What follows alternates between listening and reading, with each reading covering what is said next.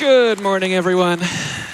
It has been 7 years since I've shown off this category in front of a live audience, and this is my favorite speedrun of all time.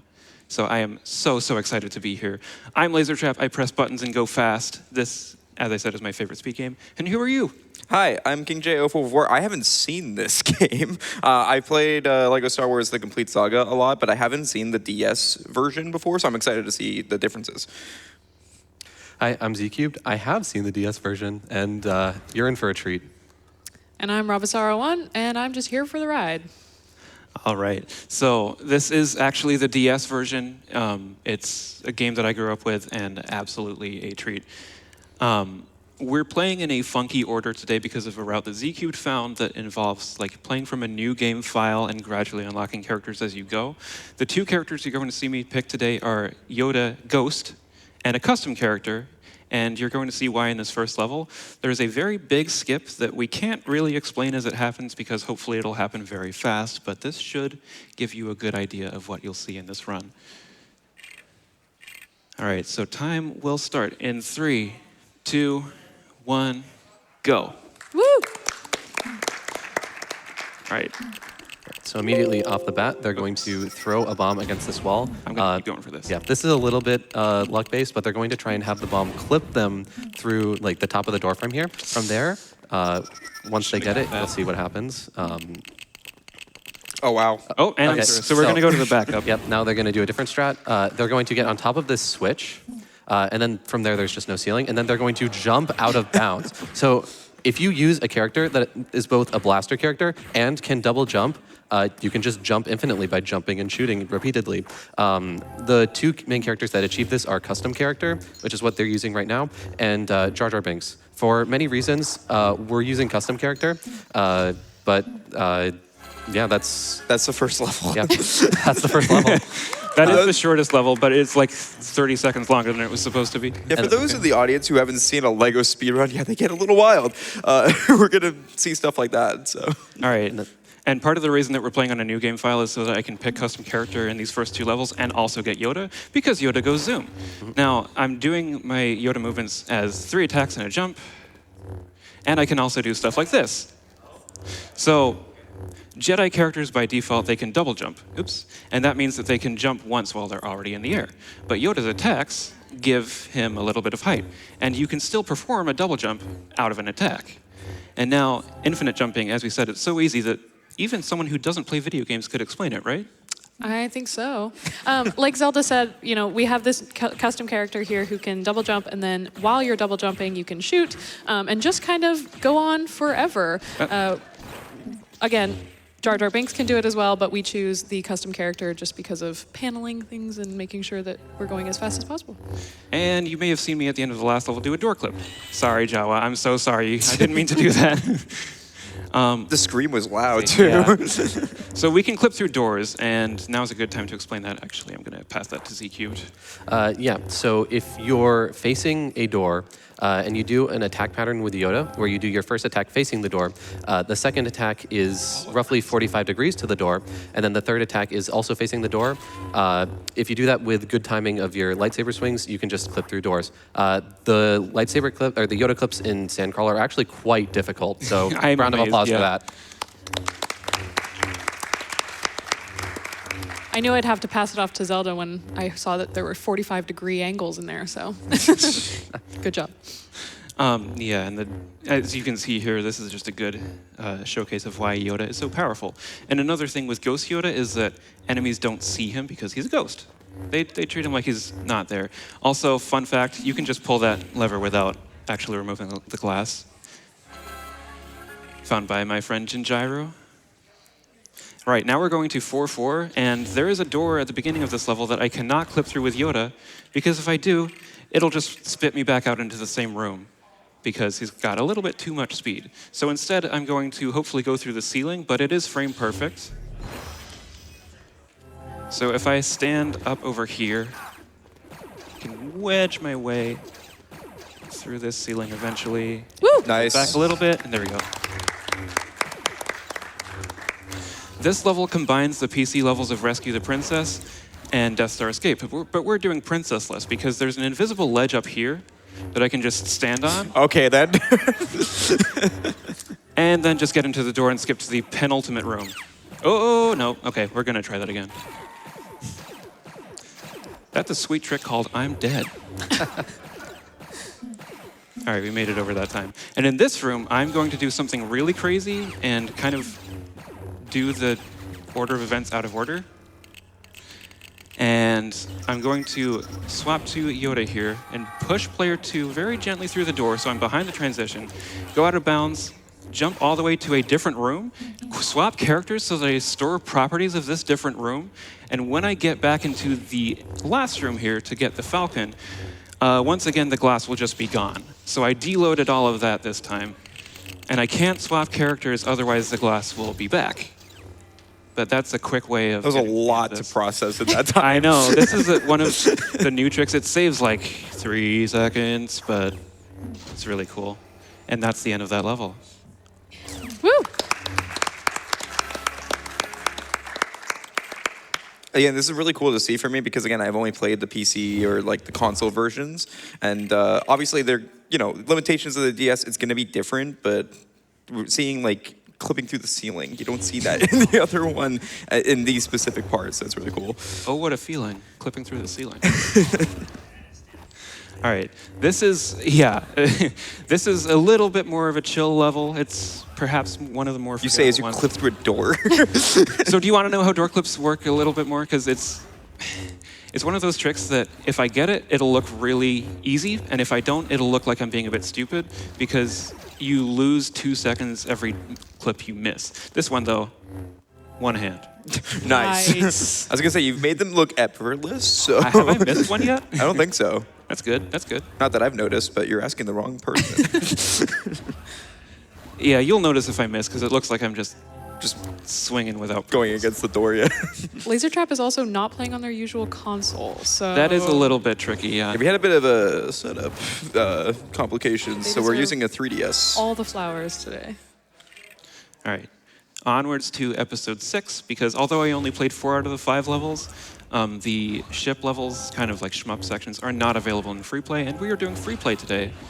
And once again, that just means you can bring any character into a level. The rest of the party is randomly assigned to you. Now, here's a skip. Although infinite jumping is really easy, the skips we do with them are not. So ZQ, please take it away. Yeah, so basically right now, they're going to try and jump very far out of bounds to the second to last loading zone of the entire map. However, there is some difficulty with this. When they get into the room that contains the loading zone, there's going to be a little bit of lag that's going to interfere. It could eat their jump input, and it's coming up shortly. Nice. So now they need to make it to the loading zone. Properties of this room is that none of the collision is actually in. So yeah, the fact that they landed in that is huge. We've been flying. If they missed the loading zone, they would have just died and had to restart the entire trick. And since that trick has so much setup time, it's super important that they got that. So yeah, that was really impressive. Good RNG to get Yoda in the party as well. Nice. All right, here is one of the 3 hardest levels in the run. Easily. We used to start here before the character manip route was found. But it's the Emperor fight, and we can't just push him off the edge like the PC runners can. So we're going to find various ways to fight him, and hopefully use... I'm going to miss this one, yep. Use 2 Yodas to skip some lightning phases, like that. And now, here's a very hard trick coming up that we like to call only fanless, because you skip the fan. And you skip having player 2 help out, by first of all doing this really hard jump up there. Nice. And then we're going to do this without, the goal is without getting struck by lightning at all. So let's see. I'm going to cross the lightning floor and then get over to him. Oh no, that's bad. Okay, we're taking the fan. I didn't even get to attempt it, unfortunately.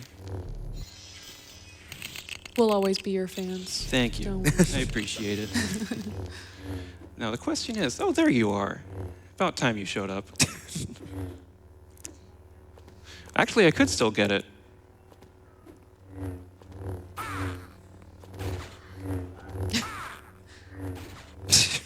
Shout out to the audience doing the voice acting. Nice. I mean, I got it. Nice. I got that. Semi-fan. I didn't get to skip the fan. So effectively, the way that works is if they took too much time between the attacks with hitting the Emperor, then what would happen is the Emperor would force lightning Yoda, and they would need to swap to the other character in order to actually get a hit off. But there is enough time between hitting him and him being able to start the lightning where you can perform another attack. So yeah, they got a very nice one cycle there that was really sick. All right. So player 2 can be a massive troll in this. If you saw, like at AGDQ, there was finally a PC run of this game, ND%, where they did a lot of 1 player 2 controllers. I don't really have that opportunity. Get on the elevator. Thank you. So there's such a troll there in particular. But fortunately, it's a shame that I fell down, but player 2 has been pretty nice, and we're just about to finish this level. I'm happy that I at least did get to show off the little 1 cycle. Yeah, that was If I really didn't get nicely it. done. That was really nicely done. All right. All right, here goes another level. Nice. Woo!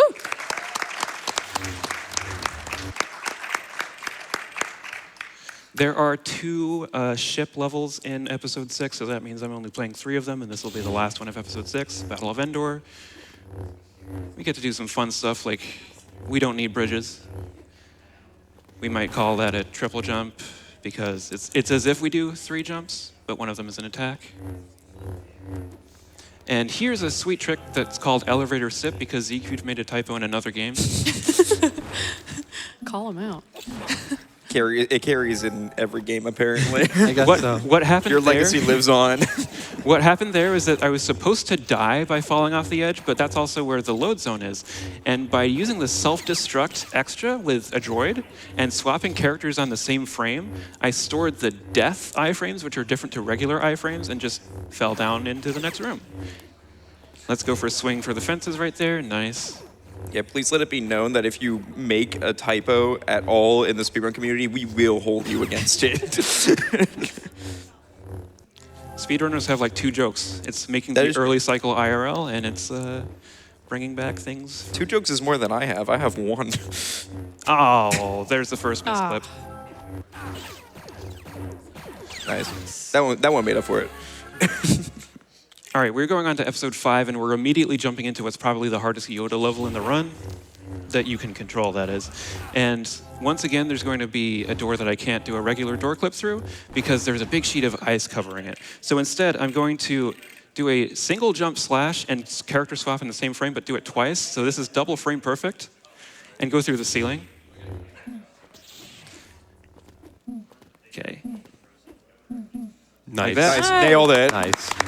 Classic New England ice. Making everything harder.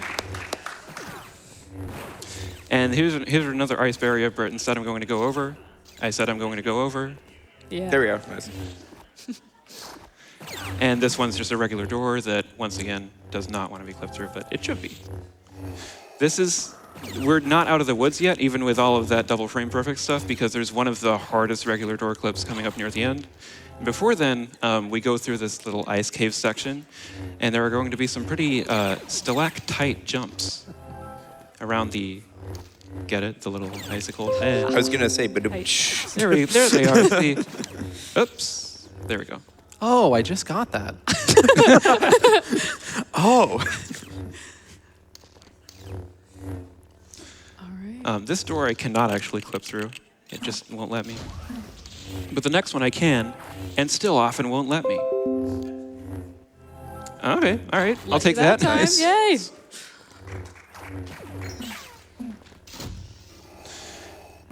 Also, clipping out of this can be an ordeal, as demonstrated. There we go. Yeah, that was one of the hardest Yoda levels in the run, and they basically just did it perfectly. That was excellent. Woo! I'll take it. I'll take it. Again, double frame perfect. Hits it first try immediately. So We're going to see another instance of that slash storage, and we're going to see it twice, which I guess that means it's double frame perfect again, except we do it in 2 separate instances. So I'm going to swap to Darth Vader to get a little bit of extra height boost, because when I do that, it stores height, and I can get through the ceiling like that. Nice. And now I'm going to skip a cutscene where Boba runs into a room This looks so goofy. I love it. and just drop behind this door. The best, Bam. I love seeing the backdrop there just cut off from everything else. the best part about that version of the skip is that previously you cannot actually Yoda clip through these doors. So you had to do another one of those RNG detonator clips. It was really awful. Oh, yeah. Now it's just completely in your control and it's faster. Nice. And I'm going to set up for another one. This level also has the Cloud City trap segment where Luke fights Vader, but you can skip that naturally in free play by just using the panel early. And now I'm going to jump out to the end. And that should end the level. Bam. When you die? Okay, cool. Oops, I need to skip. I love when we do like out of bounds like that because you can see how they designed the backdrop and stuff like that. It's just a picture. They slotted it in the Star Wars back rooms. Yeah, in the abyss. Yeah. The Star Wars back rooms. Is that what you said? This right here is the last level of the original trilogy, and it's Yoda's home, so it makes sense that he's going to get time to shine. I don't really have much new to say in this level. Joey, how are you feeling? I'm taking a lot in right now. Like I like how you're like, oh, Yoda's home. He's still dead. Like, Well, yeah, ignore that part. Yeah, this again, like if you run one version of the game, the other version is going to look completely different. So Absolutely. this has been really cool to see, and you've been nailing all the tricks. So it's been awesome. These gates look really thick, but they're just as thin as the normal doors that I can clip through, so we can do that still. You just clip through wood. Absolutely.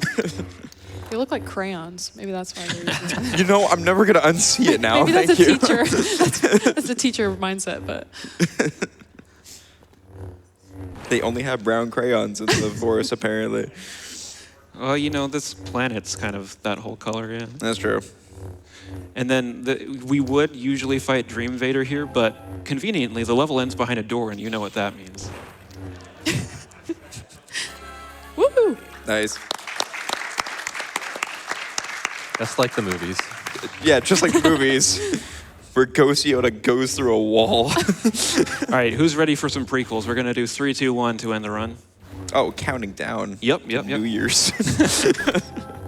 And this is actually the one level where there isn't a big skip with custom character, but it is very advanced. I was gonna say, is there something like the PC version of General Grievous where you can like skip the whole fight? No, Okay. but I do have a bounty hunter, and so saber bosses, who are usually very difficult to fight, I just throw thermal detonators in their face. As you do. Why didn't they do that in the movie? Yep, too fast. And then I can hit that barrel by infinite jumping, which is why I picked them How for tight this. is the timing for that? There's a lot of different timings you can do. You can do slow and fast, but I usually listen to the music, and that's throwing me off for this level, because it's actually very convenient to jump to the timing of the music in this level in particular, so that I don't go too fast. One thing of note, actually, that since you mentioned that, this is like the one level where playing your jumps aggressively matters, because gaining height Hey, matters get back more here. than the lateral distance that you travel. So, yeah, in that level, it's the most common to drop the jumps. All right, another level that, if you played in story mode, it would have Yoda available, and that means that we can do some lovely stuff in both categories. But free play here, you're just seeing how broken Yoda is, and hey, look what I can do. Woo! I did know that one. I saw Yeah, it you saw that I one was in the being setup. set up. This Yeah. one- this one's part of the setup so that we That's can why get I was like, extra Yoda. whoa. Live reaction. Hey, look what I can do. Just Yoda things. So that actually, if you could get there with anyone, you could still do that, because the bridge collision is always active, even if the bridge isn't actually lowered. So that's just a funny thing, a funny game design thing. It's more like, rather than moving a wall to be a floor, they just take the wall away when you lower the bridge. But we don't ever need to lower a bridge, because, hey, look what I can do. I wish that bridges were real. This room is called the beach because of that. Wait for the There beat are to just drop. bombs on this beach.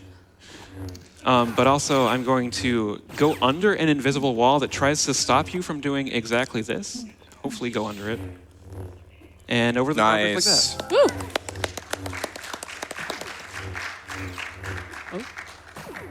You can actually see the invisible wall there on the first attempt that blocked them. Yeah. Getting Yeah. under the invisible wall is actually fairly tight.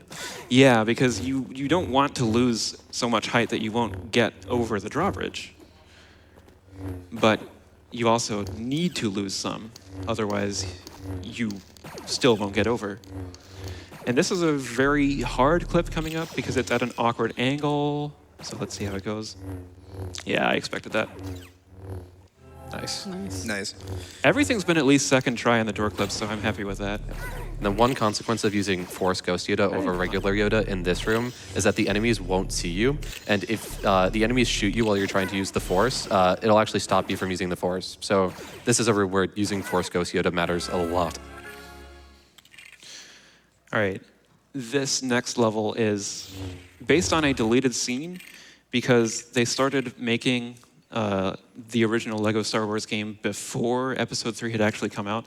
So this is Ruin of the Jedi, and as you can see, it would be better, like we didn't get good RNG with Yoda here, but there's going to be a skip. That's why I'm playing as custom character. And this skip doesn't really save that much time, and it is one of the harder ones for sure. And I'm going to go into a side room and then jump to the last room. And to get into that side room, I am going to go over this wall. Okay.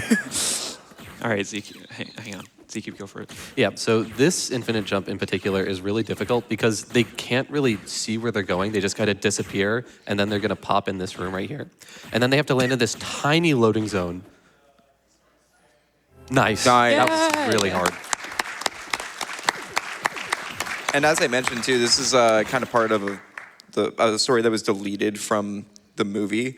So with most cases for Lego games, they come out before a certain movie releases. So like actually like Lego Pirates of the Caribbean came out like a few weeks before on Stranger Tides. So it's really cool. You could kind of spoil yourself for what happened in the movie. Except they never actually did anything with disguised clones, unfortunately. That is true. And then this is Mustafar, where we'll be fighting Darth Vader eventually. Not much to say in this first room. It's just, Yoda going zoom. You can see that I left player 2 behind in the dust. Yeah. This room has yet another door that Yoda cannot clip through. This time I'm not going to go through the ceiling because although I can't use the regular Yoda clip method, I can still use these pillars collision to gently push me through the door like that. Okay. Someone liked that. Unfortunately, in this last section, using Yoda's attacks to go fast would be really risky because that can sometimes eat my jump inputs. And player 2 has super speed here or something. I don't know what's up with that, but Yeah, he's going fast. He's zooming. I'm gonna catch up. Now I can catch up. Yeah. Oh, you deserve that. And the movie's over. Darth Vader died. Spoiler. Wait, Darth Vader's Anakin Skywalker? Well, okay, this is a spoiler. I gotta leave. Hey, go down. There we go. The next level coming up in the run is the last major infinite jump skip. It's fairly similar to the one that you all saw in 6-1, having to get through one improper load and then land in a relatively small loading zone. Let's see if they can pull it off. This one's called Cry Me a River because it makes you cry, and it was found by a runner named River. It's funny how that works out. No crying yet. Well, Stay tuned. this isn't the hard I part. mean, the rain, it looks like tears. Lightning. Nice. Thunder.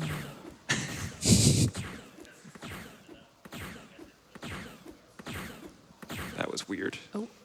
Nice. Nice, wow. Okay, there's one more, though. There is one more jump. Why and is that out there? Okay, yeah, this one is really funny. So what they're going to do is they're going to jump out of bounds into the boss fight. And when they do that, the collision of the boss fight won't be active. And so, Hello, why am I back here? That's really nice. Okay. So now, if they start the fight, when the blaster boss dies, it ends the level. So they're just gonna fall through the platform, die, and that's the level. What? Am I the only one that didn't understand a single part of how that happened? So okay, Right. but so by agree? deloading the floor, because the floor is not meant to be there, that room's not actually loaded.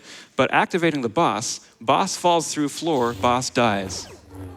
Okay. Boss dying ends level. Yes. Got it?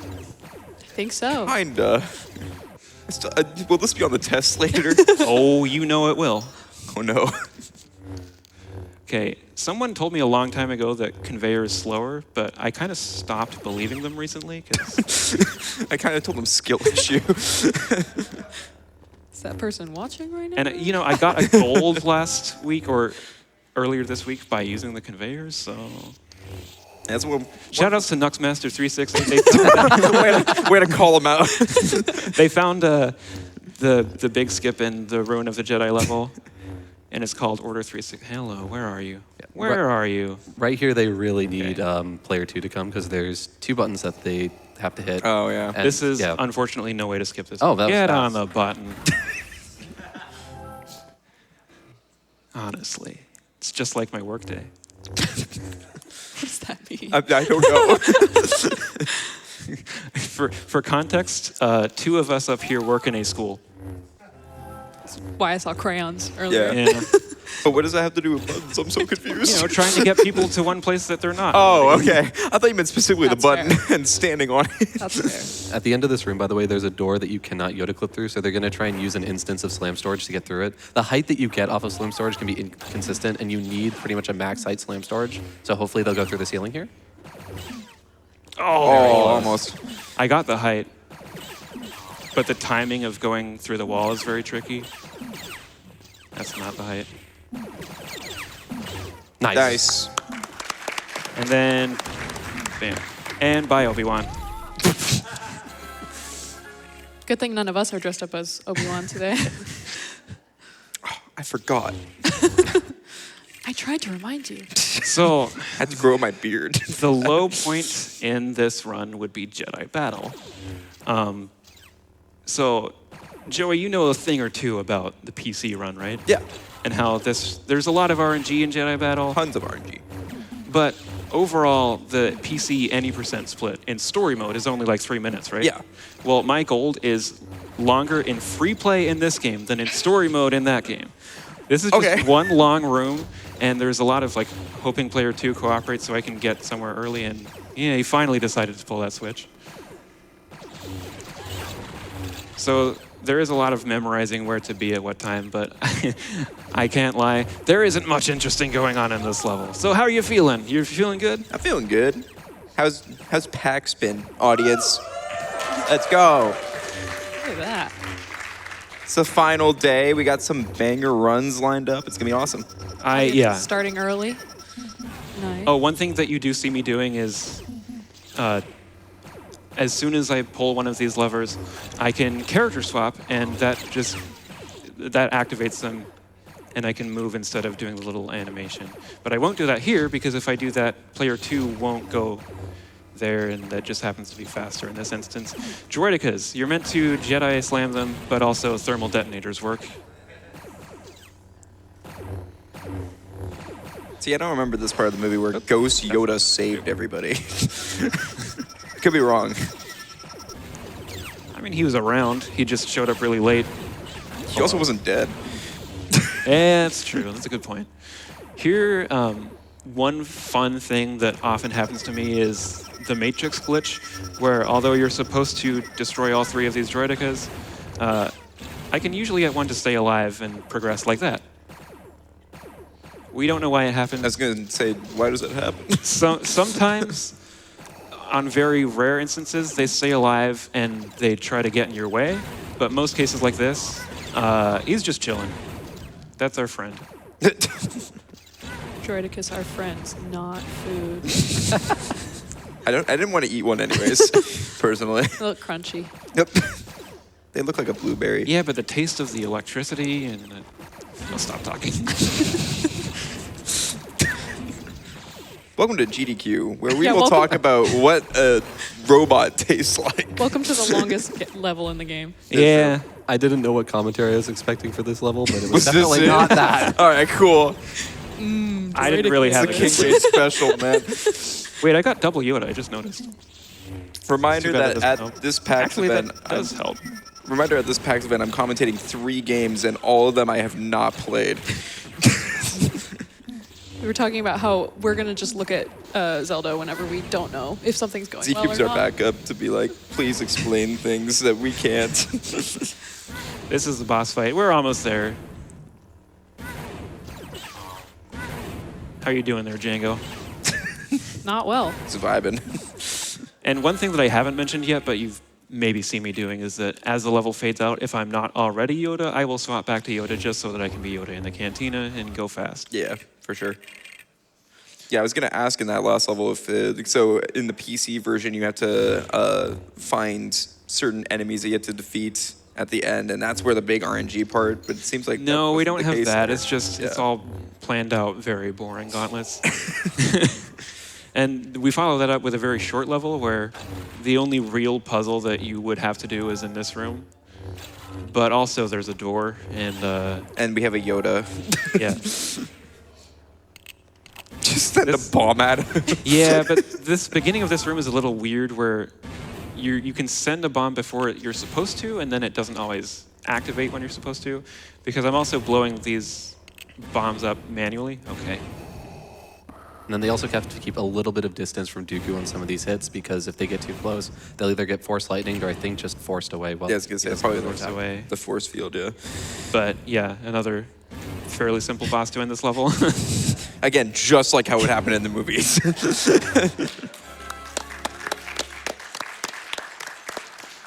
We're trying to be lore accurate here, okay? By the way, if you've never played the DS version of this game and you're used to just jump slamming bosses as Jedi on the PC or on console, you cannot do that in this game. You have to, it's actually very difficult to fight bosses the normal way with a lightsaber. So that's why detonators are the fastest way to get through. All right, level 1-1, negotiations, the first level that you should play unless you copy any of my glitches. Wow, we're 30 minutes in and only on the first level. Like, what's Hang going this on is here? what it was. I do find it really interesting because I also watch free play runs of the PC version, and in that one, Yoda's also important to it too because you can use Yoda and Droideka to jump over like barriers. So it's funny that he's useful in both of them. Very useful. Right there, I don't know if you caught that, but they actually did something called a force cancel.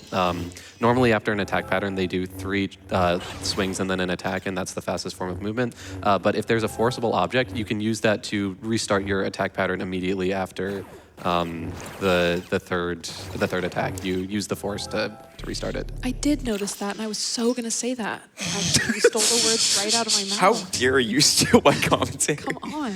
Well, we're going to see that a little bit more in the next level as well. Also, can we get an applause? That was like 4 perfect door clips in a row. Walls are merely suggestions Okay. to speedrunners. This level is going to be a little bit annoying because the way that your party forms, there's some randomness after your main pick. And if you don't have every ability unlocked, then your last slot is going to be a random character. And I would have liked to get a grapple character for this so that I can just use the shoulder buttons, but instead I'm having to look at the touchscreen, and that can sometimes go wrong because touchscreens are not always very accurate. But so far, so good. This is also a touchscreen that they're not used to because Yeah. we're playing on 3DS instead It's of bigger DS. than what I'm used to as Yeah. well. And cleaner from what it looks like. Oh, hush. I've only ever played anything on Hello. a 3DS, so.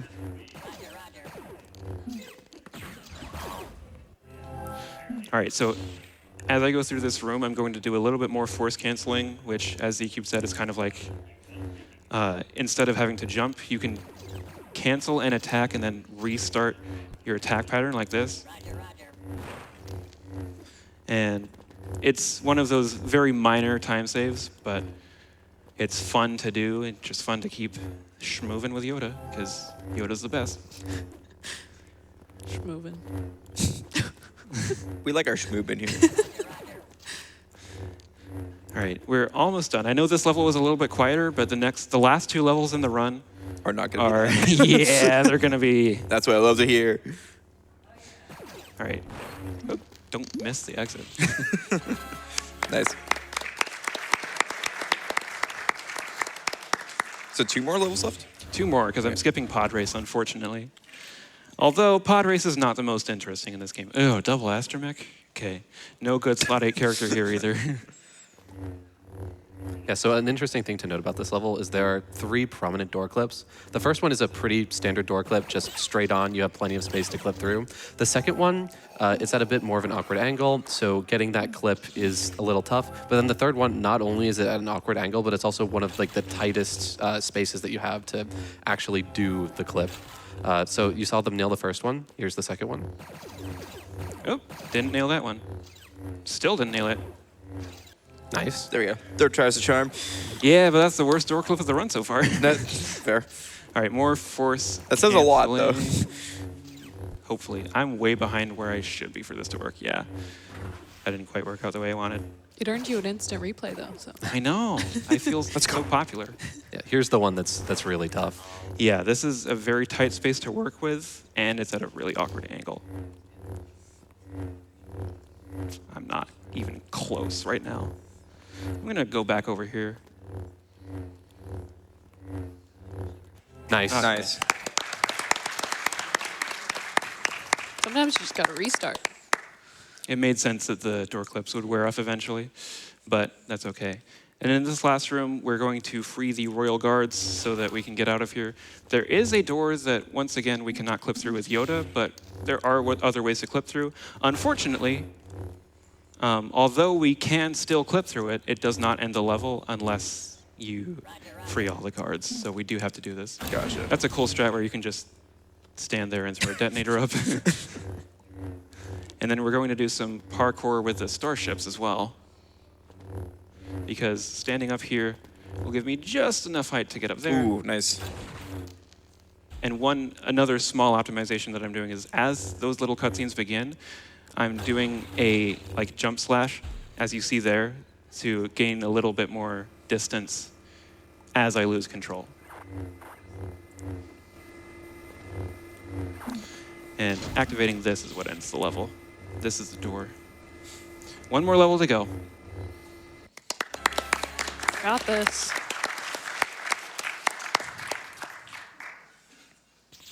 And this is going to be Darth Maul. And Z-Cube, do you want to explain the first fight here? Because this is a fun one. Yeah, so effectively, the way that you're supposed to get through this fight is you're supposed to shoot the droids on... I don't think either of those worked. You're supposed to shoot the droids on both sides, and then Maul throws a barrel like this, and then you Did force not it go back. the way I wanted it to. Yeah. But you saw that they were able to skip a hit there by getting a hit with the detonator. It's better that they're under than over, because if it's over, you crash. Yeah, So and I didn't want to risk a crash, so Yeah. I just... getting a hit there already is extremely impressive. Oh, I thought you were going to clip for a second. You can. It would save a second. But those doors do still open for you. It's just while they're opening, there's still a solid wall there. And we're going to see one more instance, as I set up for it in a moment, of the jump slash storage. Because naturally to get up here, I'm already going to do a little height boost with the character swap. So that lets me set up for hopefully going straight down the middle in this room. We'll see if I got enough height there, though. So let's see. Nice. Nice. Oh, nice. So that was, yeah. That was 2 attacks with Yoda, followed by the double jump, which you can still do out of an attack. I've totally lost my clips now. And It's like how then you could just go the through height all these. boost. Yeah. And then all that's left is the Darth Maul fight, which is in a couple different phases. So I'm going to throw bombs at him. Whee! When in doubt, throw a bomb. Hey. Phase 1 explosion. And then I move my way around here. Hey, hey. So then when he jumps up there, I'm supposed to force a barrel back, but once again. Throw a bomb. So there's 2 more barrels, which I am just going to force the normal way. Get ready on time, by the way. because there's one more barrel, and then it'll be 4 quick hits, and that'll be it. Hey, swap. 2, 1, time. Woo! Nice. All right. Sub 39. Nice. Okay. Yeah. I did want to get 37, but I'm playing on an unfamiliar console, so I will absolutely take that. It's so good to finally be here playing this game. This is my favorite speedrun ever, and I hope I showed you why today. And thank you all for being here, first of all. I need to give a massive shout out to Lord Magecar, who found almost everything that you just saw. He found the Yoda door clips. He found all kinds of crazy things. You can also frame perfectly skip cutscenes in story mode, by the way. Yeah, he found that too. And then, of course, Shemcat, another top-level runner. Staunch found a couple things. It also has a sub 40-minute time, which is really good. We mentioned Nuxmaster. Am I missing anything? No? I can think of. Okay. So yeah, if you enjoyed this, I'm probably going to go for a PB on stream. My PB is a 35:45, and yeah, things are going well. I feel like I can go fast and get another PB. So if you want to watch that, please do stop by the stream, lasertrap_. Making a push for 1,000 followers at the moment. Let's go. Woo! Thank you, GDQ, for having me once again. It's been so awesome to finally be back here playing my favorite game. And I'm so sorry for all the setup issues. DS capture is finicky, but with that, I'm all done, so thank you. Ball. Hello, I'm Hallow. I run this game far too much. Beastieball. I love this game. Beastieball. I'm here with Zonk, who also runs Hello. this game less than me, but plays probably a lot more PvP. Yeah. We are going to be doing an all-ranked coaches run. There are 8 ranked coaches in the game, which means we have to go beat all of them before the Crown Series. And that means we're going to explore a whole lot of the map. And yeah, this is a volleyball creature collector, sports anime RPG. Yeah. Is that all the words we need to throw in there? That's a good number of words. Okay, cool. Either way, I'm ready to go, so we can start explaining the Yeah, run. let's just go. Sorry. Go. Time. Sorry. We're going. It's happening. All right, this is a tutorial fight. This is where the game teaches you the basic mechanics. There are 4 grid spaces on each side of the net. You have 2 beasties. You need 2 beasties to play. Various attacks can go into either forward-facing lines or sideways lines. And if it lands on an empty line, you will score a point. Otherwise, you are trying to reduce the opposing beastie's stamina to 0 with your attacks. You have an attack turn and a defense turn. I got an early access phone call. Yep, there are random phone calls. This game is That one I early have access. never seen before on a new file. Fascinating. All right. So hit the button, I guess. Either way. Yeah, so... We are going to do a quick water warp here. If it worked, there we go. Yep, Yep, just beautiful. unlocking that campsite. The early game is going to be a lot of going around the map and gaining access to different areas so that we can travel around faster later on. While also gaining some Yes. XP for our beasties. Yes, that beastie did just run up the wall. Yep, there's some jank. We got some nice little skips already. Yep. So we're going into an area that a casual player will almost never access this early in the game. But since those beasties, the one that just ran up the wall, are called Guardians, but they're extremely skippable in many different ways. Some of them you can just jump past, but even if you can't jump past it, you can usually just forfeit the fight and then run past them. This, however, is a coach. This is Jack, who is apprehending us and is going to block our path here. There is technically a way to skip this, but it's a bit faster just to get the experience. Yep. So we're gonna see this a decent bit during this run. We are going to lose repeatedly.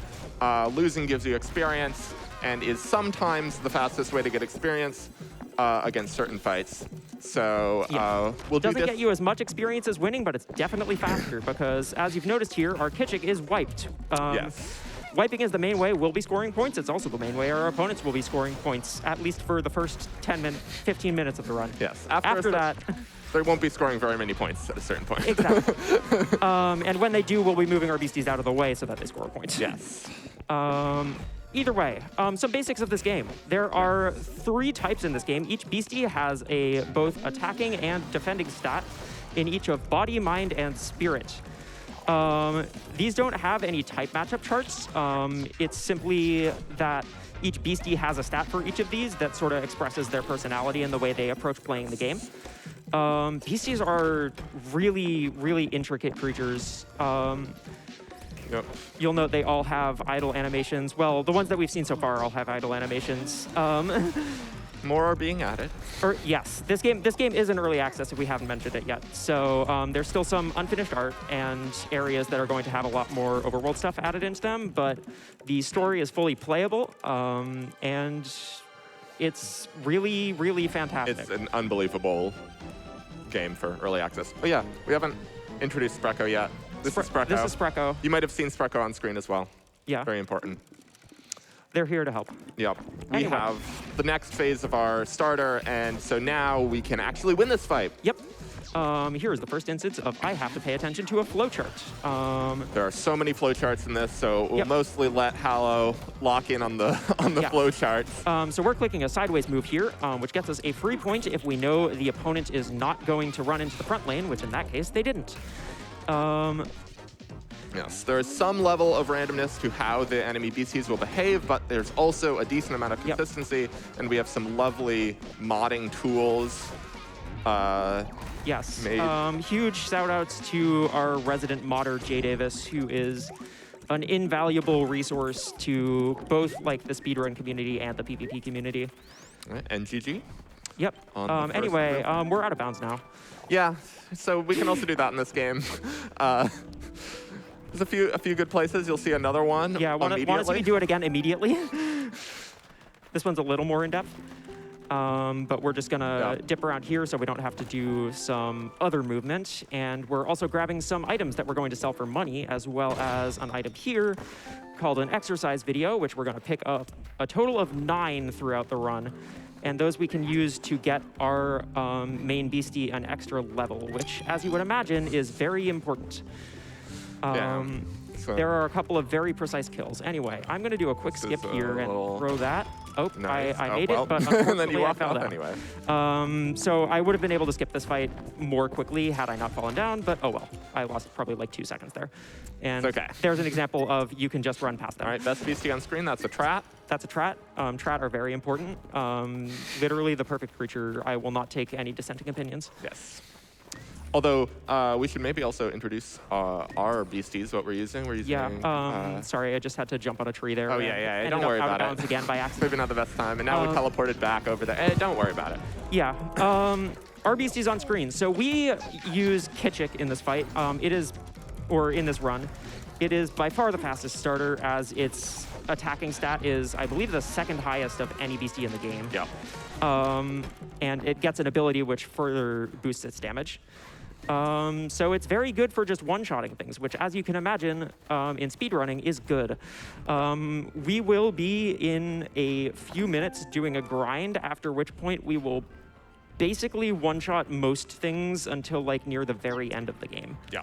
So there's definitely a few very difficult and lengthy flowcharted fights Yes, that we need to worry about. right at the end. But a lot of this game is routed so that we can kind of just run around the map, unlock things, get levels, and then beat up most fights without having to take very much time. Or even to really think at all, Or honestly. yes, a lot of the times it is literally just click your big attack, click your big attack, click your big attack, okay, you win. Yep. This is a combination menuing and parkour game. It when you run it absolutely at, is. when you run it at a top level. Definitely seeing a lot more of the parkour right now, but Yes. we'll We'll get to the menuing, don't worry. We'll get to the menuing. So we are once again gathering some warp points. If you ever see me walk into a screen and then immediately walk out, just assume there was a warp point there we unlocked. Yeah. We're also going to grab this one up here for later and heal in the meantime. Yep. The game's story, should maybe mention a little bit, revolves around these, well, really revolves around this little guy, Sprecko. Yeah. And there are mushroom colonies that they have in a symbiotic relationship with. So we have to go and research those, or help the Beastie Research Society research the mushroom colonies, in addition to getting our rank up through playing in the league, which we will do very easily in this category by defeating every single ranked coach. There are faster ways to do that, of course, and any percent we only have to fight one ranked coach, and it's the hardest one. But also no one runs any percent at the moment. Well, yes, I mean, you ran any percent. Other people ran any percent too when the game came out, This and is then balance patches. Yes, that is one of the Early access, by the way. unfortunate issues of being in early access. Well, it is wonderful for many reasons. The game keeps getting better. It does mean that the speedrun route has to change every single patch. Yeah, there was actually a patch about 10 days ago, which I thought was going to really mess up the speedrun, and it turns out it barely affects it at all. There are like a couple fights which are harder, but we should be good. Anyway. That was our first rank coach that we saw. Yes. So we just challenged Kaz to a match, and we're going to leave him there waiting for us for about 30 minutes. Yeah, well we tried. We went in there. There just wasn't anyone to watch. So, Yeah. you know, he didn't really feel like playing. All right, Spreckle learns a move here which will be relevant later for one very specific reason. Anyway, we are now going to once again, go to a late game area that we should not be in yet. I'm going to Or out make of sure I bounds. don't run into anything on this screen, because if I do, I actually cannot forfeit the fight. So we are going to see the first instance of me making a beastie disappear by watching a replay while inside of its radius. And you can see it doesn't reappear until I leave its radius, which is super nice because it means I can just walk past them. right, and now- And I'm in the floor. Very nice. First toy clip. I made that look very quick and easy. That's because it is very quick and easy. Yeah, And it we are actually now is. That's not a hard trick. We are now going to challenge the hardest ranked coach in the game because we're here and we might as well. And we also need to go in here to sell some items. Yep. We've collected a whole lot of items that we can sell for money, and we are going to need a lot of that money. Either way, we get to watch a fight that we are not participating in here. Between Valerie, who is the 7-time reigning champion of the Beastieball League, and Dominic on the right, who is kind of an old head. And by all means, probably one of the scariest fights in any casual player's playthrough. And in most of the speedruns, too. In most of the speedruns, too, and any percent, yeah. Thankfully, we've had a route that works for him for a while now. My map was not zoomed out, and I was very confused. Either way. So, here, we get to the grind. I'm going to very specifically hit Sabretooth here so that I can get immediately knocked out. Let's talk about experience points for a bit. We picked up an item earlier that we went out of our way for called a super athletic spray, which is going to double our experience gained for, I believe it's 5 minutes of overworld time. Yeah, it's 5 minutes in air quotes. Which means that if we're repeatedly entering a fight and losing, we get like 1 second ticked off of that. Yes. And we are going to make huge use of this. Worth noting, most fights in the game, you are not able to do this against. Most fights, once you win or lose 1 point, the experience you get from future points will deteriorate. However, some story important fights, like this one with Jack, who is our self-proclaimed rival, give boosted experience, and also it never decays. So we're going to use that for just a couple more fights here, while it's still the most efficient method of getting experience. But our experience will very slowly get lower as we get to be a higher level than the opponents. So after this fight here, when we hit level 26, I am going to go start losing to other beasties, which are way above my level. And we can only really efficiently get experience from them losing to them maybe once or twice. But once we get up to a closer level to them, like we're getting 226 so that we can get more from them and thus lose less fights. Yeah, there's a kind of weird, like, up and down curve where you get the most experience by losing to beasties that are just a little bit above your level. Yeah, but you'll notice these ones are at level 37, and the ones we're about to start losing to are at about level 42. And that gives us pretty good experience. We're actually going to work back to 1,000 views here and go through a another late game area backward. Yep. So this is the place where we did a clip just a few minutes ago. And you're definitely supposed to come through the other direction. Yes. But all of the parkour and puzzle challenges are going to be... Pretty trivialized. Yeah. Aside from one. Yes. Come on. One particularly annoying Right. one. It's worth noting you saw me just stop there rather than run into that beastie again. That's because we can give up serve, and it's a lot faster because it means we don't need to input a serving move. We can just end defense and lose. Yes. And also, it means that the opposing team won't have to take any actions, which you'd have to wait for. So it ends up being like nearly It's a 10 ton seconds faster faster. for every single fight. Serve versus counter serve is a very big deal in this game in general. The game really likes giving you serve in the single player mode if you can. If you're in PvP, you tend to really like being on counter serve. It depends on the team, but yeah, usually counter serve. If you're in a speedrun, you want to be on serve if you're winning and on counter serve if you're losing. Exactly. All right. A few more losses to go here. Yep. We're also picking up a few items in this area. It's a nice little overlap. We are picking up a star jersey because we are actually going to recruit, which we haven't gotten to yet, but we are actually going to recruit a third beastie. You can have up to 5 in your team, but obviously, you know, it's speedrun. It's slow to pick up all those beasties and train them up and everything, but we still need a third one. It will help us out in several important important fights, including the hardest ones. I'm not gonna lie, I was really dropping the ball there for a moment. Anyway. But that was the star jersey we just picked up. That will let us recruit a beastie at any level. We use that to recruit a very high level beastie. I believe just about the highest level you can recruit Yeah. anywhere before the post-game area. Yeah. But yeah, you'll notice we're going into a lot of screens that don't really matter. That's just to fight Guardians because the experience is just so much better. We get, I think, like at least like 1.5 times as much from losing the first time than the second time. But that said, we are going to lose to an upcoming one twice just to get us as close to level 36 when Ostracized will metamorph one more time into Castle Elite as possible. And yes, that does really matter. Yes. We want to, I mean, hopefully make sense why we really want to get the final form of our starter beastie as fast as possible. We will also pretty quickly be getting a metamorph into one of the final forms of Sprecco. Yeah, fairly soon. Yeah. In a little bit, which will be a very powerful support beastie to help us eke out a little bit of damage and a little bit of sustain for the harder genuinely probably the best beastie to support us in a speedrun. And we just get it for free. Yes, I am wonderful. going this way. We're going to jump on the back of a bench in another tree again. Yeah. Hope you didn't miss jumping on trees. That, I think, will be the last one, unfortunately. But one last loss here to another high-level team.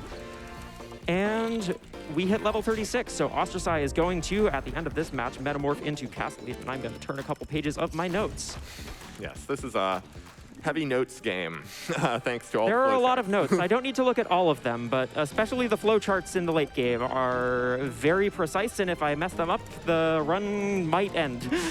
Well, okay. End is a strong word, I think but the worst case scenario really is losing a couple minutes. yeah, but if you don't get the flowchart the first time, sometimes the AI will behave differently because you're at a higher level. Yeah. When you're doing we slightly don't more want damage, that. and we don't want that because we have flowcharts. Here we have some lovely bounce paths. Yeah, this is the worst screen in the game. Devs really had fun with this screen. All right, let's Tough see if I can get Guardian the skip. Nope. Unfortunately. That one's real tricky to get, but you can actually sometimes get a precise enough jump to just sort of run past it and outpace it. Okay. Either way, this is the second worst part of a screen in the game. This screen The sucks. camera is so bad. With that said, now that we have our final form of our starter, we can actually go start winning fights. The first one of these is against Reese here, who we've seen a couple times very briefly so far. He's one of the main side characters in the story. And he's the one researching these mushroom colonies. There's a giant rowdy beastie, like, in front of this colony. They seem very upset. Well, now they're someone gone. should probably calm them down, but it's not going to be me. Because Right. we had Shrek, just are you ready? exited- Shrek, are you ready? You got do this. this. I know you're working through some changes. This is Iligus. Oh no! this is elegant. I right-clicked a little too early. It's all right. It's fine. All right, Specco, you ready? You ready? I know it was hard. You weren't ready You last got time. this. You got this time. I believe in you. It's okay. Everything's going to be fine. All right, so that's like 15 seconds wasted, but that's fine. It's funny. All right, we now have Iligus. Yep. Oh, I did not mean to learn that yet. In any percent, we do want that now, but I will need to change that in a moment. Anyway, we're going to warp out now. And I'm going to fix that move real quick. There we go. This is Gene. We need to beat him for an item he gives us that lets us access one of the ranked coach fights. Actually, the first one we're going to do in a couple minutes. Yeah, we do the rank coaches in a very weird order in this run. A very weird order, but very specific because we want to make sure that they are not scaling so that we can't one-shot them, basically. It's very particular because here they all we- scale based on which other ones you've beaten. Yeah. and, There we see the first instance. That Jellybat was right in my way, and I did not react to it in time. We see our first instance of going to a gym. Gyms are where you can train your beasties. They're super useful for, like, really any casual player, but PvP players especially. And also, of course, speedrunners, because we just gave our Castlete like 30 more points in body power, which is, of course, its main attacking stat. And that's going to allow us to deal a whole lot more damage than we you're were already seeing dealing. Very big numbers on the screen right now, and these are, I mean, they're not quite our level beasts. Yeah, we are, you know, about 15 We're levels we're above beating them up at the some moment. high schoolers, you know. They wanted to see the power of a real rank coach, even though we've only won one ranked We've only match in won our one life. ranked match, and you didn't see it because we skipped the intro. But these high schools, you know, they think we're really cool Yes. because we've gone around losing to random beasties a whole They bunch. also think they're really cool. But unfortunately, after we kind of bludgeon their teams into the ground, they are going to instead think we are really cool and give us some exercise videos. In fact, 3 of them, which is why this fight, which is very not required, is incredibly worthwhile. Yes, it's a lot of XP. Anyway, we are finally back That's to on the screen. going places and doing things stage for a bit. Yes. We got to go down south to the Chroma Sea. I turned around too quickly. I've been doing that a lot lately. Either way, here's Calico Beach. We are going to jump past that nice. Guardian, which is pretty precise. That's the Glad to hit that. scary version of that skip. Yep. We gained a warp point on this screen, which I'm going to go to very momentarily once I pick up these spa salts, which are going to allow us to change Cathlete's trait in a bit. The starters have a default trait. There are 3 starters, which obviously focus on each of the 3 different types, body, spirit, and mind.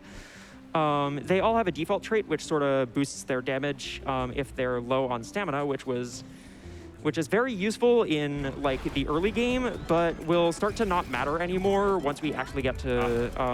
Yeah, thank you, Gary. Thank you, Gary, for flicking Sting into the right beastie rather than the one that loses us 10 seconds. It's like a 50-50 shot which one they choose to make tired there, and if we're tired, we can't serve.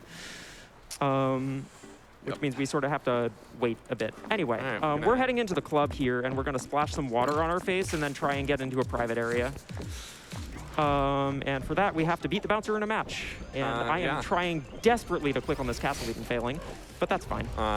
Yeah, I hear this is a pretty normal experience for those who go to clubs. Yeah.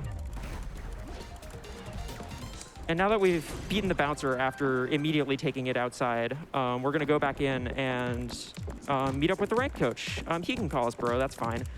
And he's now on the dance most floor, and important we're going to dialogue dance option really in the game. fast.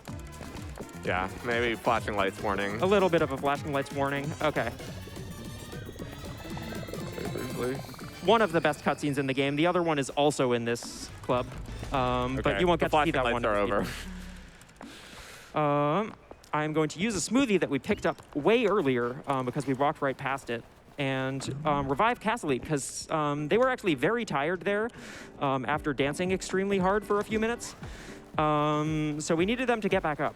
Iligus, you'd note, is not healed, Yeah, Iligus but this is the still first instance of that really so not tired. mattering. But like, you know, it's fine. Iligus can just sit there. Yep. We are, you would note, 21 levels above the opposing team, which means this is a very easy fight to win. The order of ranked coaches is very important based on scaling. It's also somewhat done And that's just our first rank to coach. reduce movement. Yeah, that's the first of 8. You'll note we're almost like probably a third of the way through the estimate. I don't remember. A little more than a third of the way through the estimate. We've only beaten 1 so far. That's going to change very quickly. Yes. And by very quickly, I mean it's going to change very quickly in a bit. Yeah, we got a couple more things to Yes. collect. If you remember the fact that we need to visit some mushroom colonies, we're going to mostly be doing that first. Yes. We have that main quest here to do. Yeah. And you'll note Iligus is back up now. Whenever you exit a ranked coach fight, you actually get healed, which is super useful because it means we don't have to go places to heal very often. It is very useful, and if it wasn't true, would maybe change the optimal any % route by like a lot. Yes. Because you would want to rely on, you probably want to rely on the low HP traits rather than overwork. Yes. Anyway. Or those traits would be much more reliable. Yes, yeah. Yeah, I guess we haven't explained Overwork yet and why we use those spot Yes. faults. Overwork is Castlite's hidden trait, or recessive trait, I believe it's called. Yeah. And it basically means all of our attacks do 20% more damage, but we lose 15 stamina every time we attack. It's a multiplicative bonus too, so Yes. there's a lot of ways to get Well, it was to boost in your a place. attacks. Most notably, I don't think we ever mentioned this, being in the front row, being in the front yeah, that's lane important. boosts your attack power, and being in the back lane boosts your defense. So that's a very, very key just like Yes. element of the strategy that doesn't matter that much in the speedrun because we one-shot a lot of things, but is critical for any casual player and PvP. I mean, it's extremely important because we're using Launch, which is This a is true. move that Castlite gets slightly before metamorphing into Castlite. We, once again, just vanished a Beastie, and we're going to do it again in a moment, by the way. But being in the front row means we do more damage, and we can also block. So Launch is like a fantastic move to have as a speedrunner because, first of all, it's a very strong serve, and second of all, it gets us to the front row so we can do more damage the next turn. And it also just deals a ton of damage. Yeah. It's maybe just the best move in the game in general. Yeah, pretty much. The debate in the PvP scene is whether that or sneak attack is like the best Yeah, and move. sneak attack does the same thing, and also notably is a Slightly the move same thing. is a move learned by Iligus. Yes. This Iligus currently would know it if we had let it learn it, but we don't need it at all. Yeah. We will be using 2 singular mind attacks with this mind attacking beastie during the run. All right. And instead usually using spirit moves. Ready for the pirate show? Yes, this is Marcy. She runs she's not like super into the league anymore. So she's a bit of a theater kid or theater adult more accurately. So we're gonna take place in the pirate show, and she runs a special type of Beastieball here called Captain's Mode, which means I am clicking too many times, which means that you actually need less points to win a match, but you must knock out the first Beastie on the team in order to actually score. So our like kind of sideways points, they're called no-touch points, where you Yes, just won't kind of do anything here. They don't do anything. And we neither also- does knocking out the other beastie. Yes, so that's relevant in this match, but we can just see the first instance of a block here. Blocking gives us an easy receive, which means we don't have to volley the ball, so it's faster. That'll be showing up a lot more later because it'll allow Iligus to start using some support moves. There are different move types in this game. There are attacks, there are volleys, there are defense moves, and supports. And all of them are very useful in their own ways because, well, yeah, you can use It's a them at good different game. times. It's a good game. It's a really fantastic play game.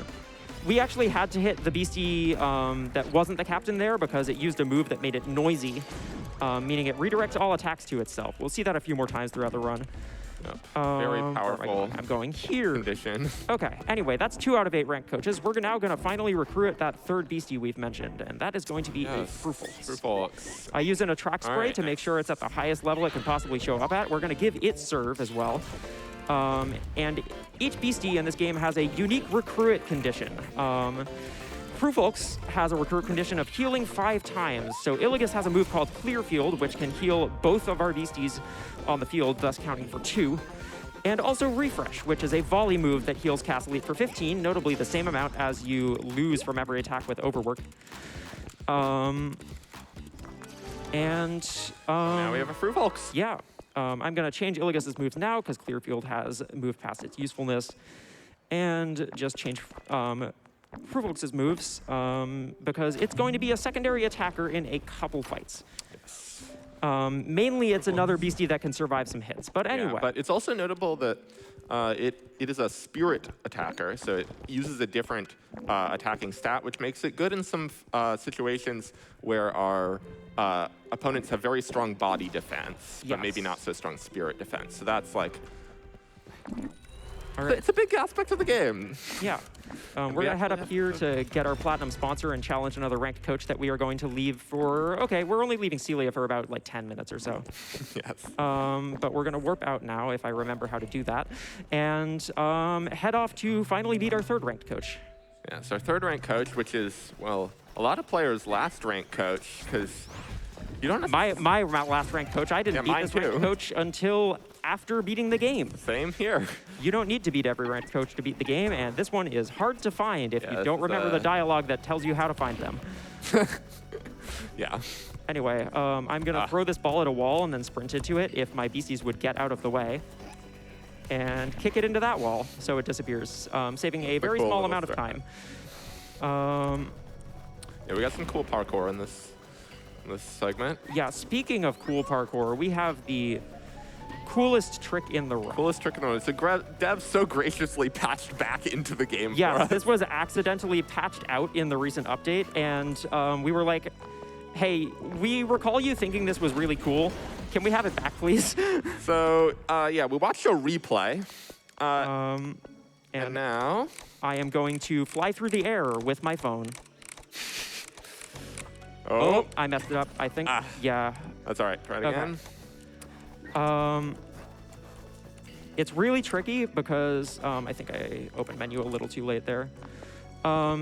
You need to open and close the menu really quickly. So what I'm doing is like basically rolling my fingers across a couple keybinds.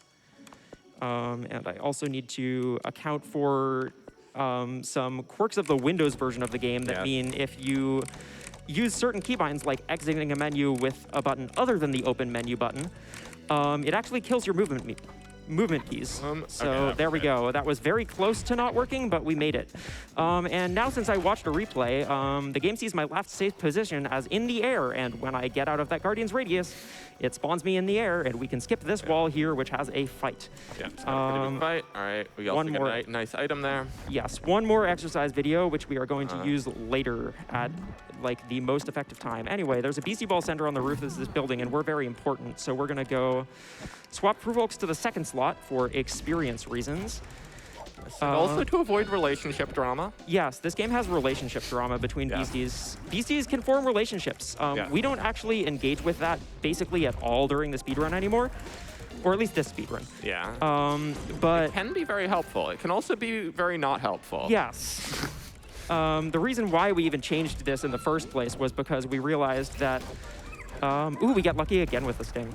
Nice. We realized that if we use Iligus less, then Castellate and Illigus's relationship will progress less, meaning that we don't see any drama that will have some in-match effects occur that can really mess up what you're trying to do. Yep. Either way, a little bit of a gauntlet of coaches here, which we are going to reach the top of. This is the Beastieball Academy, which is a secret school for It's Beastieball. incredibly secret. And it's led by a grandma who really doesn't like us very much. Yeah, Callisto isn't a fan of us. I don't know, play the story, it's great. It's a wonderful game with wonderful story. If you've ever wanted a very old person to hate on you for things you didn't really do, play this game. I don't know if that's the best pitch. It's probably not. But either way, you'll note we're doing 101 damage to this beastie here, the Conjar.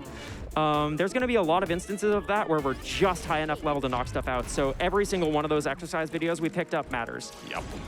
Anyway, that's our third rank coach. We're going to immediately head off to our fourth as we see a fight there, which will be a very big issue if you take more than an hour to get to this point. Yes, there's some kind of interesting little like speedrun Easter eggs / bonus features where the devs, well, that's a very random fight. Yes. It is. This game has very little RNG in it. Yeah. The moves have damage is fully consistent. Yeah. Which is wonderful. That fight makes damage random. Yes. For the bit. Imagine if there was randomness in my creature collector, like in the damage in my Come creature on, collector. who would game. do that? That seems just like terrible game design. I don't know. There is some randomness in this run. It's mostly to do with what the AI does in some specific circumstances. We'll see a very small example of that in a moment. But yeah. But if you get there before a certain time, which I think is like 45 minutes or an hour, one of the characters will actually just break the fourth wall and be like, "Hey, you're a speedrunner, aren't hey, you? you're in the middle of a speed run. We don't want to ruin your run." Exactly. It's fantastic dialogue. Anyway, this is Elena. This is not her ranked coach match. This is her meme team, which she's running for fun. You can see her Twitch chat on the screen. So we're gonna beat that real easily. But her real match will still have Twitch chat. Yes, and she's gonna get really bored, and I'm gonna get stuck in this zip station because I skipped a cutscene. That just happens sometimes. Eventually, they'll figure it out. Anyway, fourth ranked coach of the run. Yes. Heading into Elena here. Elena also listens to her Twitch chat. Yes, so I'm going to pay a slight bit of attention and see who they're attacking. They're attacking Ilias, so I don't need to do anything on defense. If they're attacking Castlete, I should block. Save a little bit of time there. Unfortunately, we don't win this fight in 3 turns because the Grozada in the back here there uses a move called Mighty Yell, which makes it noisy. But after that, we just one-shot everything. Yeah, Mighty Yell really does waste multiple turns in this speedrun. Yes. Against people who'd otherwise one-shot. Anyway, that's our fourth ranked coach. We are now a high enough rank to be qualified for the Crown Series, so we're actually going to go and do a number of things that lead up to that without actually entering. And the reason for that is we don't want those fights to scale. If we do them now, they don't scale other fights. Yes. But other fights will scale them. So we get them out of the way as soon as possible. We're also going to get a whole bunch of phone calls from people as they're concerned about various things. Yeah, story's happening. Story is happening in this game. The first one of those is Reese, who we've seen a bunch of times. He's having kind of a moment. Yeah. We don't have to get into We all that. won't get into the story spoilers. But Bad RNG. By bad RNG, I mean I lost like 2 seconds, but you know. Either way, we can't one-shot either of these 2 beasties, but we can one-shot the other 2 in the back, so this fight is real easy. The next fight, though, is going to be a little more interesting in that we see the first instance of Iligas's ability to set traps on the field be very relevant. Traps deal 8 damage per stack, and you can stack up to 4 of them. Oh, I am going the wrong way. This is not a ranked coach back. I just needed to go to my room real quick. You know, there's a lot going on. I haven't been home in a while. Anyway. Take a little break. This is our last fight against Jack for the run. We are going to see an instance of block here. Whoa, hold on. You're not supposed to do that. I didn't even realize that was possible. I think that's extremely unlikely. It only wastes us 1 action because we only need to set up 1 extra layer of traps here. Okay. But you'll note we're doing slightly less than 100 damage here. Ooh, hold on. I think we should be fine. Yeah, we still have 2 layers up. Okay, we're good. Okay. Okay, we did it. I was a little concerned for a moment. Slightly off flowchart there, which is always scary, but... I believe we're not off the flowchart. I just never see that anymore. Oh, okay. Anyway, back to beating ranked coaches now that we've beaten those fights. I need to heal real quick. Yeah, we did friendship stuff or whatever. Yeah. I do need Ilias still in the front for this one. This is our 5th ranked coach, and we are going to very quickly blitz through 3 of them. Yes. Now we're going back to the ones that you're supposed to beat Very early in the game. They've scaled somewhat. You'll note that they're level 36 at the moment, but that is not enough to save them from a level 49 Castlete with a vendetta against pretty much everything. Is that true? Does this Castlete have a vendetta against everything? I don't know what its vibe is. I haven't asked. You should check. We can do that later. Beasties all have a specific vibe, which is just randomly chosen. Anyway. Oh, and now we're playing tennis. Now we're playing tennis. Have you ever thought volleyball shouldn't have volleys? We're playing tennis mode now. Our Castlete actually got moved off the field there, so this is going to be slightly interesting. But, oh, I hit the wrong beastie. Hold on. Are you going to shield? Oh, you're going to shield. Hold on. Oh, I can't careful shot. Never mind. Okay, I'm wasting time. Unfortunate. It's fine. Oh, Tough can't redirect wall. Tough can't redirect, but I can't knock it out, so. Oh, right, yeah. That's actually a recent change. There's a lot of PvP balance stuff. Anyway, now we win. Wait, do we win? Who's switching out? Oh, I can just careful shot. Okay. Just careful. Off flowchart. There we go. We got it. We got it. All right. These are matches where it's not so big of a deal to be a little off flowchart. Yeah. These are not the ones that matter. All right. 6th ranked coach coming up. I need Fruvolks back in the front. I also need to heal, and oh my gosh. All right. Getting stuck has been really bad. I need to actually finish setting up this fight. Oh, yes. Because Kaz has been waiting for us to find the 3 most bored people in town for half an hour. Yeah, we literally just like walked into to challenge him like immediately, because you can basically do that. And then yeah. There we go. Now we can finally Every fight single them. ranked coach has so much character. They all have side stories, which you can actually, not all yet. There are a couple that haven't been added yet, but But pretty much all of them. they're such good characters. Yeah.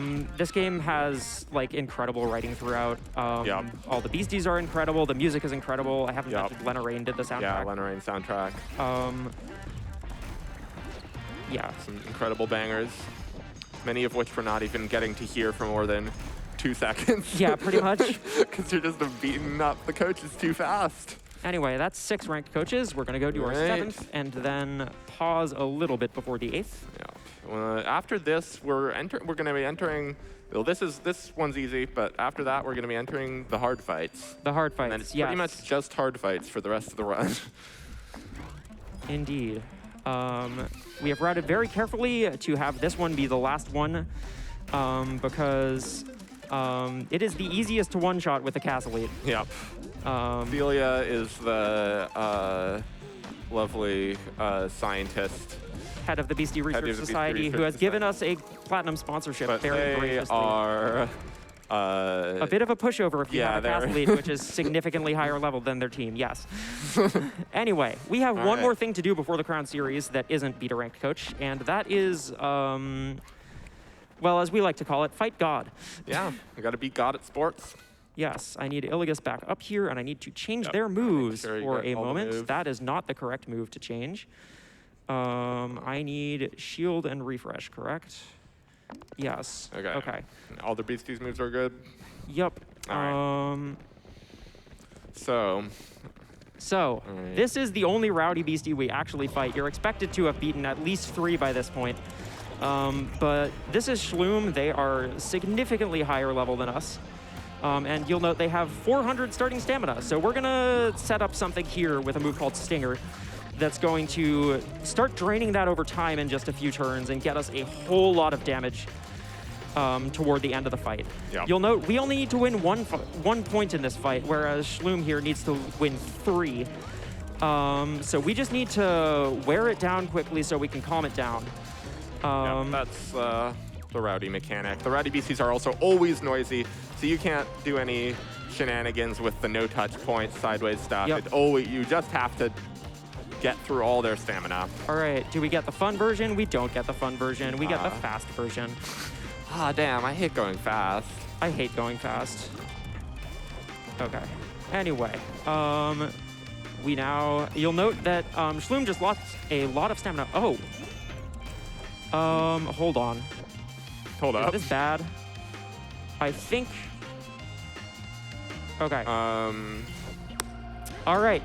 Well, I get to do the walk of shame because that did not go to plan. Oh no. What did I do wrong? I did something wrong. That looked basically like the right fight. Yeah, All right. I wonder if Frufolks is like slightly lower level, but I just didn't get enough damage off for some reason. Anyway, we need to walk all the way back here to heal because there's a blackout and we can't warp anywhere. Yep. So going back to it, hopefully this doesn't mess up our flowcharts in the Crown Series too much, but it may be a little scuffed. So going back in and doing basically exactly the same thing again, Yep. but this time better. But this time, yeah, just simply don't lose.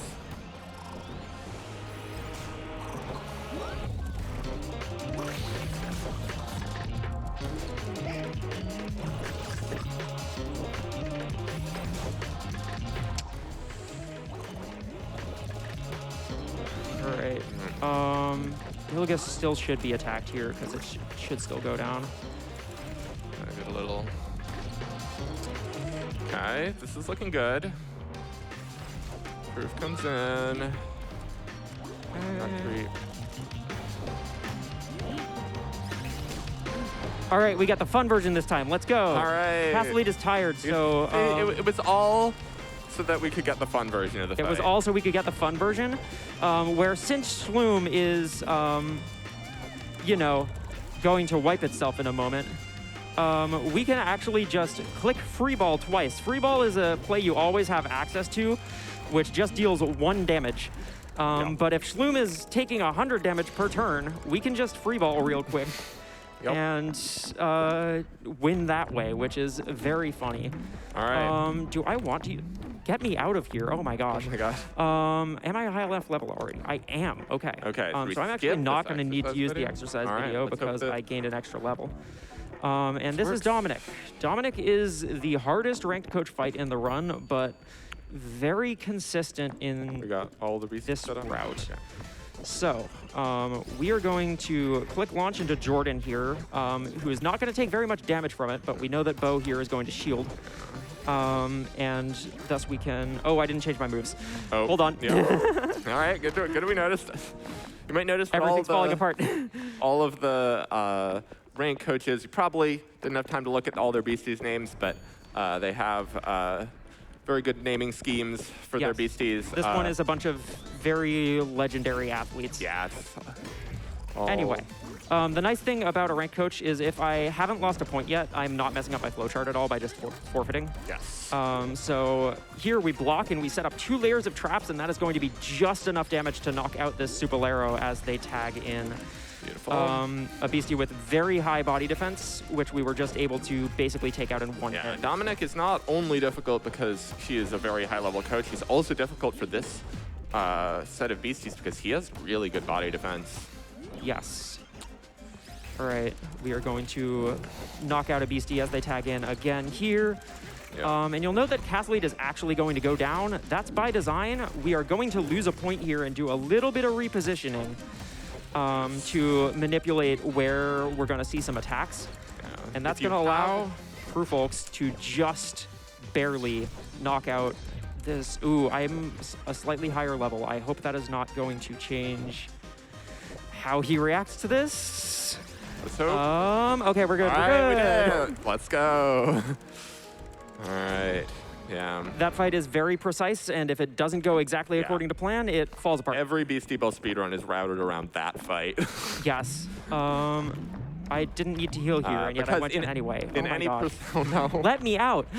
In any percent, if you beat that coach specifically as your first ranked coach, it puts you at the rank you need to enter the Crown Series immediately. So we do it because it's faster than Yep. beating 4 different ranked coaches. Buying as many healing items as we Oh yeah, can we just there, spent like and entering. $1,500 on electrolytes. Don't worry about it. Yeah. Our BCs really want Gatorade, I guess. But either way, we're in the Crown Series. We only Crown have a Series. few fights left in the run. This fight has the most complicated flowchart, so I am going to lock in. We are not going to use a defensive move here. We actually lead Frufolks so that it's more consistent as to who gets attacked on this first turn. All right.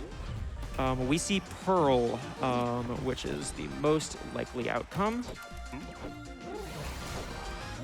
Okay, Iligus at high HP, so we are going to thump into Pearl, and it's Goldie. Oh, shoot. I should have used that exercise video. Oh. Okay. All right, am I doing a little improv? I know exactly what I'm going to do here, which is just tag in for folks and lose. Why'd you do that? That's concerning. Okay. This is bad. Alright, well, you're gonna inspire. Beastieball runs at events have a habit of going quite wrong. Yeah, I mean, it's okay, partially just the and- nature of the game. You can, like, if things go, like, because speedruns are just routed so tightly around these. Thankfully, I do know I can do this here. Okay, that's good. Yes. Yeah, nice. Exploiting the AI to get a free point. Yeah, and I mean, that is a ton of the routing, is just knowing how the AI is going to work. Ooh, that... We're definitely... Okay, I'm gonna do improvement. this, and hopefully that should let us survive. I think, yeah. We're good, okay. Like, We are home free. good. We lost one extra point, but we're good. Thankfully, having a lot of layers of traps up just by being passively set by Iligus means that we can sort of knock out anything in the back there. And that is the first of the Crown Series fights, and by far the hardest one. All right, GG. So And I'm glad we got through that. Extra that. point gave us an extra little bit of XP, which will hopefully help catch us up to parity too. I don't really think it matters for the last two. Okay. It might matter for Gene, but either way. This is Barnes. He's been our Sports King proclaimed rival. Nope, I don't block anymore. That's an old flowchart. Barnes has a whole lot of options there, so you'll see the in-game timer pause as the AI thinks about what it wants to do. But he's gonna like keeping his beasties in the back row a lot, so we're gonna win all 3 points in this match with a careful shot. Notably, Castellite is still angry due to the last shield. Angry is a status, which means you can't use any moves other than attacks. And that means that we aren't able to shield again. That was a recent PvP balance change because it was just... It was... Shield was kind of really good. Shield is good. I don't think we've talked specifically about what Shield does, but you can probably figure it out. Yeah, you take a fourth as much damage and won't get knocked out by an attack unless you're already on 1 HP. Either way. So that's Barnes. Have to be careful shot a third time. That fight actually got significantly easier with the new patch because previously his team looked quite different. Anyway, on to Gene. We are actually going to use a different attacking move on Castellite for the first time in a very long time, and that is Vigor Beam. Vigor Beam is an attack which does a whole lot of damage. I hit the wrong beastie. Okay. That should be fine. Yeah, okay, we still see the same thing. Okay. And we will knock out Fuko. Okay, that doesn't matter. I was very concerned for a moment, but we're good. Vigor Beam does more damage the more stamina you have left. Oh, right, that's why this is bad. Okay. All right, are you gonna rainbow again? I think you're gonna rainbow again. We're in improv mode again. We're in improv mode. I think we should be fine. I mean, for me, as a PvP player, this is like the most fun part of the game. I have rivals. Hold on, does this do anything? Okay, are you gonna block? You're not gonna block. There's no way you block. Yeah, okay. Okay, nice. Okay, we're good. We're good. Just lost a little time. Yup. Watch one more time here. And I am going to have to probably make a bit of a guess as to what's happening. I think that it's going to be more ideal. Yeah, okay. So it is absolutely Iligus getting attacked here, so we should be good. Okay. Gene, despite being like one of the last fights in the game, is actually often quite a bit easier than some of the others. Vigor Beam doing more damage. Okay. I have 3 or 4 traps that won't quite be a kill. Ooh, no, you're not gonna block here. You're gonna switch. I'm overthinking this. GG. All right. So that's Gene. That's That is the last real fight that matters. slight spoilers for the end of the game.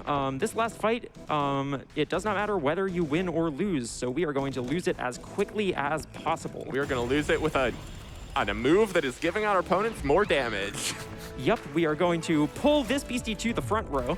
Grosliden here is a very strong body attacker, and this Fruitfolks does not have very good body defense, and is going to get lowered even further, so we can just lose immediately. All right. And now I get to mash, and thank you all for coming out to watch this. Yeah, because the run is just about over. In a bit, once we do a bunch of mashing. All right.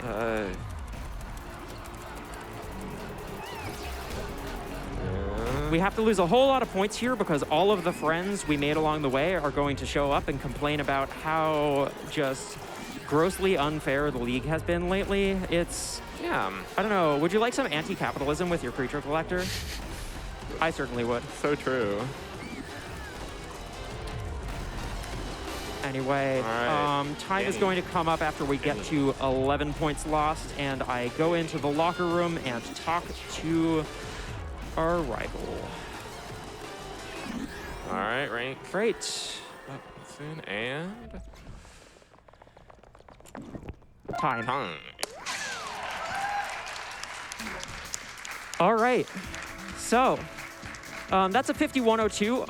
Not like a super competitive run because a lot of things went wrong, but that's fine. If I didn't mention it already, I got an unrecorded world record in personal best last night of like a 46:26 in game time, which I am very mad about because I was doing it on someone else's laptop. World record.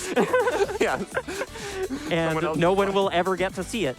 Either way, this is Beastieball.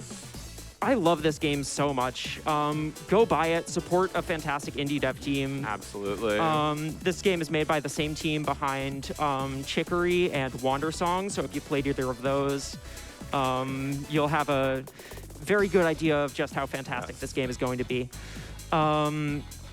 This game means the world to me. It came out like in early access like 16 months ago, 16 months more or less. I've put 1,000 hours into this game. God, yeah, I've put quite that many, but I've played this game a hell of a lot, and it's real good. the community is just incredible. Yeah, it's still small, but it's growing and it's really passionate. Yeah, So people feel free to really love this game. Yeah, like once you get this game and play through it, like hop into the Wishes Unlimited Discord server and go meet everyone there. On that note, I do want to dedicate this run to someone, and that is a member of the community who recently passed away, who we knew as WW or the Wacky Worms. Probably one of the top 5 PvP players of all time. Really beloved community member. Gone far too soon. His just like incredibly warm and opening presence led to so many people getting more into PvP because he would just head over to the PvP search channels and find a match against whoever was around to play. And everyone had fantastic, it was so good to know him, and we miss him a lot.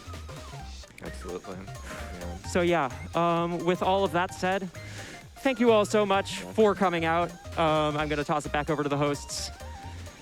And have a good rest of your convention.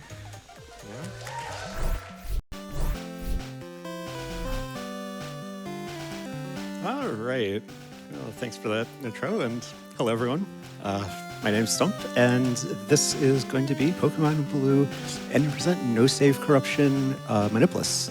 So, I've already cleared my save file, and we have our options now set as we need them. So, time will start when I hit new game. So, if we want to count that down, 3, 2, 1, go. All right. So, welcome to the world of Pokemon Blue 90% No Save Corruption. First we got all this to go through. So we'll use one character names to save frames. All right, once I get through this, I'll have more to... All right. There's the parts that are more than just mashing. I just lost my display for a little bit, but it came back. All right. So here we are. Yeah, we'll get the potion from here because we do need to win the initial fight, and the potion will make that a lot easier. So while we let Oak lead us to the lab and go through everything with obtaining our first Pokemon, I'll just say a bit more about the category. So, any percent no save corruption means get to the end of the game with, by any means except corrupting your save file, which lets you do it in, like, just less than a couple of minutes, and is a much less interesting run. So, glitches are on the table, but not ones that entirely break things like that. And then the manipulous part is that we cannot manipulate the RNG by like doing specially timed inputs from resetting. I just think that that results in more interesting strategies that we need to use. So the name of the game here essentially is there are, well, one of two ways that we can set up a glitch we can do in when we get to Pewter City. One of them doesn't always work, so I'll be doing a sort of hybrid of them. So that the fast one that might not always work, we hope will work, but I will make sure that we're in a state where we can fall back to the other way, which can be done on any run. But for now, we just gotta defeat this Charmander here. We're getting a lot of growls, so not doing too much damage, but we'll get through it. Maybe we might have to use the potion, not a huge deal if we do.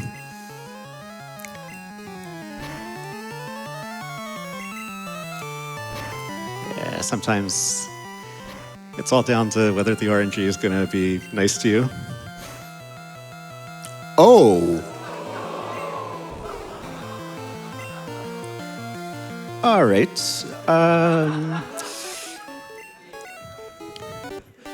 So in the name of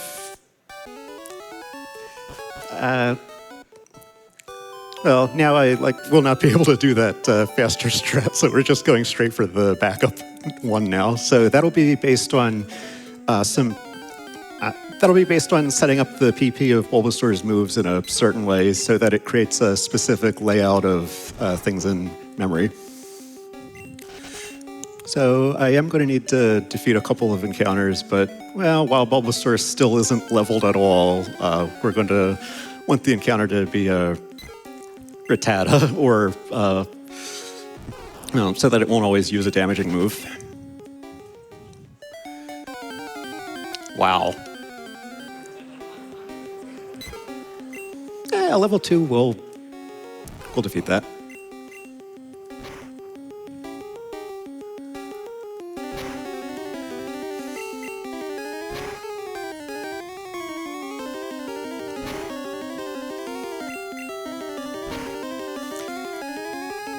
Essentially, we need to get to level 7 off of the Weedle fight that is in Viridian Forest. So that doesn't quite get us there without us defeating a few things along the way. But we reached Viridian City. Time to get the parcel and bring it back. And it'll probably take a couple more encounters to make up for the experience we lost from losing the rival fight there. But thankfully we got some hedges to jump across to not have to walk through as much grass, although we will walk through the YOLO grass there. All right, no encounters on the way down. So let's deliver that parcel. So we deliver the parcel from the left side of Oak because in this little cutscene here, the rival walks onto the screen from the bottom and walks off to the bottom. And the rival moves a lot slower than we do, so the less tiles the rival has to walk, the better. It's about half of our speed, so we take 3 extra steps for the rival to take 2 less steps, which takes the same amount of time as 4 of our steps, so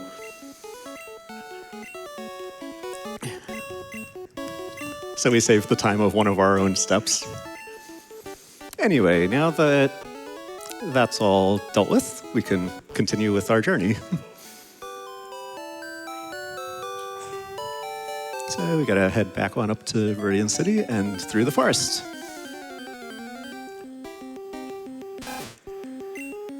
All right. Yeah, we need the... This should give us enough extra XP to make up for losing the fight.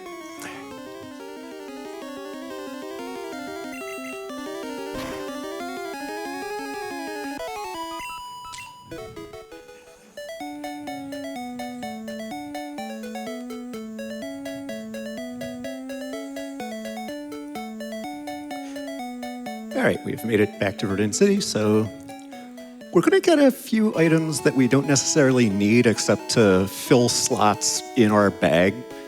That's because the 6th slot in our bag is a very special thing in the strats we're going to be doing. So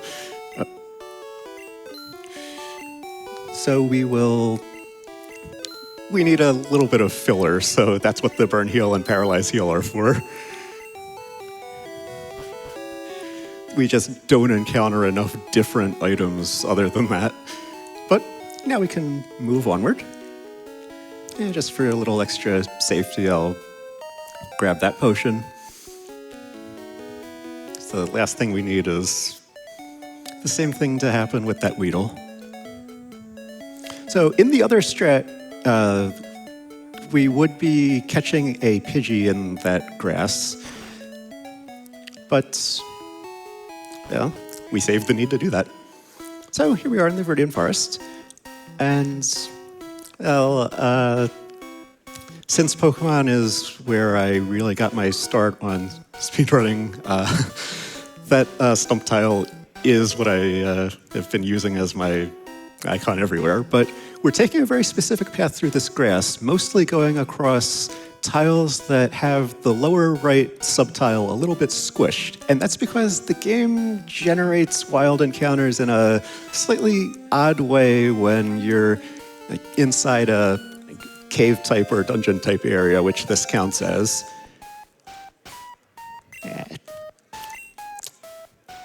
Just in case I was thrown off too much, we'll, by losing that initial fight, we'll just be a little safe. Anyway, this bug catcher has a Weedle.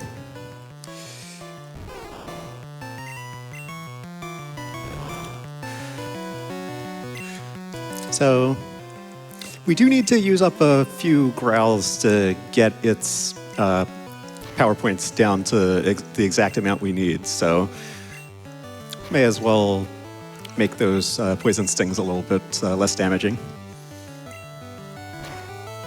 But now it's just a case of, chipping away at Weedle's HP. But using all these tackles actually works out nicely for our, for what we're doing here, because we need to get tackles power points down to 16. I am not taking a chance on a crit here after what happened in the first fight.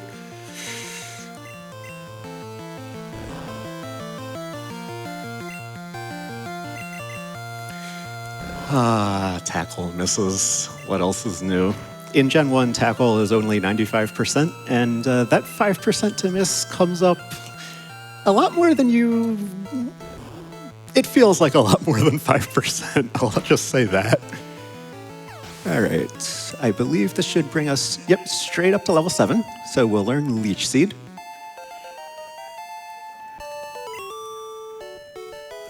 So we still need to use up a couple more of our moves here. And, oh, that works perfectly. Because that can't attack us back. All right, so we need to get our moves into this order. And we need to get Growl down to 36.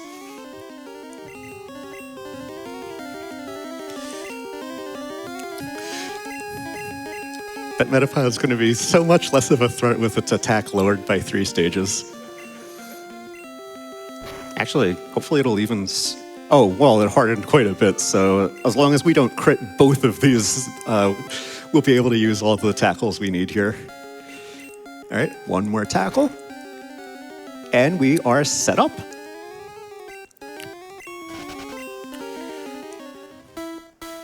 The game decided to be a little bit nice to us by giving us that Metapod encounter right here, there. The tiles within the forest actually have a somewhat lessened chance compared to overground tiles to generate encounters.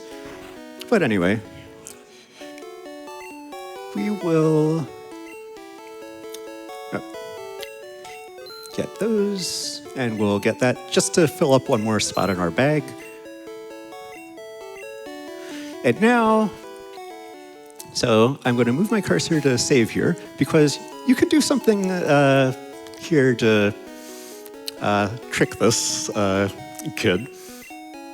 So I can hold start as I dismiss that text, and that lets me bring the menu up, but I can't move up and down, so that's why I had to pre-position my cursor. And then we'll save, and then soft resets, and then reload.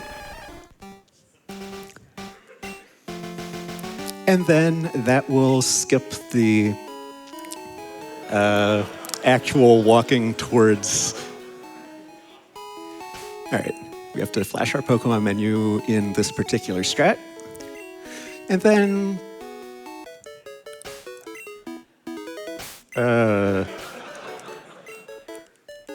that's... Something's...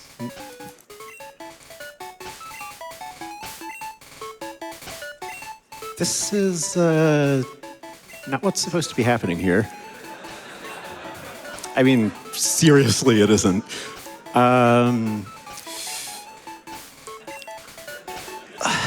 Like, I think I might have to...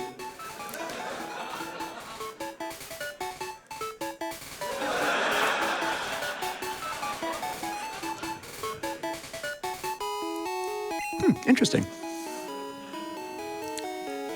So,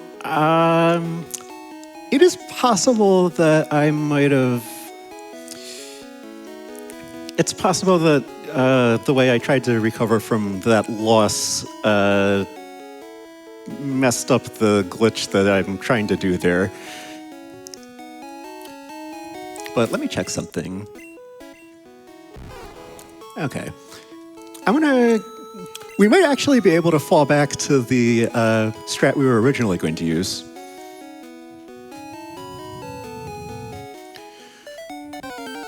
So to do that, we're going to have to get Bulbasaur up to level 8. Level 5 Pidgey, I don't think is what we want to do that off of. We want something a little bit less risky to us.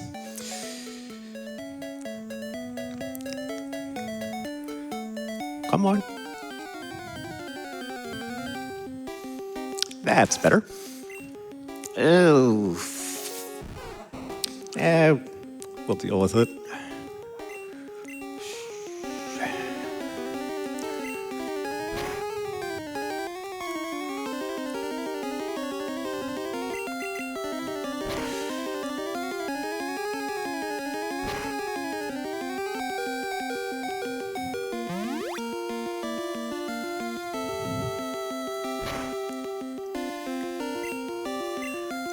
All right.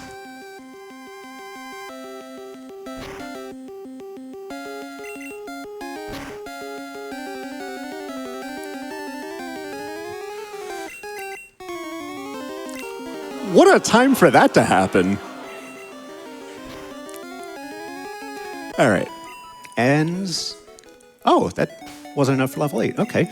Well, we're going to have to defeat one more thing then.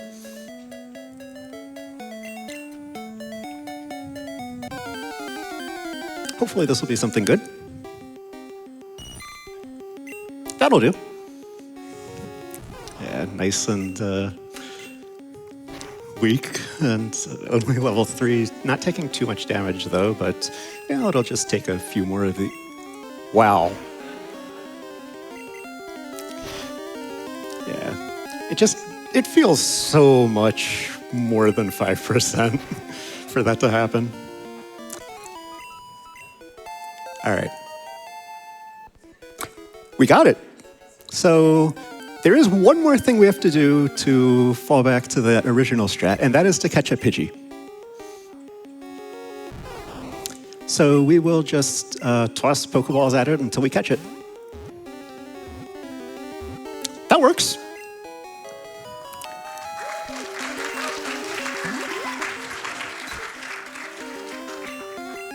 And we're not actually going to be using that Pidgey for anything, so we are going to just leave its name as it is. All right. So, time to give this another try. Oh, I missed. Yeah. I started to hold the start button too early.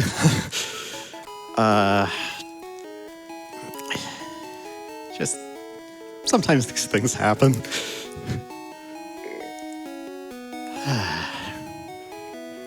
All right, cursor's pre-positioned.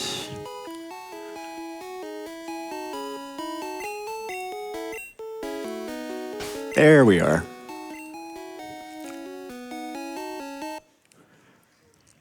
All right.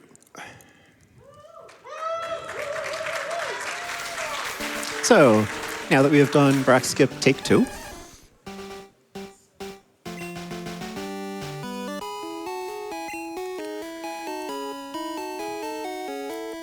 we should have this working.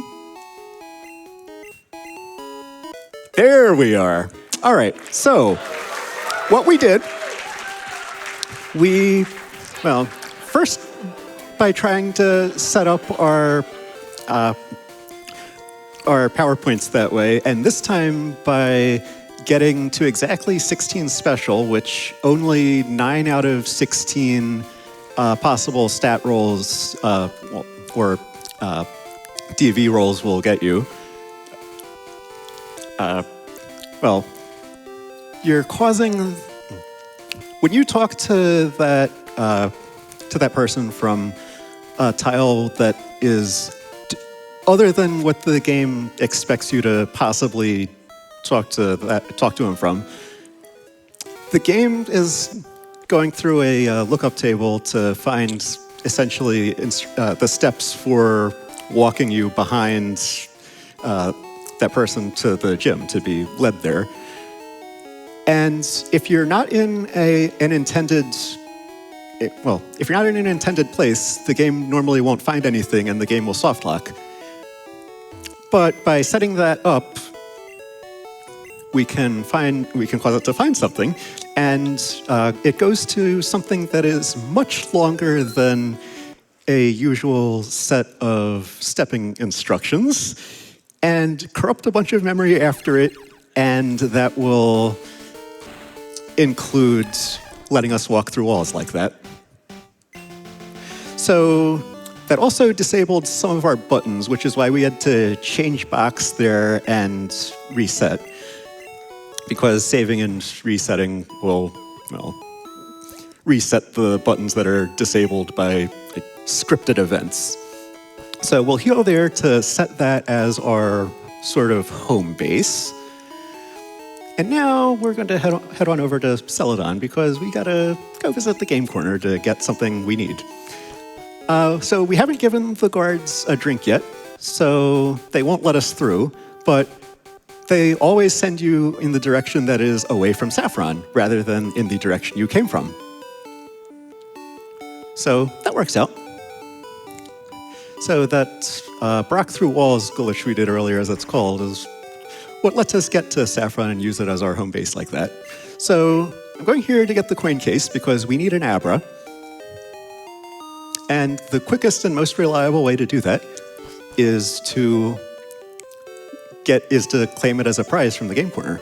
So we need 120 coins, which could be, take quite a bit of playing to get. Or we can find a bunch of them on the ground and be given a few more by one of the other players. And welcome to the team, Abra. And that is the reason we do this run on Pokemon Blue instead of Pokemon Red. Because in Red, the Abra costs more than 120 coins there. So, now that we have our Abra, well, we want to do some things with it, so let's have it be the only thing in our party.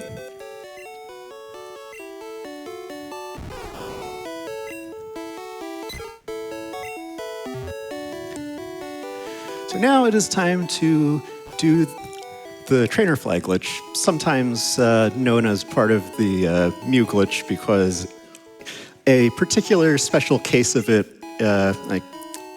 is often used to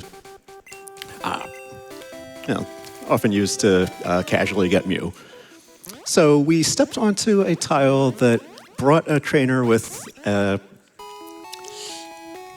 sight range onto screen to see us. And then you are able to buffer your menu and then do something that takes you out of that situation.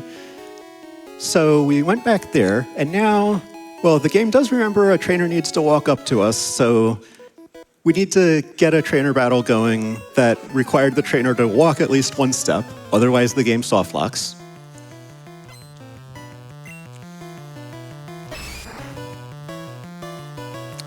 So this is going to be a bit of a tough fight.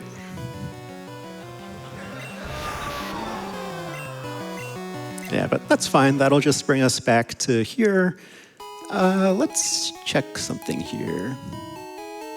Okay. Great. So we have a countable item in our 6th spot. Okay. We flash the menu because we need the last text event ID we had to be number 1. Then when we walk back onto the route where we did the trainer fly, well, suddenly the game remembers that it was trying to start a battle and starts one. So that was a good time. Let's do it again. There's a specific reason we need to do it twice. I'll have a bit more to say about that when I'm doing the menu flash after I lose this battle again. Also, that rocket's gone.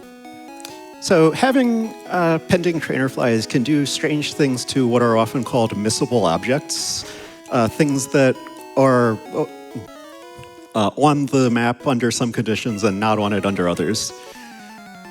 And that rocket is such an object because, well, the rockets go away when you beat Silphco. All right, we got attacked first turn in both of these, so that is good. So when you encounter a missing no, the game tries to set the Pokédex set flag for it. But, well, it goes a little bit past that, and it turns out to be the highest bit that counts as 128 in the amount of the 6th item you have. So that went from 1 to 129 the first time. I tossed 2 to get it down to 127, which is a 0 in that bit and all 1s after it. And now, with this missing no encounter, it will be 255. And there's some really nice things we can do when that happens. First, we'll swap it to the 3rd spot here. Okay, we have 7 items, 6, 5, 4, 3, 2, 1. All right, still 1, 0, 255. So we just underflowed the size of our bag, and we can scroll through it into the memory that's after it, which just controls a whole bunch of other things. So this one includes our options. So by doing that, we just changed well, we just, happened to change the palette and also gave ourselves instant text. So we'll swap that, toss a little bit down there, and, oh, we're in the Hall of Fame.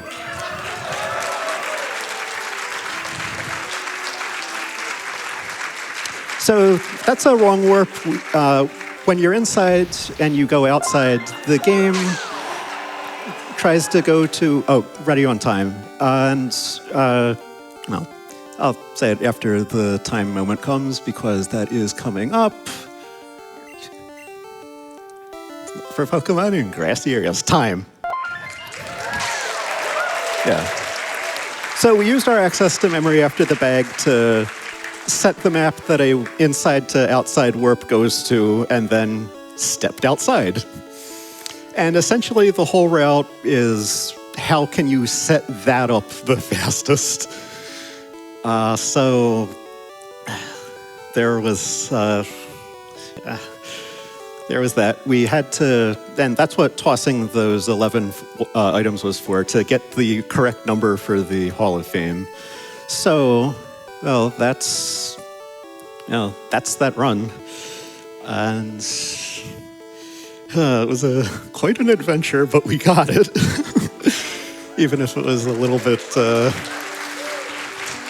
over. But, I'd like to shout out the whole Pokemon speedrunning community. They're wonderful people. And, having been involved in some of the glitch research that led to some similar routes to this has been, even though it was a pretty long time ago, fulfilling experience. And, just kudos to everyone involved there. I'm Stump. You can find me at Stump230 on Twitch or Stump.tv on Blue Sky. And, that's Pokemon Blue, 90% no save corruption Manipulus. And, let's let this final thing go. Nice. The end. And good luck to all of the runners that we still have yet to do their runs today. Thanks for having me. Done. Thanks very much. Hello, everyone. I'm Z-Cubed, and today we have a speedrun of Super Mario 3D Land. I have two incredible commentators with me today. Hi, everyone. My name is Blake, a.k.a. DKSC for Life. I primarily play Mario Kart Wii, but I love 3D Land. I'm GT Ace. I'm a simple man. I see Mario. I appear on the couch. So let's play some Mario. All right, so we're gonna jump right into things and exit to the home screen. The reason why we're doing this is because every 30 minutes you play the game, when you exit the level, a tired message appears. There's a few reasons why I want to see as few as possible. First of all, it's kind of rude for it to question my life decisions. What? But second of all, the text block loses a few seconds, so it's just faster to do it like this. But now we're properly ready. We're gonna get started in 3, 2, 1, go. We begin on a dark and stormy night when suddenly Bowser strikes. All of the Tanuki leaves gone! We haven't seen those since Mario Bros. 3. And what's this? What has happened? What could Bowser possibly be scheming? What could he be planning? I don't know. What is this, a letter? Who could this letter be from? It's the princess. Bowser has kidnapped the princess. Oh my! All right, we get it. we get it. The Peach has been kidnapped. It's a novel concept, I know. I like to think that there's one viewer out there that's never played Mario before in their life, watching this just ripping their hair out in stress right now over this plot. I'd like to point out, I did not like practice commentary. I just kind of showed up here. So the bits they're doing, I'm reacting with you all. See, that's not a bit though, because the lore in this game is quite real. We're gonna open up with Zelda Cube getting that Tanuki Leaf. He's gonna hold onto the Tanuki suit throughout the run for as long as he possibly can. He's did a couple of twirl jumps. We'll see those frequently throughout the run. We're also going to see some crouch boosting demonstrated at the end of this level. Crouch boosting will be seen more in this next level and all throughout the run. He's going to crouch when going off of a ledge, getting just a little bit of speed to get to his destination. He picked up that backup Tanuki Leaf there. We'll see if he can pull off that crouch boost and wrap up the level. He gets it. And that's 1-1. Yep, Blake mentioned the crouch boost at the end of that level. You're going to see quite a few of them in this next level. Hopefully they'll be a bit more apparent. Indeed, and speaking of bit, Ace, this next level, there are no bits. There is a spiky ball of doom. Zelda Cube doesn't like those. He's gonna try to avoid those in this one while he's crouch boosting and going through it. We'll see if he can get through it without being hit.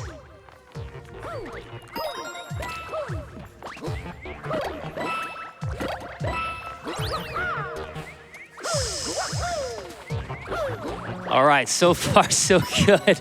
That's the nerve-wracking part. We're gonna see him go up. He's gonna go for the first warp of the run. And now we're gonna see him go down, and that is World 1.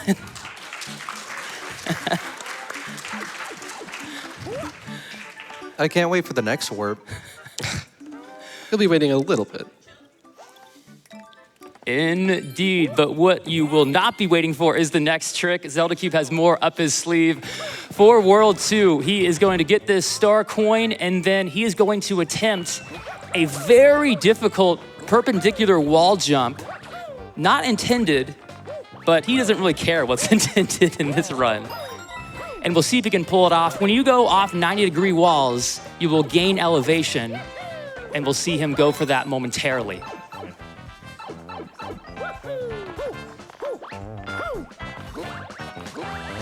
This soundtrack is a banger.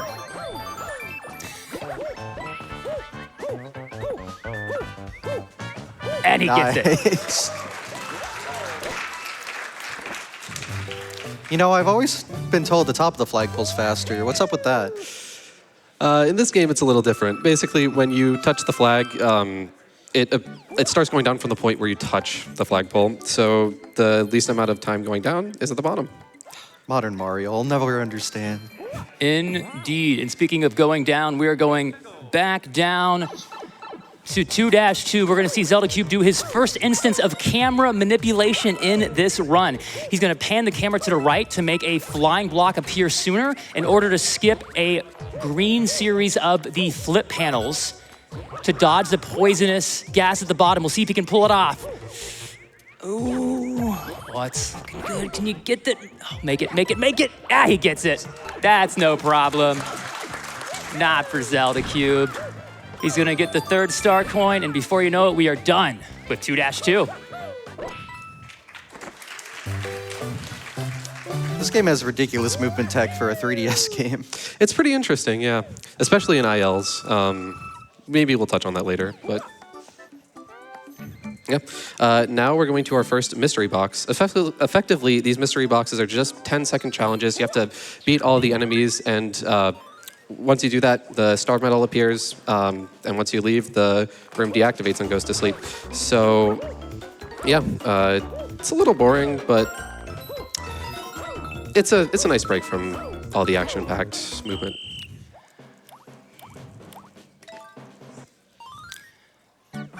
So how many star medals are needed to beat the game? Well, he is going to need 100 to beat the game. And I believe he has to choose between 106 or so he has to use some good discretion there.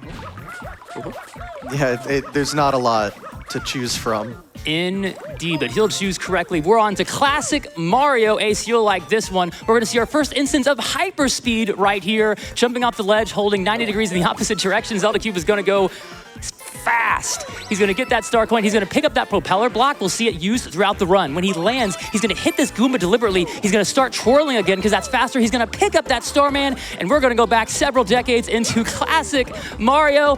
And in this instance, he is going to wrap up 2-3. Now that's a flagpole glitch if I've ever seen one. He's making you proud.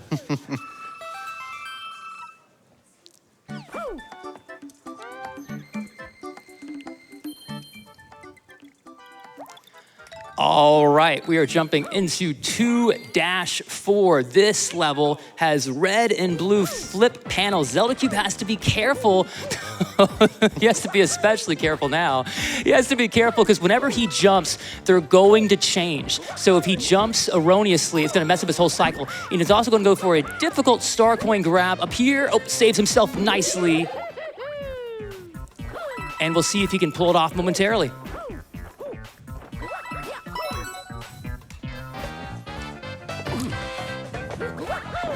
A little off cycle here. I accidentally mixed up the orientation of the flip swap platforms before, so I had to do a bit of back movement there, but it worked out pretty well. You still got it. Speedrunning's all about backups. Gotta know them. Indeed.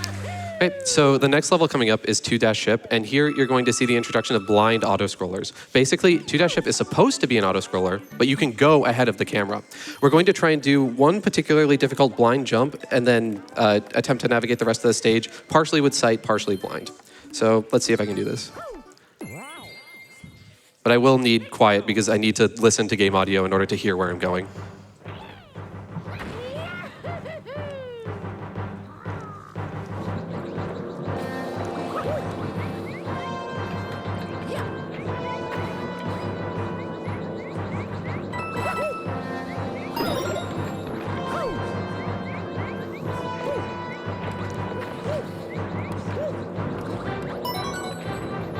And we made it. Nice. We also saw our second instance of camera manipulation there that Zelda Cube used to spawn that second coin. We'll see more of that throughout the run. And then here, this is the Boom Boom fight. Interestingly, for this fight, you can either damage Boom Boom by using your Tanuki tail attack or by jumping on his head. The first two hits, it's faster to jump on his head, but for the third hit, it's faster to hit him with Mario's tail. The reason for that is just because of the animation timings for each of the hits. But yeah, with that, we're through World 2. Nice. I wish Mario 3 auto-scrollers worked like this game. It'd make your life a lot easier. It'd be a lot faster, that's for sure. Indeed.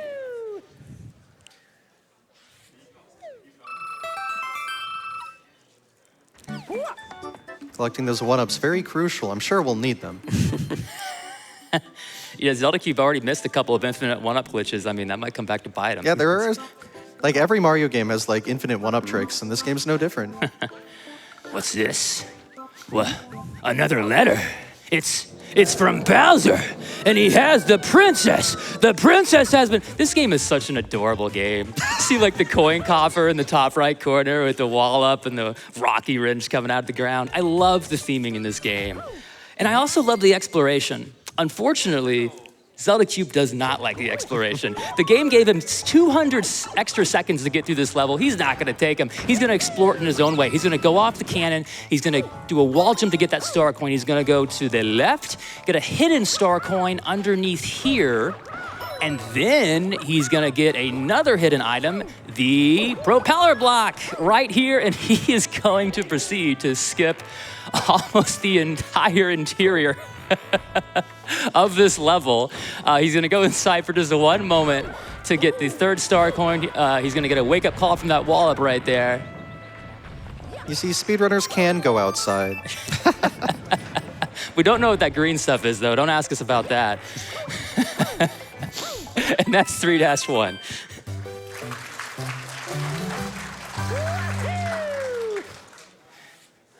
Yeah, every stage just needs like thorough explanations each time. The movement is just, it's a lot. It's a lot to take in.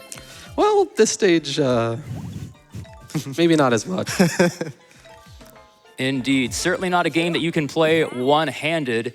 However, Zelda Cube will be doing a cool water skip right here. He's gonna twirl jump into the water, twirl jump out of the water, and he's gonna do a ground pound into the water. His objective, nicely done, it's a good time, will be to stay out of the water for as long as he possibly can. We'll also see on this water level, Zelda Cube skip coin number 2. Remember, this is an any percent run. He does not need all of the coins, just like Ace said. He only needs 100 coins to unlock the final level, so he does get to use some discretion as to which coins to skip, so we'll see if he can pull this level off smoothly.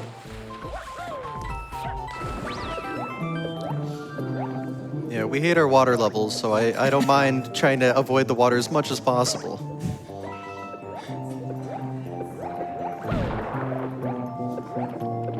Yeah, us gamers are water intolerant, actually, so it makes sense. Always need reminders to stay hydrated. That's right.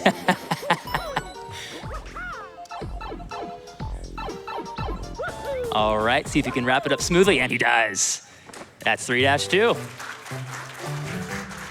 All right, we're moving on to 3-3. 3-3 has a really neat crouch boost at the end. I think I'll let Blake touch a bit more on that. Oh, I can't wait to. This is a tough one. I would say it's probably the hardest thing we've seen in this run so far. He has to trigger a star coin from a toad and then get to that platform as quick as he can with no mistakes and then time a precise crouch boost off of that ledge in order to snipe that star coin in the air. But more importantly, I love this level because we're gonna see a familiar face. We're gonna see a very good friend of mine. Are you ready? Can you guess who it is? It's Brayden! Everyone say hi, Brayden! We've missed you. Zelda Cube that I haven't seen you in a couple of years. Oh, so lovely to see you. Zelda Cube is going to knock out those bees and try and wrap this up as smoothly as he can. And I'll quiet down as he approaches the crouch boost. Notice we don't need that extra time. We hope not. Nice! Good job. Yep. That's a bit of a relief. All right, that's 3-3. There's so many pits in this game. Hopefully we don't see the bottom of them. We hope not. Hopefully not.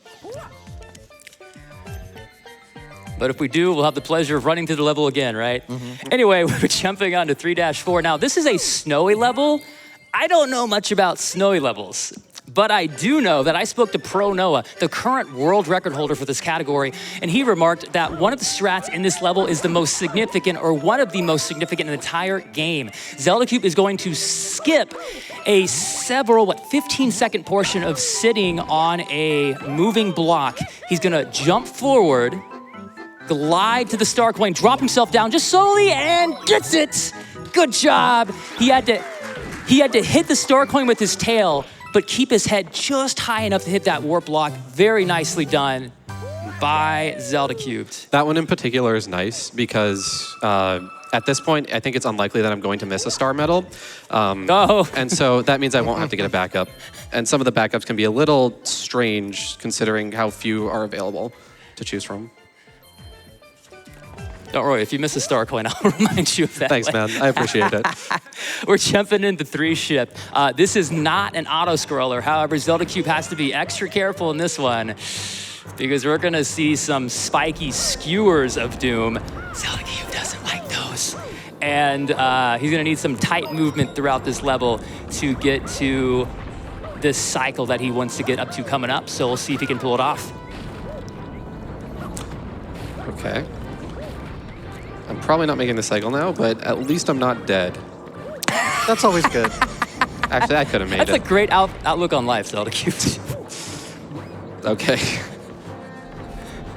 Yeah, I'm gonna wait this one out. Smart. Because now I have predictable movement to the star medal here. So I assume the way cycles work is when you start the level, they're always the same? It depends, actually. Okay. When we were talking about like camera manipulation, for example, earlier in 2-2, like you pan the camera to the right to start the wing block cycle earlier. And now we're in the Boom Boom fight. This Boom Boom fight is going to look fairly similar, except because we have like these conveyor belts that Boom Boom's going to be on, it kind of makes controlling Mario to be in a good spot tricky. But if we stand in the corner, Boom Boom will end up ricocheting into a very predictable spot pretty much every time. So that makes it pretty easy to perform these hits in the order that you're supposed to. And with that, we've almost made it through World 3, but we've got one more thing. We've got to get this star medal over here. Nicely done. Now, normally Zelda Cube will do a long jump towards it, but it's a marathon, so instead you... I can't believe he just did that. If Zelda Cube just long jumped off the edge right there, it would have cost him so much time. Several minutes. Several minutes. That's literally a run killer. That's World 3. Good job, man. It's crazy.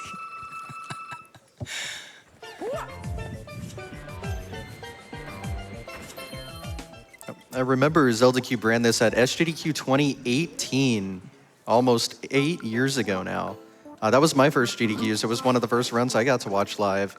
And I remember it specifically because all 3 of my roommates were the commentators of that run, and then there was just me in the crowd. So I finally, 8 years later, get to be on the couch to make up for it. That day you're like, someday I will return. And Yeah, I here guess I'm we happy to are. have you. Thanks. I guess. The other 3 weren't. Thanks, I guess. The other 3 weren't available this time. It's true, they weren't. We're jumping into 4-1. There is another instance of an infinite one-up glitch that Zelda Cube could get here. Again, we hope he doesn't need it.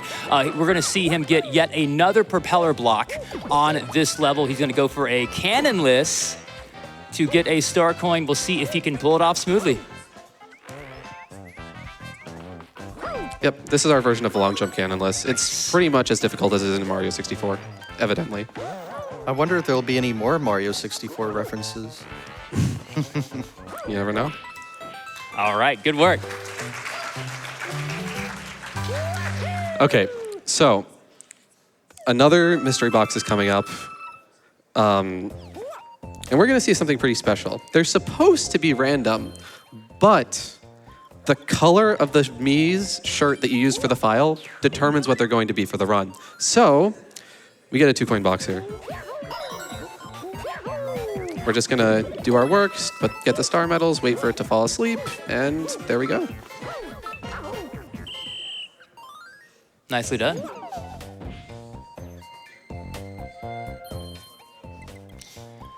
Just a vibe in between levels. You know, Zelda Cube, you really put that room to sleep there. Excuse me? Really? What? Okay. I was talking about the room. Oh, Nothing. my bad. Starting drama live on stage. Well, we're jumping in the 4-2. There are a lot of wall jumps in this level, and it can be quite dramatic. We're actually going to see our second and final warp of the run, but it's really hard to get up there. We'll see if he can pull it off in the first try. Nope. Oh, nice. And we are up, and now we are going to go down, and that's World 4.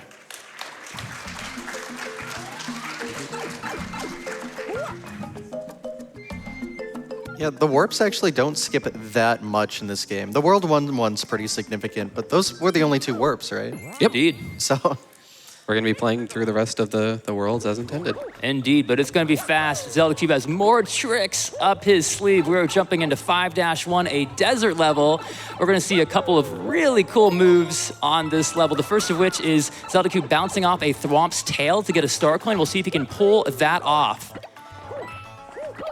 It's going to be right up here. It's a little tricky, might take a couple of tries. Nope, he gets it. And then the second part is, well, you may not know, but this is actually a fighting game. I know, I'm serious. We're gonna enter the octagon, and he's gonna fight for his life. He's gonna try to get an insta-kill off this boomerang, bro. He gets that insta-kill off the boomerang, bro. You didn't even see it. He spawned out of nowhere. He's gonna get that boomerang and then put it in his inventory for a little later. some new tech I've heard.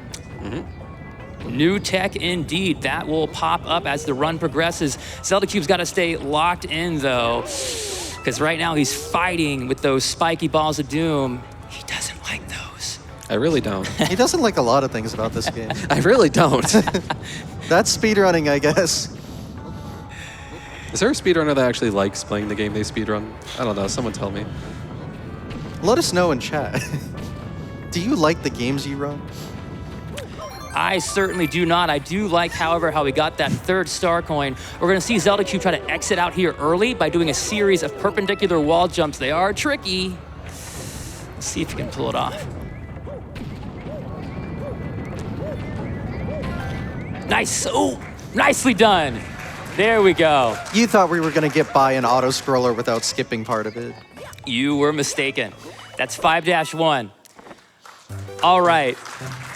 So the next level is a top-down level. And some of you may know where I'm going with this. It's actually inspired by a very classic video game.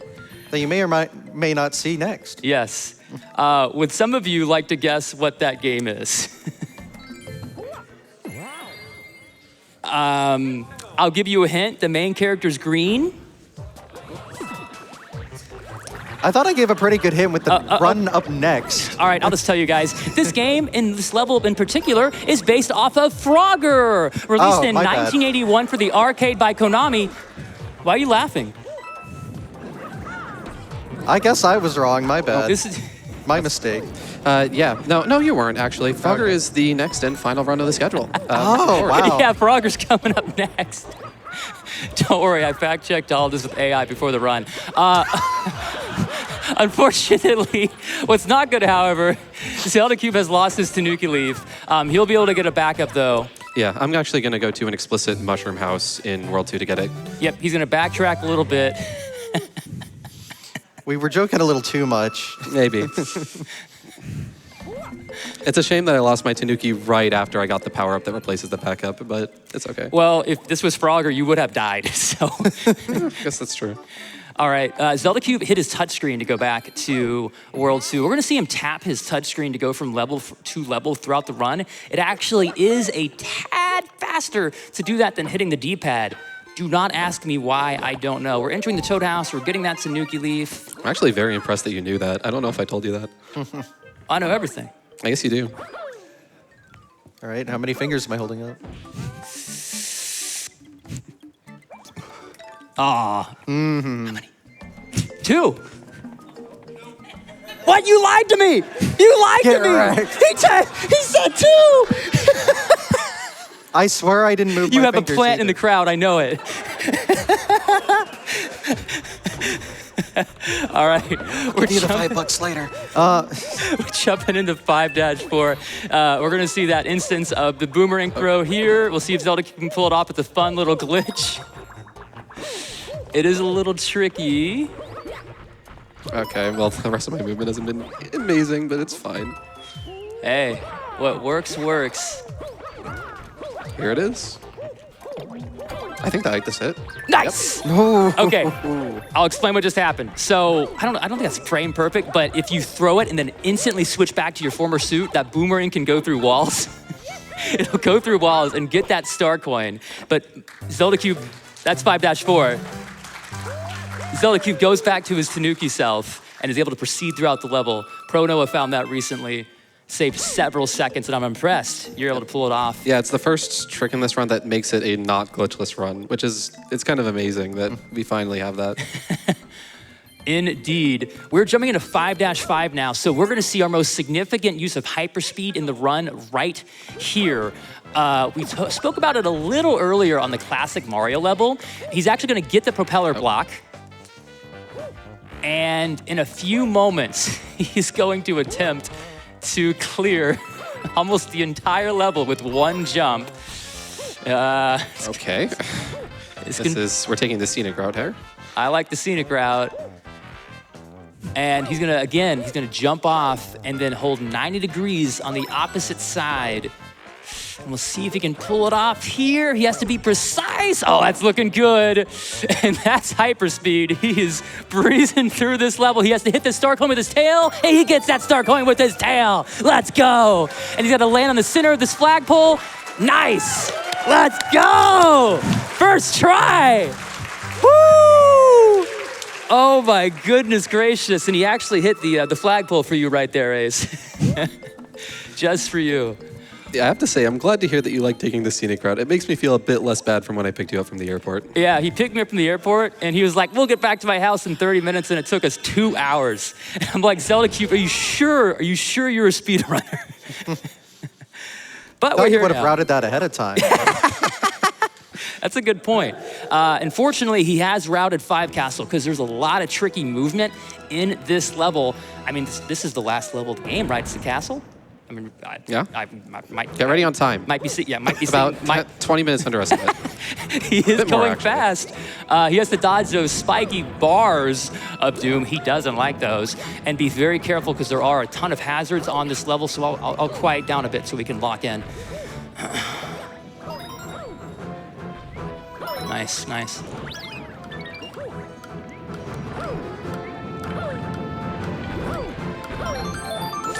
Oh my God.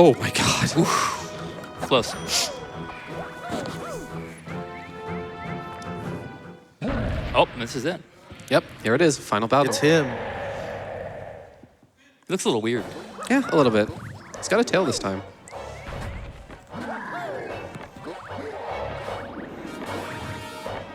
Man, he's slow. Oh, there he is. That was quick. Good job. Yeah. Get ready on time. And Should be coming up. Nope. Oh! I can't believe it. you really thought we were getting 30 minutes underestimate. He's not that good. He's good. He's not that good. Nicely done. I guess we'll keep going, right? You know, that's a reference actually to Mario 1 and how the fake Bowsers, when you kill them with fire, you know? Sure. You are the Mario 1 expert. Trust me, Cosmic is very happy I said that. All right, let's see what's coming up next. What's this? Another letter? Who could it be from? It's from the princess. It's Peach, and she's beating the crap out of some Goombas with an umbrella. Dude, I told you this was a fighting game. You didn't believe me. It's like some Princess Negan right there. We're jumping into 6-1. This is our boardwalk level. Zelda Cube is going to attempt to do a very precise skip where he does a long jump off of a fence and has almost perfect movement in order to get to a fish. Jump off that fish, hit a star coin to avoid the tightrope. It saves a good amount of time. It's tough though, we'll see if he can pull it off. I've heard Zelda Cube is too good to miss his jumps. I should have intentionally died there just for that. Nice, you did it, Good Yeah, that job. was the fish bounce. It's very cool. So that's what that looks like correctly. Okay. This is an 8-year-old joke, by the way. It really is. Man, if Zelda Cube died to the last fish there, it would have been really awkward. All right. Check out the SGDQ 2018 run if you want to get it.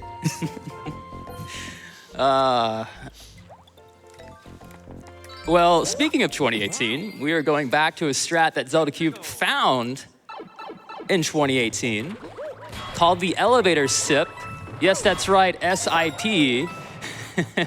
Young Zelda Cube typoed it. He meant to say skip, and now it's been immortalized as elevator sip. Because as you know, whenever Zelda Cube messes up, we never let him live it down. We're gonna pass by that Big Bork. At least I believe that's what he's called. He's gonna go up and get this next star coin and wrap this level up shortly.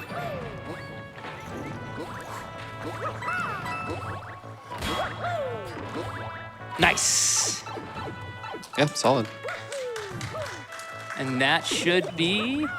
Go back for that 1-up, you need it. Oh, you're right. We only have 16. Man, we hope we don't need all of those. Yeah, I don't expect to see any deaths this run, No, we honestly. hope not. This is pretty good. We pace. guarantee nothing bad. I can't guarantee that. I would intentionally die in this next level to be funny, but it'd actually be impressive to do so. Finding death is harder than playing it. I would be wrong at a world record level, just instant wrongness. Zelda Cube is going to the wrong warp block on this level because he needs to get a couple star coins out of here. Nails that first one. Those piano keys can actually be deceptively tricky to get through. He's gonna go in the 3D room. I really like the 3D theming, it's a tongue twister. In this game, we're gonna move on and try to get that third star coin in the air, and he gets it. We're gonna see him do a twirl boost to get on a book. We'll see if he can pull it off. It gives him extra momentum. Nice. And then one jump over the ghost here to finish off the level. Nice.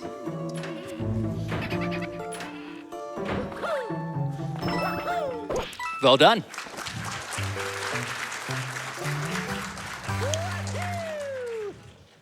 Do you know if you wait there for a while, a ghost appears? I had a Yes? nightmare about that when I was a kid. It's a real Easter egg. All right, I guess we're gonna put the room to sleep one more time. Don't forget to take a break. Oh yeah, there it is.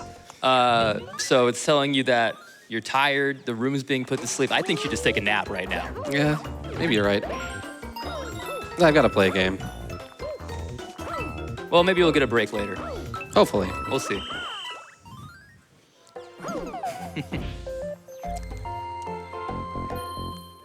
All right, once again, put the room to sleep. Moving on to 6-4. There are several difficult tricks Zelda Cube has to go for in this level. The first of which is a perpendicular wall jump to get a star coin. And for those of you that have played Mario Galaxy, you'll recognize this level. Based off of Beat Blocks Galaxy, the platform disappearing to the beat of the music. He gets that star coin. He's gonna go for red cycle. He has to move through this level as quick as he can to get to a red platform before it disappears. We'll see if he can get to it in time. Yes, he gets it. He gets red cycle. That was like, And he instantly dies. he did the cool thing. I was about to be like, this is the most hype moment of the run, and then Yeah, I couldn't hear the game on account of somebody being a bit loud. wait, but you Okay, that one's just my fault. Woo, we need to take a timeout. You should have taken a break when the game told you to, man. You're not wrong. It was right. Every run needs commentator's curse. We're just proving it true right now. That was literally perfectly timed. I have never seen that skip before, so I was very impressed. Dude, it's so- But I was quiet about it. It's so, That is genuinely very difficult. it's Yeah. extremely difficult. That was like the last frame. You're kind of supposed to do that, but yeah. Because otherwise the thing is in your way. That's, wow. Well, this is what it looks like normally. Good job. You got that star There we coin. go. We're gonna see Zelda Cube hit a prongo up here. Later on in another level, he's gonna flip the prongo later and get off of it. That's 6-4. And that prongo skip later is gonna save a ton of time, so don't forget that he did that right there. Oh man. Just as a heads up, before that run, Blake told me, oh, red cycle is difficult. Of course you're not going to get it. He's half right. I didn't prepare for that.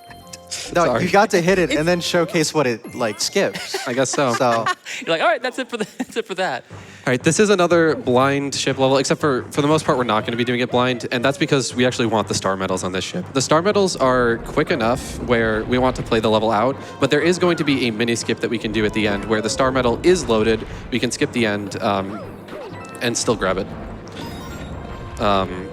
Also, fortunately, since 5-1, this is going to be the first time that we're going to have a backup Tanuki. So it means not soft resetting whenever I take a death, which, again, would have been helpful if this was one level earlier, but it is what it is.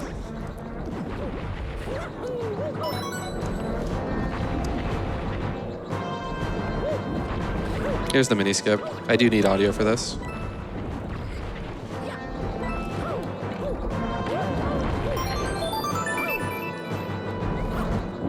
Oh, I'm dead. That's fine. That's a tough one though, man. Yeah, unfortunately, that actually puts you right back at the beginning of the level. That's a shame. This run was good, and then World 6 happened. that's usually how it goes in Mario Well, games. if we called time when you when you beat Bowser in the castle, we would be good. Yeah. We're gonna run through 6 ship again. He has that difficult skip at the end. Fortunately, he'll be able to pick up another backup Tanuki Leaf right here. Yeah, just create a category where you beat World 5 and it's just bad ending.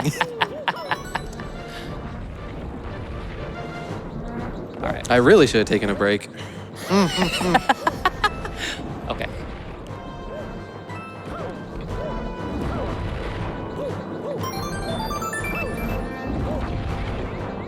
Let's go! All right, we can't slow down. We can't save the moment yet. He has a difficult boss fight coming up here, so he's probably gonna need a little bit of silence. He has some tight movement to do here. Yeah, very difficult to avoid this boss. Very difficult. What are you doing? Come on, man, take this serious. Hey, man, it's hard. Like, Come on, dude. I swear he deliberately did that after I said it was gonna be hard. Whatever, man. should have done your research. I even knew about that one. That's World 6. You know, Zelda Cube, I feel like I messed you up a couple times in that world. Yeah. You know, I apologize. Okay. I'm good though, right? Sure. Cool. Glad we got that cleared up. You know what I think I should do? Yeah, so I know people might be getting a little tired of Blake yapping this run. Yeah. We decided that throughout the entirety of this next level, he's not going to say a word. It is a long and boring water level, and there is only one skip to speed it up. So finally, we're going to get some peace and quiet, which I'm sure you're all waiting for. I love the crowd reaction.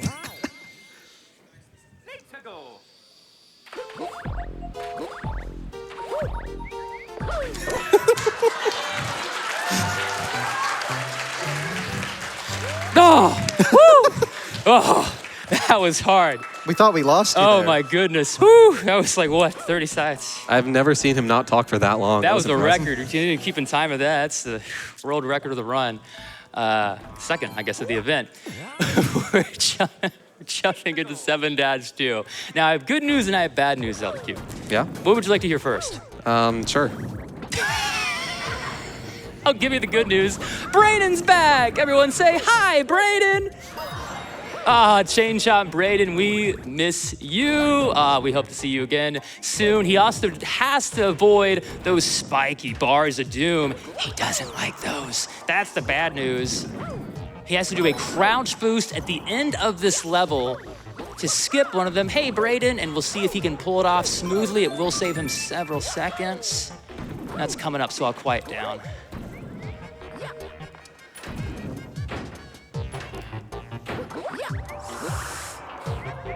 Nice, well done.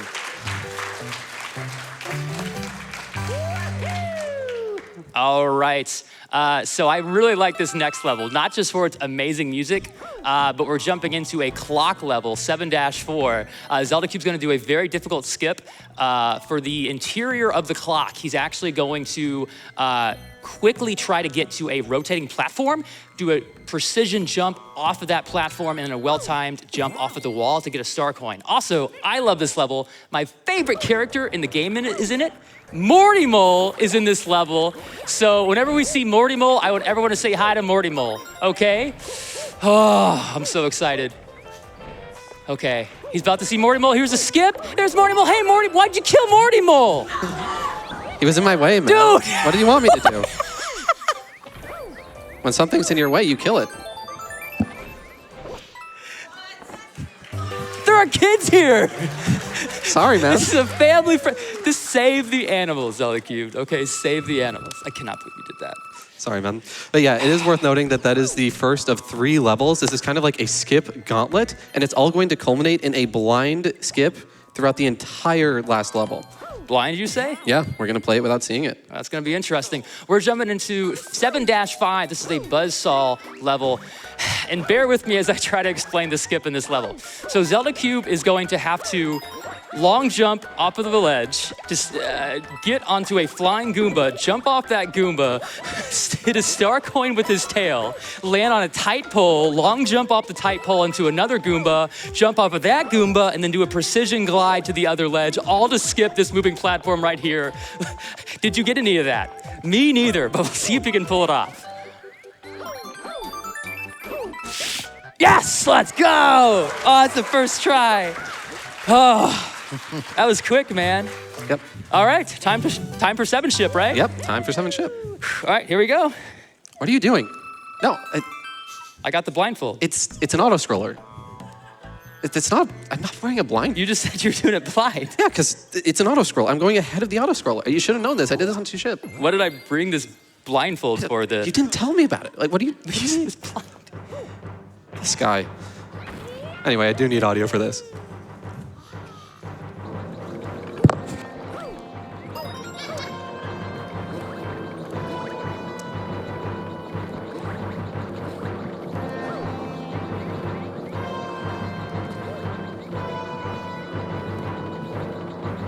Okay, we made it. Ooh, okay. I didn't see it. What happened? Did you make it? Don't worry, no one else saw it either. Yeah, very true. Nicely done, man. That's the hardest skip in the game right there. And this is a hard fight, though. So this is unironically a hard fight. Yes, unironically the hardest fight in the game. He's not going to crouch this. Well, he is crouching, but not the whole time. It's very difficult to like manage the 2 bosses and like kind of synchronize their movements. But that was very well done. Nicely done.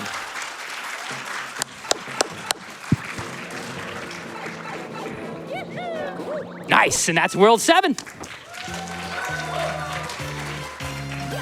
Well, all Mario games end in World 8, so this one's no different. We hope not.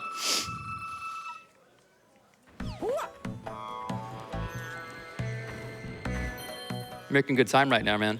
Pretty good time. Couple of deaths, but Yeah. Again, shame about World 6. I'm splitting for you, but I just skipped the whole of World 6 on the split, so this is still good on my watch. What's this? Another letter. It's Bowser. He has the princess encaged. Peach isn't, man, that one viewer's got to be losing their mind right now watching this. It's from Bowser.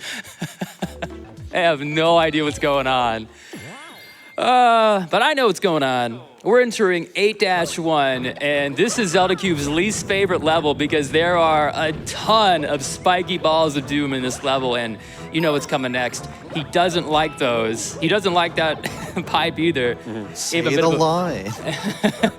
Gave him a bit of a wake-up call there. He's also going to do a cannonless at the end of this level to get a star coin. We'll see if he can pull that off.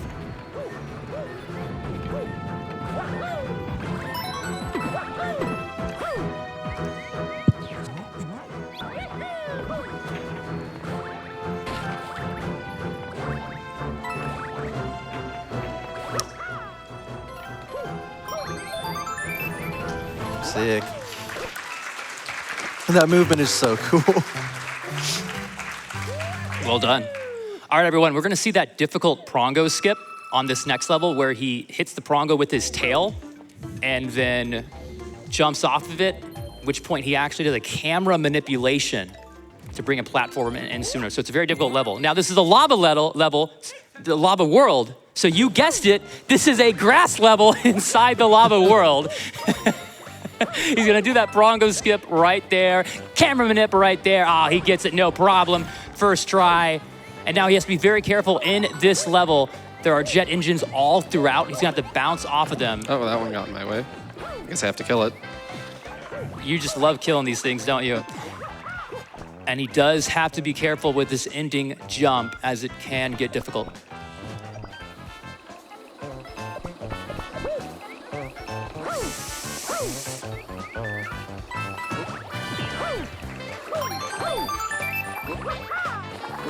A few more jumps to end the level. Yeah, he's not out of the danger zone yet. Nice. Well done.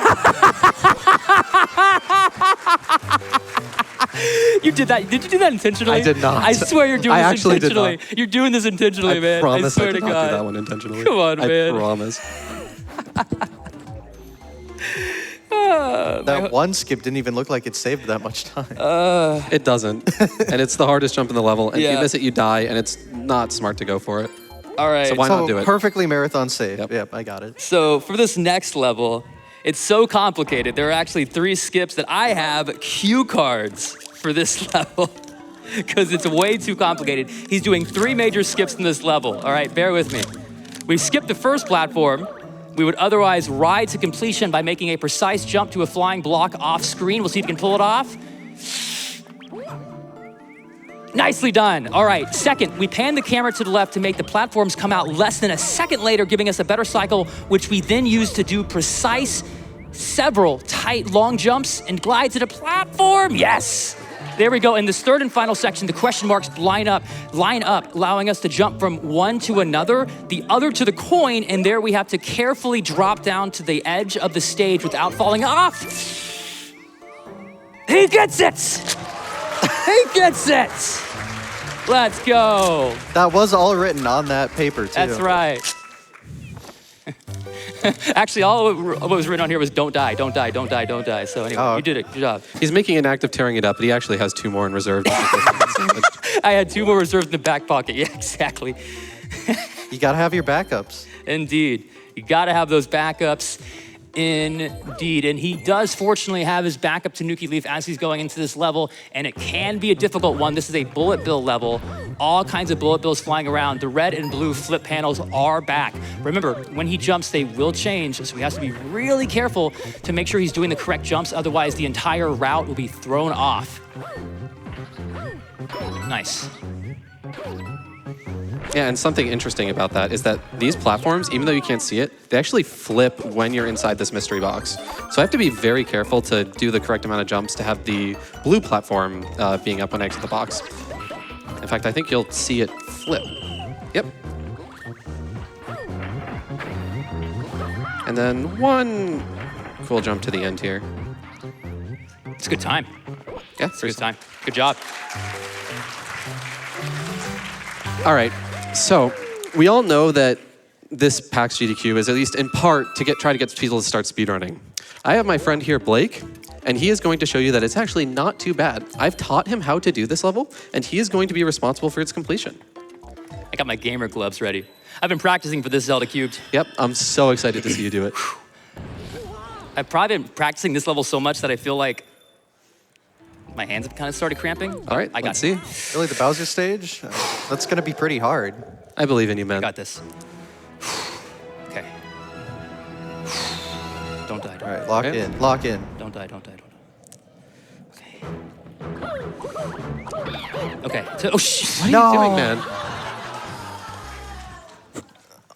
Oh, no, man. I got this. Oh, shit. No, you gotta go. Oh you gotta go the gosh, other dude. way. My thumb's cramping. Can you help? Can you? No, no. What do you mean? But will you hold up?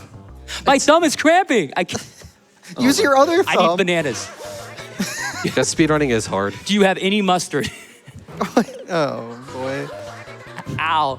Listen, man. I got this. Just give me a second, okay? It's. Oh my. Oh my gosh. I regret doing this. Wow.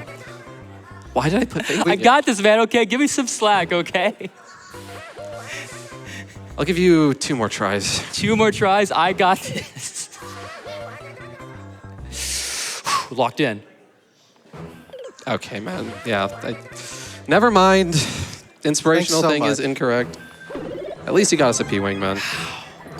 That cramp hurt. A P-Wing? Wait. Yeah. The P-Wing, doesn't that let you skip an entire level? It does, but you don't do that in the run, so I don't think we're going to use Ah, it just to be accurate to the strats. Okay, but at least you got that invincibility leaf, and that's going to make you invincible Yeah, that's going to help with this level a lot, actually. against everything in this level. This jump especially. And that's nicely done.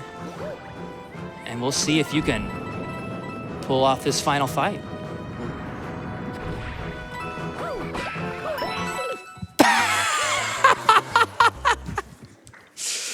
I guess I'm bad, too. You know, And that, folks, is what karma looks like. you know, I literally was like, when I said that, I was like, you know, I need to clarify that if you fall off, you're gonna die anyway. And I was like, nah, he's got this. There is a world record that actually took that exact death previously. But they hit the checkpoint, and I did not, so I'm losing a bit more time. It's all right. Let's hit it this time. How about that?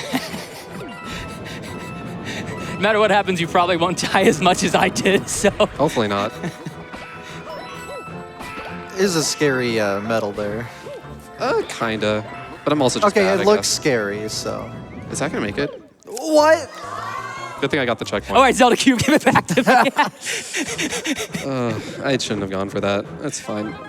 Well, this is a speed run, and Zelda Cube is going for everything today, apparently. I was making good time, and then I thought, you know what if I just made it a lot But worse? you're still making decent time despite the... It was That's only the- like a pixel short. Oh my goodness. I was supposed to long jump. okay. This is karma. All right, Yeah, man. I mean, Okay, we're done with at this rate, you might catch up. Yeah, we're done with this. The 10th. We're actually beating the level this time. trust Okay. me. Trust. We're all holding him to this, okay?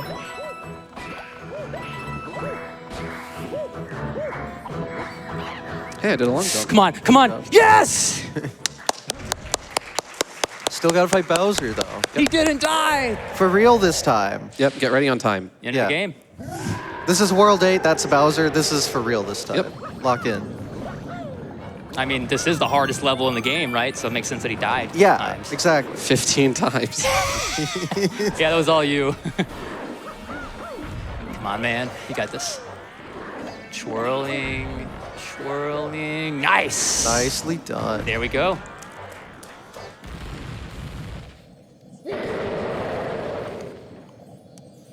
See? It's actually Bowser this time. Well, and he's dead. There's the cage. Yep. We did candleless earlier. How about we, Yeah! We love Mario 64. I can't believe you win for that. You pulled that off smooth, It's too. Peach. it is Hey, it's Peach! Oh, we saved Is her. she okay? Oh, she's fine, man. Look at her. She's lost some weight. She's already on time. Yeah, okay. Oh. What? Wait, maybe not. Oh. I am Man. so sorry, production. I promise the next time will be real. I'm so sorry. Dude, that one viewer is just losing their mind right now. You're never getting invited onto the stage again. It was a Man. good way to go out, wasn't it? Anyone that's not played Mario is just losing it right now. The amount of fake outs. It's all right. The final Bowser fight's gonna be a spectacle. It will. Yeah. It will be a showdown, and I guess I don't know what it is. That's something. Because We beat the level. we're gonna keep going, I guess. I thought that was the end. Yeah, Mario likes to make you do a little bit more of World 8. Indeed, and to think we didn't die once in that level. Zelda Cube's gonna stop reset here. It's gonna save him 2 seconds to skip that cutscene of Peach being dragged into this next part by Bowser. We're gonna jump into 8-6. There is a ton of tight movement in this level. Zelda Cube has to do a difficult coin grab where he's actually going to get his tail through a lava flame to get a star coin that he's not supposed to get, as well as skip a couple of sections. I'm gonna quiet down a little bit so we can focus. Yeah, this jump's actually pretty tough, and it's kind of risky. Nice! But this jump is the tough one. I have to... like that, and okay, we're good. Nicely done, there it is. Okay, this is another hard one now. If I can get the wall jump. Second try, nice. All right. Third star coin, good deal, good job. I think I'm gonna scare everyone at the end because this was a little sloppy. I'm gonna do this movement. Oh my gosh, oh gosh. Whoa, whoa. Style on him. Oh man. All right. This is actually the final level. When I touch the flagpole, it will be time.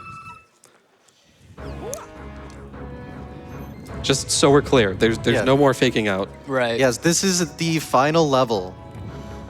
100 star medals. Yep. I'm sorry. No, this is... Look. We promise, okay? We promise. We've been talking about it, the 100-star medals. No. All right, and They wouldn't fake it out again. Nintendo wouldn't do us wrong like that. Definitely not. Indeed. So in this level, there is a hyperspeed skip that Zelda Cube can do that would save a ton of time. He's not going for that today. It's like a world record only strat. It's way too difficult to pull off in a marathon setting. But he's just gonna wait here on the roller coaster, and it's probably gonna be like maybe a minute slower or so, maybe 2 minutes slower. But it's better safe than sorry. But fortunately, it is a fun level because he gets to hang out in the roller coaster and kind of just take a break. No, What are you doing? Here we go. What are you doing? I'm trying it. What are you doing? He got the skip! Wow! You went for the skip! I had to prove you wrong. Dude, I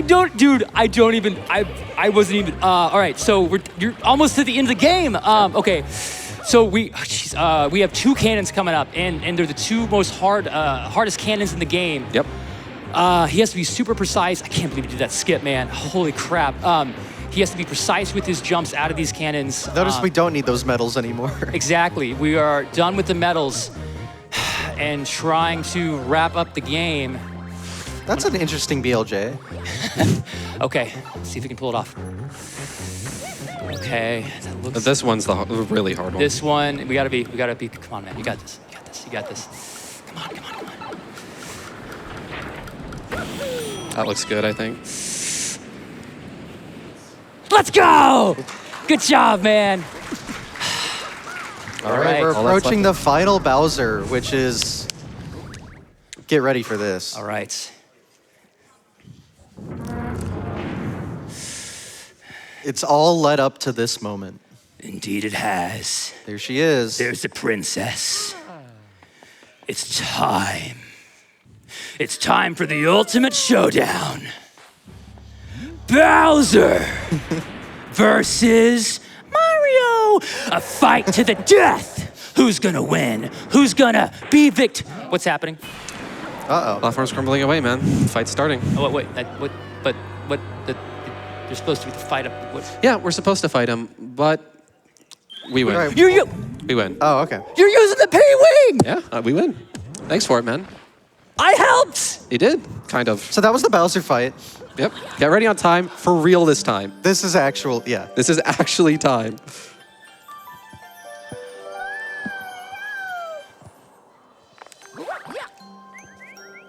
And time. Time.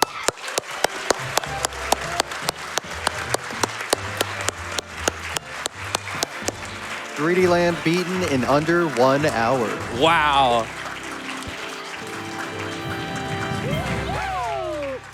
All right.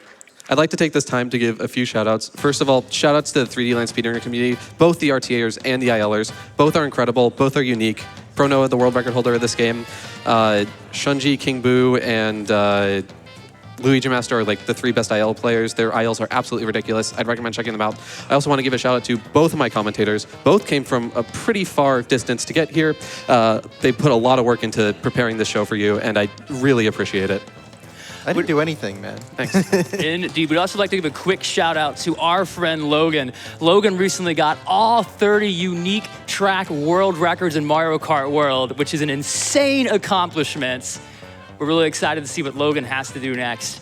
Great run, man. Thanks. I'm proud of you. Thanks very much. I'm proud of myself for getting that P-Wing. You did a good job. And you didn't die once. Okay. But with all of that, thanks everybody for watching. I hope you enjoyed the run and have a great rest of your event. I can't believe you lied to me. Yeah, thank you, Helix. All right, so yeah, just like Helix said, we are running Oracle of Ages or Oracle of Seasons. Which one? I don't really know yet. We don't have the final results of the poll, or we do, I just don't know them yet. But you all voted for which game I'm gonna speedrun. Either Oracle of Ages any % or Oracle of Seasons all essences. So, and I have both cartridges right here, and I'm on the Game Boy BIOS screen, like the intro screen.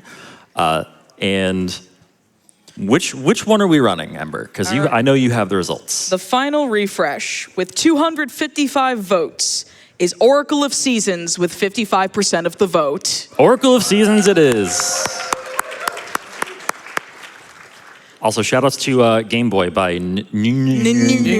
whatever that is. I think that's missing now. I think that is missing. I think so too. Speaking of missing, though, shout-outs to Stump for their run earlier of Pokemon Blue, No Safe Corruption. Just thought I'd mention that. But yeah, here we go. Oracle of Seasons, all essences. All right, let's go ahead and delete that file, and then we're gonna make a new one. Whoops. I don't remember how to copy files. I do, there we go. All right. Okay, so we're gonna get started here in 3, 2, 1, let's go. Good luck. Have fun. All right, thank you. Thank you again for voting, everyone. This has been a great PAX East for me. How's it been for y'all? Well, I think we should probably introduce ourselves. Yes. Hi, I'm Amber Cyprin. My pronouns are they, them. I was part of the games committee for this entire event, and we have never done anything like an audience choice, and I'm really thrilled that y'all made it happen. Y'all voted. Thank you so much for voting. And I don't speedrun any 2D Zelda that isn't named Four Swords, which I also run with this numpty here, but I'm here to... I know more about this game than I should through osmosis. We're here to vibe. Yes. We're here to vibe. And I'm Glubbers. I run a lot of Zelda games. I don't run either of the Oracle's games, but I was the one who was running the other 2 Zelda games of the 4 in this event that were 2 runs. Yes. Yeah, Glubbers was on the PAX Arena stage yesterday. Yeah, I was. I opened yesterday morning, and I ran Breath of the Wild and Echo's Wisdom at the same time. And that's how we had 2 Zelda run submissions that had the shenanigans to have 4 accepted with 2 actual runs. Yes. So, yeah, thank you guys for dealing with our antics. Oh, it's been a pleasure being able to do really cool ideas like that. By the way, if you ever have a speedrun showcase you want to submit that you're like, oh, I don't know if I should submit it, just submit it anyways. You don't know if you don't submit. Anyways, so what's happening here is some eco-terrorism where General Onyx is kidnapping the Oracle of Seasons, Din, and encasing her in crystal, which throws the entire world here into absolute eco-upheaval. So the Temple of Seasons is going to sink into the underground, which will be the aptly named Subrosia, and it's going to throw Seasons all out of whack across the world. This is a holodrum, right? Or is that Ages? This is Holodrum, yes. Okay, this is Holodrum. Okay. Horon is Ages, right? That would be Labrina. Labrina. What is Horon then? It's the village that we're about to enter. Oh, Horon Village, right. I'm like, where am I getting this name from? I am not hallucinating this name. Anyways, you'll notice... it is easy to confuse the 2 games sometimes. You'll notice that we're on Japanese text. That is simply because there are fewer characters to scroll, because there is not instant scrolling text like there is in Echoes of Wisdom, and only A and B match text. We ran Minish Cap as the finale last year, which was another Capcom Zelda, and that allows you to use D-pad and all sorts of other nonsense buttons to mash text. Only A and B mash text here. So we have reset the screen. Well, we didn't reset the screen. The season started as winter, right? Or so on the way back into Horon Village, if it's winter, I'll be resetting the season because there's a huge snowbank that's in your way. Also, hardest room in the game right here. Just to not get dragged into the pits. Yeah. Look, I have seen people fail to go through this room before. I mean, yeah, we saw it at Zeldathon. Exactly. Multiple times. Also, say hi to Keese right here. Keese are the worst enemy in the game. Keese are the worst. We will see a lot more of them later. Bats in general in video games are the worst enemies you could possibly put in your video game. So if you want me to be upset at your enemies, just make a bat. Yeah. That's it. Yeah, especially in this game where, so this game looks very, wow. Yeah, and you can tell how big the actual collision is there. This game looks very similar to another Game Boy Zelda game, Link's Awakening. Shout out to Link's Awakening. It just borrows a lot of visual assets, but this game was actually made, the engine itself was made from the ground up by Capcom, or Flagship, which is a subsidiary of Capcom. So basically, it is a completely different feeling game with much larger hitboxes because Capcom. And no iframes. Yeah, and no Capcom. iframes. Yeah, so like casually, these games play a lot more difficult. Also, shout outs to No Winter and Horon. Let's go. Yo, yeah. This is no giant no giant snowbank. Yeah, so Horon Village is the only village, or the only place in the game where the season is actually completely random upon entering. Every other one has like a fixed beginning season that you can influence with the Rod of Seasons, which is the gimmick item in this game, which we'll be getting later. Yes, and you may notice during our screen scrolls that there are, as we go from screen to screen, that there is a little screen tearing, but we are using Game Boy interface. TGH here is very, very, very sensitive to input latency, to the point where we are using the Speedrunner edition of Game Boy interface with the low latency, the lowest latency possible, which involves turning off VSync. So you'll see the screen tearing, it is perfectly normal. You don't need to adjust your stream or anything, I promise. But it does mean that we can do things that are frame perfect, and we're able to be the most comfortable we can be running this game. If you are experiencing technical difficulties back home, highly recommend turning your monitor upside down. I hear that helps. Yes. It also evolves Inkay into Malamar. Yes. Yes, yes, it does. it absolutely does. Alright, Shout so out to my street passers, by the way. yeah, you've been street passing all week. Yeah, I have. Yeah, PAX has had a wild amount of street passing, both at East and West, for quite a while now, which is interesting for a console that had its last game release a decade ago. All right, so here we are in Gnarled Root Dungeon, by the way, or Dungeon 1. So I am just going to be killing enemies here, also grabbing a rupee. That's important for later, for something I'll get into a little later. Actually, I should get into it now. Yes, you should. So RNG manipulation is a thing in this run. So by that I mean basically like bending the game to our will, essentially, with luck-related things. So every single enemy in the game, like all of their random movements are controlled by one value in the game, which I'm just going to call the RNG value. And it's actually like relatively easy to manipulate in this game compared to other Zelda games, because Capcom was a lot more simplistic with how they actually handled their randomness. So basically at the end of this dungeon, actually, I will be not pulling a bomb. That was really dumb of me. Okay, whatever. Overmashing is also a thing for text. Whoops.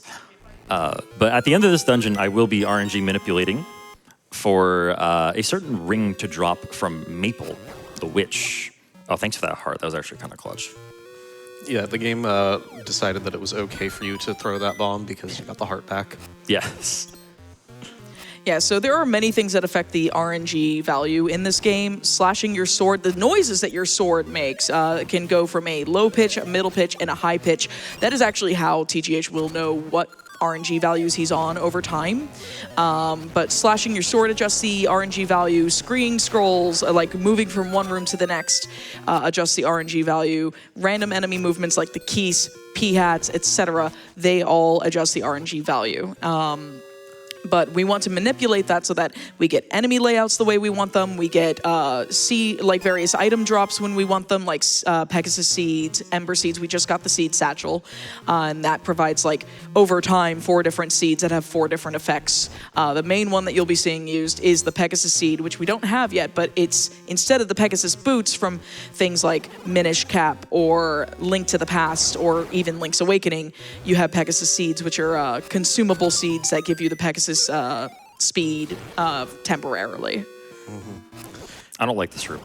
This room It doesn't is not like you. fun. All right, there we go. Okay, so starting right here, I'm going to be hard resetting my console to reset the RNG, mashing very fast through the title screen here, because RNG rolls once per frame on that title screen, and I'm going to be listening. Okay, just for a high slash. So if I do everything cleanly here, that was probably fine. Aquamentus should give me perfect RNG. Aquamentus can either charge at you, which we don't want to have happen, or can just like kind of stay put. And we want him to stay put.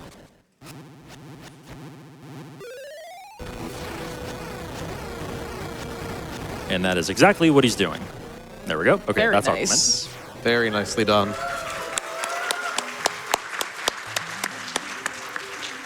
Yeah, the bosses don't get much easier than that, so. And we have our first of our essences of nature.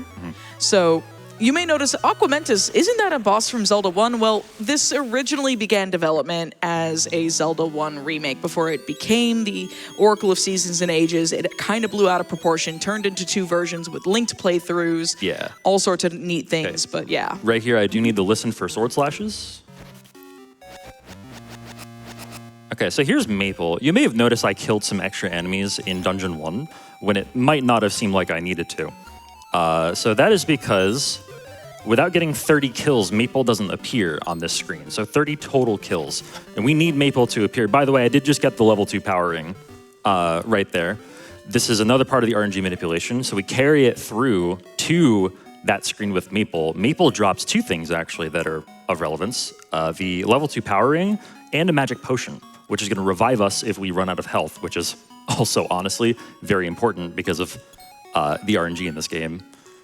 being kind of brutal sometimes. Yeah, so the rings that she drops and the things that she drops are normally random, but by RNG manipulation, we're able to ensure that that ring, that mystery ring that we pick up, later appraises for level 2 power ring. And also the magic potion is important for, is a safety strat for in case of taking a death or? Yes. Okay. Yeah, it basically lets you play more aggressively later on. Also, shout outs to Rosa.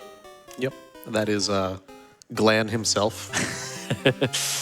Also, shout outs to Glenn, who gave me that Rosa sticker at Zeldathon. What a nice guy who really likes Rosa. Yeah, so it wouldn't be a classic Zelda game without some sort of mandatory stealth section. This game has more than one, but this is the first one. And we want to play hide and seek here with Rosa, because we don't want her to notice, because she's trying to go back to the Subrosia portal. Doesn't want anyone to follow her into Subrosia from the overworld. And for some reason, she doesn't know how to look up. Onto a stump. Yeah. That's normal in the 2D games. You get up on some higher plane, no one sees you. No one looks. You're actually invincible in Minish Cap if you stand on a Minish portal. It's true. You simply cannot get touched. All right, so here we are in Subrosia, which is kind of like the underworld of the game. This is where the Temple of Seasons collapsed into. So we're actually continuing manipulation, by the way, by way of just kind of not swinging my sword until I need to. So we are going to be carrying this manipulation all the way into Dungeon 2. There is a particular room in Dungeon 2 which is awful if you don't manipulate it. Yeah, so this is something that should be highlighted a little bit more, in my opinion. RNG manipulations, carrying them for multiple minutes is not easy. It is something that is easy to not recognize visually. Yes. But continuing them for as long as we do, it is very difficult. If anything goes wrong at all, everything collapses in front of you. Yes. And that's a very true word. You both run Minish Cap. Losing your RNG manipulation can be literal, like, oh, I have to reset because I can't do what I need to do to be able to complete this run. And one particular, you'll be dragging a very long manipulation through Dungeon 3 a little bit later in the run, and that's going to be really impressive if you've ever been in Dungeon... Oh, no, wait. I'm thinking of the right dungeon, Yeah, right? Dungeon 3, Dungeon 7 Yes. are like the big manipulation. I'm sitting here trying to not conflate ages with seasons because I was prepared to commentate for either, and I'm like, Tokay Island is ages. I love the Tokay. Have you seen their key art? They are disturbing. They are disturbing, yes. They're like cute in a weird way, but like they're not as cute as they are in their look like overworld E.T. sprites. A little bit. The sprites are very cute. The art is... Yeah, the art looks like E.T. So I do need to listen for a sword slash right here just to make sure I do my manipulation on this screen. Okay, there we go. So I'm listening for a high slash and then a medium slash. There are 3 different types of sword slashes that you can hear in the game, and they're all determined by RNG, and therefore roll the RNG forward to prevent staleness, right? To prevent like staleness in the luck that the game has to offer you. So that's how we're able to manipulate RNG. Enemy movements also manipulate RNG, or they also roll RNG forward. Screen transitions roll RNG forward 256 times. That's such a surprising number. Why would they ever pick 256 in coding? I don't know who this guy is. He's a guy with a, what, ukulele? What is that? He looks like he could be Dampé's brother or something. Oh, God. Except instead of carrying a shovel, he carries like a mandolin or something. A mandolin and wears sunglasses? Yeah. Yeah. All right, so upcoming on this screen, I am going to be waiting a little bit at the edge of the screen for the bottom moblin to move to the left. And that's important. So that just rolls RNG onto the value that I want. And then when I come out of this house after getting the shovel here from Green Marin,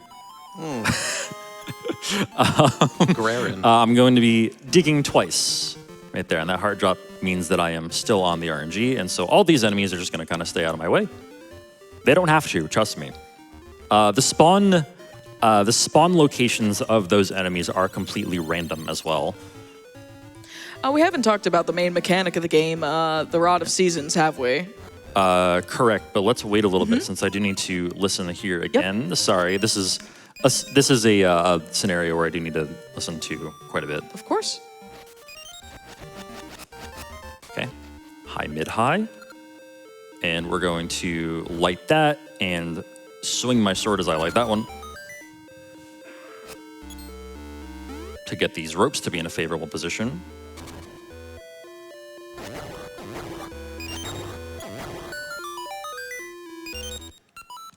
Okay, and maintaining manipulation through the title screen as well. Okay, high, mid, good, we're still good. You'll see why we manipulate this room when you see it. It's very bad not manipulated. All right, so we knock that guy in, knock that guy in. So this is the room that I'm talking about, so boom. Nice. Very nicely done. Very good. That was also the end of the manipulation, Yes. just to be able to blow up those enemies. We picked up the power bracelet, and I have a note here that just kind of hates on Keese as well. Yeah, so to emphasize it a bit more, remember we are manipulating the RNG, and while we said earlier that enemy movement does advance RNG, that also means that we know what's happening deterministically. So getting them to be dodgeable, be where we want so we can hit two of them at the same time. Yes. That's a lot of the name of the game here with these games, and it's awesome. It's just really cool. Oh, it's very satisfying to watch. If you've ever played one of these Oracle games before, you'll know that things like Armos or various like groups of enemies, when you have to like blow them up with bombs or like they're scattered all over the place, it's really frustrating, and it can be really satisfying to just watch someone go through a manipulation and just kind of be met with, oh hey, there's a Keese, be met with like no resistance unless it's a Keese. Keese are awful. We spend a lot of this dungeon without the sword equipped, so they're even more awful because we can't knock them away. Oh, hello. Hello. Yeah, so our RNG in this dungeon in particular is just really bad. D2 is one of my least favorite dungeons. Yeah, if you are new to the Game Boy Color Zelda games, nice speedrunner noise. Thank you. You'll recognize that we have an A and B button where we can equip items to, and as a result, we can. I hate keys. As a result, we can unequip our sword to be able to have two other items equipped. In this case, power bracelet. We were using bombs earlier over the sword. Now we have the sword equipped, but that doesn't mean we always have it equipped. And it's the menu actually. Oh, here we go. Here's Facade. Really tough boss here. Yeah. I love Facade. Facade was a boss in Link's Awakening and got downgraded to mini boss. And when he got demoted, Oh, that was close. Okay. when he got demoted, he became killable without even spawning. That's employee performance right there. If you get demoted, your performance does tend to go down. He's like, I don't have the motivation anymore. I'm not gonna try anymore. The deal with Facade is that we never go below the point in the room where he's programmed to spawn. So he just never spawns. Yeah. Poor Facade. To circle back to how equips and menus work, one thing that may not go noticed by the average person or someone who has never seen a speedrun of this game before is that TGH has actually painstakingly routed his item changes, his menu equips and everything. Because when you unequip something, it doesn't have a set spot on the menu like it does in Minish Cap. However, in the Oracles, as well as Link's Awakening, they don't have a set spot at all, so like they can move around. And we're actually entering King Dodongo here. So there is throw canceling, which is throwing with one button and then pressing the bombs during the animation to cancel it, which is how you can actually make this a little bit faster. And of course, King Dodongo is here because, once again, Zelda 1 Remake turned into its own unique game. There's a little bit of RNG with like how long he actually charges at you, but that's King Dodongo. There's a little bit of RNG with like how long it takes for him to charge or open up. All right, and that's the gift of time, which is an essence of nature for some reason, and not of time. Yeah. So I feel like this belongs in ages. But This is just to say that ages is contained within nature. Something like that. Well, Sure. I mean, you need time to be able to grow things. Sorry, I don't. If you've ever played Stardew Valley, you'd know that. I have never played Stardew Valley, so I don't know that. I've grown actual crops, though. Okay. Okay. I feel like that counts, right? I do think that counts. You're forgiven. You are not. Sure. Okay, so now we're going to make our way back down to Horon Village to appraise our level 2 power ring finally. We didn't really need it in Dungeon 2, but we will be needing it starting in Dungeon 3. So Yes. we want to get it appraised on the way back. We have to go back through here anyway, so. Yeah, so what the level 2 power ring does is it deals +2 damage with your sword, but you also end up taking +2 damage from enemies. So it is a high risk, high reward sort of ring to equip. And there will be times where you actively unequip it at times, right? To be able to, to be able to I really get through don't dungeons easier. I don't even have it equipped that often, to be honest with you. It Okay. is very much a risk reward item that I don't want equipped all the time. And thankfully you can unequip it. Very important to be able to. Remember, rings do nothing unless worn. Very, very true. Thank you, Vasu. You're welcome. Exactly. I'm not wearing any rings today. I was yesterday. That means I can't speedrun today. Luckily, I don't have to. No, if you're wearing rings right now in the crowd, you can never take them off. You cannot. It's forbidden. Forbodden even. I can make it move. I can't get it off. How do I get it off? Right, so we're gonna fight Blano right now for Ricky's punching gloves. Oh, yeah. Speaking This is a of fight. speaking of demotions, Blano got demoted from mini boss in LADX to whatever that fight Punching bag. was. Just punching bag. But That's yeah, it. exactly. I'm just learning that it's Blano, not Blamo. That's Blano. Blaino. Yeah, I thought it was Blamo. I thought it was Blamo. It makes sense. It does make sense. I thought I could see it. Yeah, Blano just makes me think of Blaine from Pokemon, the gym leader. I just think of Bluto from Popeye. No, when you said Blano, I think of Drano. Oh, maybe, yeah. Maybe a combination of the two. All right, so here's Ricky. He's a kangaroo. He is, of the 3 animal buddies, I like Ricky a lot. However, his movement, I don't like so much. It's just kind of awkward, but here we are. Luckily, we don't actually use Ricky too much in this run. So which one is your favorite, Tej? I like Dimitri. I also like Dimitri. I am a Dimitri fan. Dimitri the Dodongo is great. So we actually won't be getting an animal buddy in this run. We actually completely skipped that. We skipped the whole portion of the run, and I'll get into it later. Can you please move? Thank you. And I'll get into it later. But right now, we're going to be starting another fairly long manipulation as soon as I get this floodgate key for opening Dungeon 3. I too keep keys in pools. Seems like a great place to keep it. You wouldn't think to look there, because I then it's mean- wet. You can't unlock wet things. It's like who wants to stick their hand in a pool of water and just kind of reach Whoops. around. I ask myself that whenever I'm doing the dishes. Oh God, yes. Oh no. If you leave food stuck to your dishes and just kind of let it soak in a pool of water, you're the problem. That's called soaking it. No, it feels gross. It feels gross. Someone in the crowd really did not like that. Thank you to the person booing that, because soaking dishes is a normal practice. No. Soaking dishes is one thing. Leaving it for someone else to clean up is the problem. You know what? Fair, that's fair enough. Okay, so this is a river. You can tell because it sounds like a river. Shout outs to White Noise. But right, 2 screens after this, or 3 screens after this, or whatever, it doesn't matter. I'm just going to be swinging my sword 4 times. Right there. So the actual act of that like flood coming in regulates the RNG. Whoa, okay, I think we're still good. No, we're not still good. I'm just going to reset that.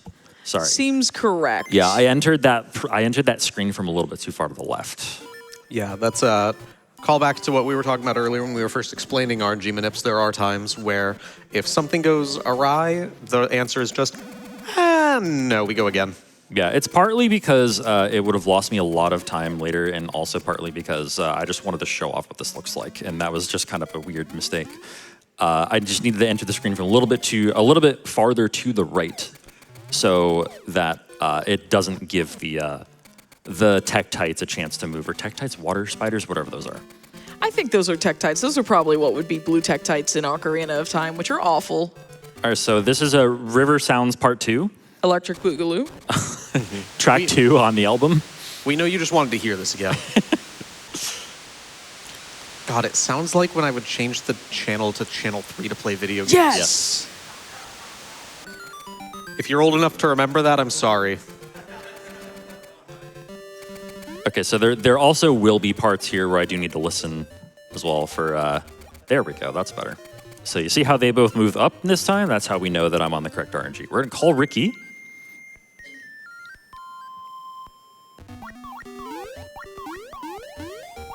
There we go. So Ricky's hops also roll RNG. And right here, I'm gonna listen for another sword pattern. And right here, this patch of leaves right here will drop a Pegasus seed for me. So yeah, as you can kind of see, it's a little bit important to keep this manipulation going for the speedrun, because Pegasus seeds let us go super fast. And right here, I'm listening for a high mid. And this star-shaped ore that I'm about to dig up right here can appear on one of 4 different screens, but we manipulate for the very first one. So that's another part of the manip. Go ahead, sorry. You don't want to dig 5 billion holes across 4 screens? Well, okay, so like the star-shaped ore can happen on only one of the tiles on all 4 of the screens, but it's just the act of traveling to all 4 screens that is slow. Okay. So yeah, and you can theoretically just get 4th try. All right, once again, mashing through the title screen as fast as possible. By the way, we're dating Rosa, so give it up for Rosa. Yeah, Rosa has a key that can unlock doors for us throughout Subversia. So we are using that right now to get back to the Temple of Seasons and unlock the door within the Temple of Seasons that is, well, locked. So remember, the best date that you can take someone on is to go to the Temple of Seasons to open a door. yeah, Sounds exciting. a locked door even. And then lift up rocks. Oh. To, impress her. Oh, yeah, no, you gotta impress somebody with your strength. That power bracelet's, ignore the power bracelet. So yeah, looking to impress someone and go outside, pick up a rock and go, hey, you see Look at this rock. Got you a rock. I picked this up. I got you a rock. Bonus points unironically if you have googly eyes. Googly eyes are great. I should have brought some googly eyes. Oh, googly eyes are such a good bit, except we can't really put googly eyes on anything right now. No, I'd put them on the GameCube and Tech would deal with it. I don't know if I'd want that looking at me while I run. It does kind of look like the red power light is like the tongue sticking out a little bit. Ugh, okay.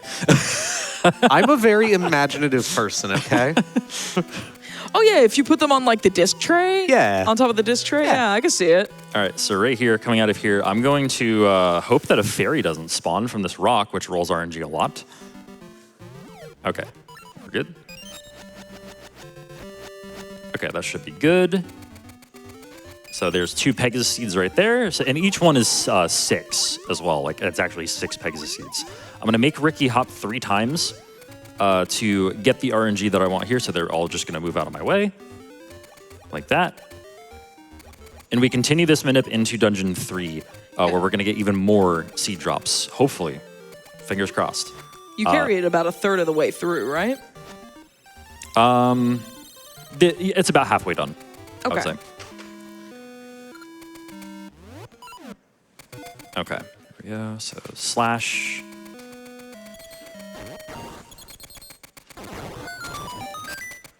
Five slashes there. Like one of the hardest rooms in the whole game is coming up, by the way, the Floor Master room. So you can actually manipulate these Floor Masters by moving in a certain way. So this is like the hardest room in here.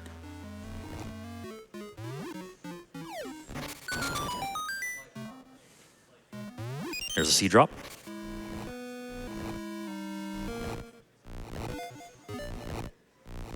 Yeah, this is one that Okay, good. always looks scary, even though I know it's manipped. Yeah, like you'll notice he'll like be kind of like baiting the floor masters here and there just to maintain manipulation of their movement and keep it controlled. Yeah, which so is very important. there's no RNG in that room. It's just they spawn based on the way you're moving. Yes. Also, nice little optimization there. So to break the floor as you're pushing that, that's a kind of a scary strat, honestly, because you can fall and just have to restart the room all over. Yeah, and that can't save that much time, maybe a second or two. It's minimal, yeah. It's very small. Ooh, this is one of my favorite puzzles. It's just visually appealing. Look at that. So satisfying. Okay, so right here, we're going to get a Pegasus drop, hopefully. There it is. Perfect. No fairy spawn from the second one, which can be a common way for the Minip to fail. And we're going to end the Minip right here by spin slashing all these mimics in one. Oh, wait, I Like love that. Yeah. I forgot about that. Oh, I love that. And that's why we reset when we fail the Minip the first time, because doing cool stuff like that is fun. And also, it still probably saves you time. Yeah, so remember, we're persisting the manip from when that reset was. Yes. That's how long this has been running. Like, Yes. this is a very long manipulation to carry throughout that point. Also, we've picked up the Rock's Feather, which is, I don't know why they keep giving us the Rock's Feather in 2D Zelda games, because you should never be allowed to jump. Yeah, they keep letting us jump for some reason. Yeah, if you've never seen Link's Awakening or Minish Cap or Echoes of Wisdom or these games, giving us the ability to jump is a mistake. Have you ever just pushed a trampoline across a room? Does a yard count as a room? Sure. Then yeah. One of the classic questions is a hot dog a sandwich? Is a yard a room? I'm actually, yeah, that one was a little weak. Okay, Keys. All right. This is where I really hate Keese, because the Yeah, background it's is black. the same shade Yes. of black. Yep. All you see are just two little eyes just floating in the black void. Have them be like a charcoal gray or something. For real. Or even just like, if you can't spare the color, like a deep navy blue. That one's a little problematic. It's fine. Okay. We're just gonna kill them.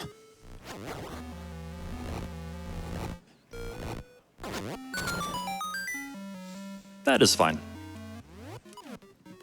Okay, so coming up is the mini boss of the dungeon. All right. Who here likes Splatoon? Well, here's Splatoon. Those are definitely squids. The squid now. Where's the kid now? We have the advantage because we have a sword, though. Actually, there we go. Is the kid Link? Link is the kid, and I the think kid so, has a yes. sword. Who gave the kid a sword? It's like, what do you got there, Link? A knife. No! Okay, so coming up, we're about to get the big key and then do another RNG manipulation up to Mothula, the boss of the dungeon. So we're going to manipulate for 2 seed drops and also so that we know exactly what Mothula is going to do. So right away, I'm going to delay a little bit on the title screen. Equip sword and then do some slashes. Okay. 3 slashes there. I forgot that this is one of the games where P-hats are not annoying. Casually, they're pretty annoying, I won't lie. There's another one. So Mothula will go right. There we go. There's Mothula. You love to see it. So that's an example of just how good the level 2 powering is, because without that, Mothula takes a lot longer. Yeah, the level like a lot longer. I've seen that boss go out of control. It's not fun. Yep. And that's our 3rd essence. Yay! That's 3 of It looks kind 7. of like 8? how many essences? I think there are 8 essences. That's what I thought. Yeah, yeah. That essence in particular looks like a big old nose, 2 little eyes, and like a smiley banana. Okay, so coming up, after we get this first jewel here, so we do need 4 jewels to open up Dungeon 6 a little bit later, and well, a lot later. So 4 different shaped jewels. This one we're going to call Ricky back for a little bit of his help because we don't want to bomb, or rather shovel each and every one of these. It's a little faster to actually just call Ricky and do this because Ricky can also punch open walls like that. And then we're going to do something called the hide and seek skip. Do one of you want to briefly explain what hide and seek skip is? Yeah, I can go ahead and take that on. So hide and seek skip, like I mentioned, we had another stealth section coming up. This is going to be that stealth section, but we're going to skip it because it's a sub-pixel specific clip into the wall using Pegasus Seed Speed, try saying that 3 times fast, and a bomb boost, which allows us to lift a rock that's supposed to be lifted from the opposite side. So we're going to go ahead and try to get ourselves positioned correctly here, grab the Pegasus seeds, equip them, and be able to, yep, there we go, very nice.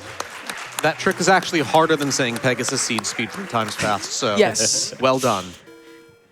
Yeah, so that's actually not even the only time we use that tech in this run. That's one of the big sequence skips in this run. There are 2 main tricks in this run. Other than that, it's progression's pretty normal, but this allows us to get spring super early before even doing Dungeon 4. So what you're supposed to do is go do Dungeon 4 and then come over here and get spring. But now we can use spring to actually use the Eastern Suburbs shortcut to get up there, to get up to Sunken City without... sorry, yeah, that jump is hard, so I had to focus for that one, but I failed that anyway. So yeah, we get spring way earlier than we're supposed to. Yeah, so you can get to Sunken City without having to rely on Dimitri or Moosh, right? Yes. Yeah. Yeah, exactly. We can completely skip the Natsu area. Also, I mentioned sub-pixels earlier. Oh, here we go, another bomb boost right there. Yeah, so that jump right there, so that you're supposed to have the magnetic gloves to be able to get past that. That's an item we get in Dungeon 5, but we haven't been in there yet, so. But this is just a little shortcut. Yeah, were you wanting to explain sub-pixels, Amber? Yes, so sub-pixels, so if you don't know what a pixel is, why are you at PAX? So a pixel is this is a pixel art game, and a pixel is a square, and sub-pixels are smaller squares within that square. That's the easiest way I can describe it. You cannot see those. We physically cannot see those typically, but we rely on certain positioning or behaviors of Link's sprites using different visual cues. You might line up his hair or his foot or his hat, various different pieces of Link's full body to be able to position them in the sub-pixel coordinate that you want so that you can be able to do the things that you want, like being able to pick up a rock while standing on a pit so the pit doesn't suck you in. Exactly, yeah. The visual representation, you can have 2 things that look identical, but you don't return the same actual internal position. Yes. Which is annoying. But they can be annoying at times. Just the fact that they exist and also manipulating them can also be pretty annoying. Yes. Sometimes. But with consistent movement and everything, you tend to end up on the same ones. There's a reason that the movement is the way that it is. Yeah, so I did move cardinally only, you might have noticed. I did not move diagonally at all to get to the point where I execute that trick. And that's basically what made it work. That made it so that my Y subpixel specifically was consistent, or my up and down subpixel. Yeah, your vertical subpixel rather than your X subpixel, which would be your horizontal axis. Yes. All right, so now we're going to take advantage of that shortcut that I mentioned earlier up to Sunken City. So we're going to make it spring, and spring makes these flowers appear and shit you up like that. Spring makes flowers appear? You should tell them outside. Yeah. Yeah, well, we are in Boston after all, so. Look, 2 out of 3 of us here are New Englanders. I'm a Boston native, and yeah, no, it's been cold this weekend. It's been a little chilly this weekend. For, the fact that we are past the vernal equinox. Yeah, I'm not that far away. I just live down 90. Just a little bit. Very, very down 90. I'm from the other end of 90 on the other coast.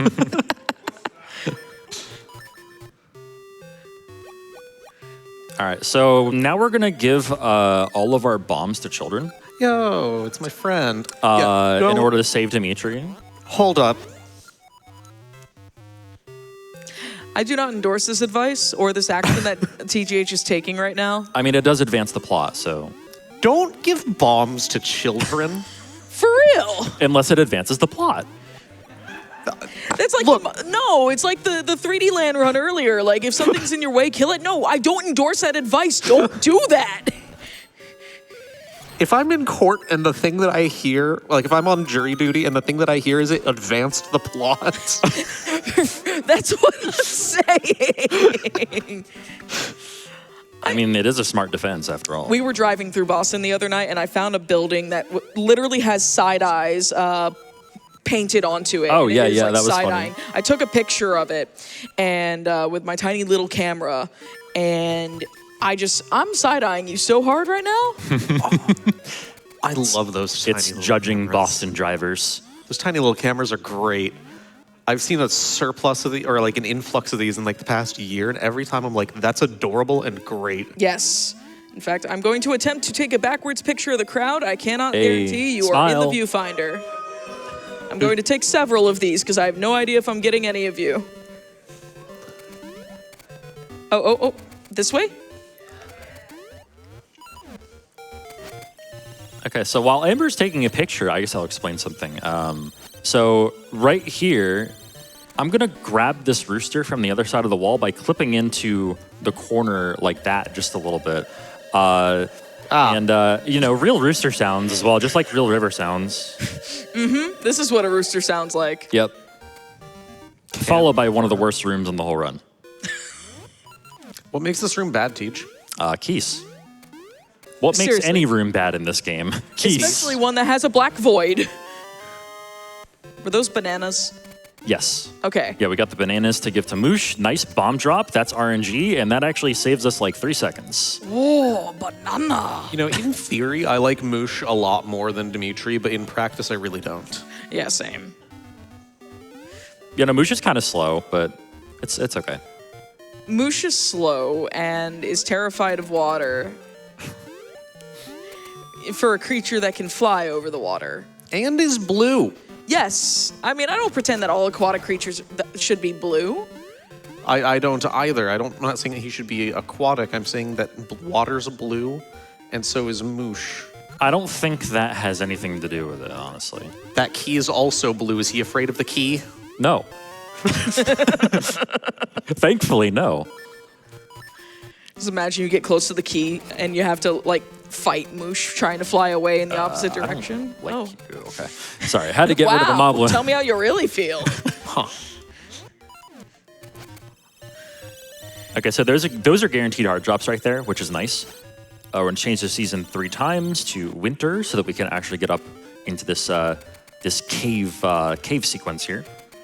Moblin staying nice and out of the way. Shout out to that Moblin. Mortimer the Moblin over there. You need to run this so you can name everything.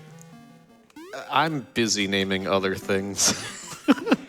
Glubbers is very good at naming things. More rooster sounds. I love the rooster sounds. Followed by, wait for it,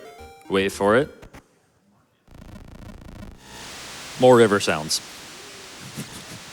Shoutouts to River Sounds. Sometimes I'm grateful we're not playing on a CRT because I can hear that CRT whine from a mile away.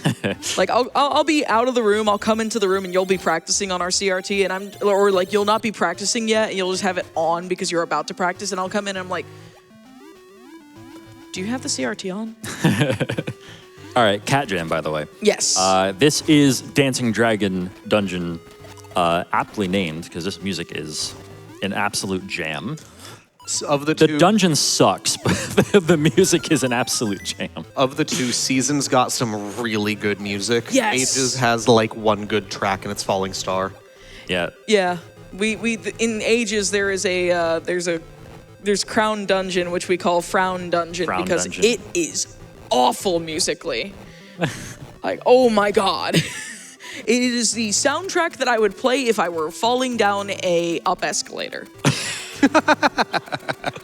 That's a good way to put it. Shout outs to Pushing Pots, by the way. What's a puzzle game without push block puzzles? Very true.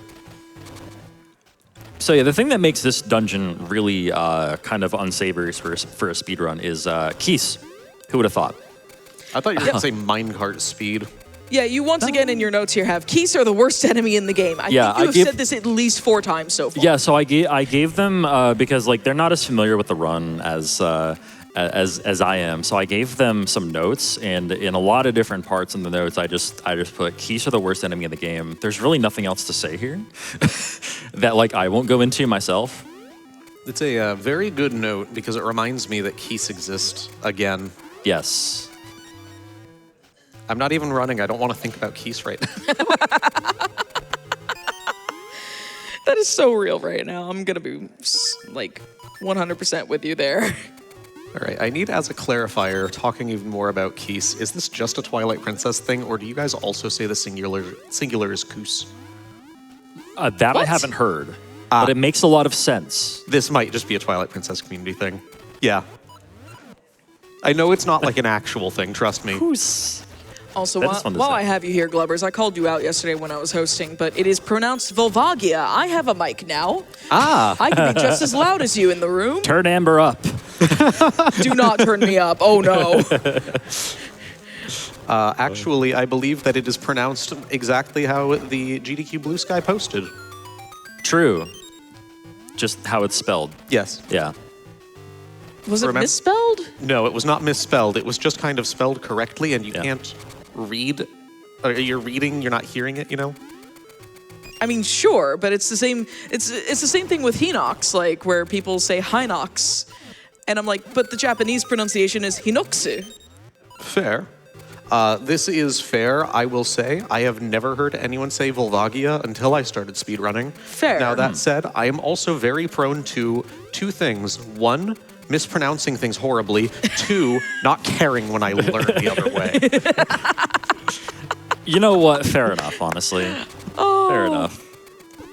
All right, so coming up, we are going to fight the mini-boss, Discount Aghanim.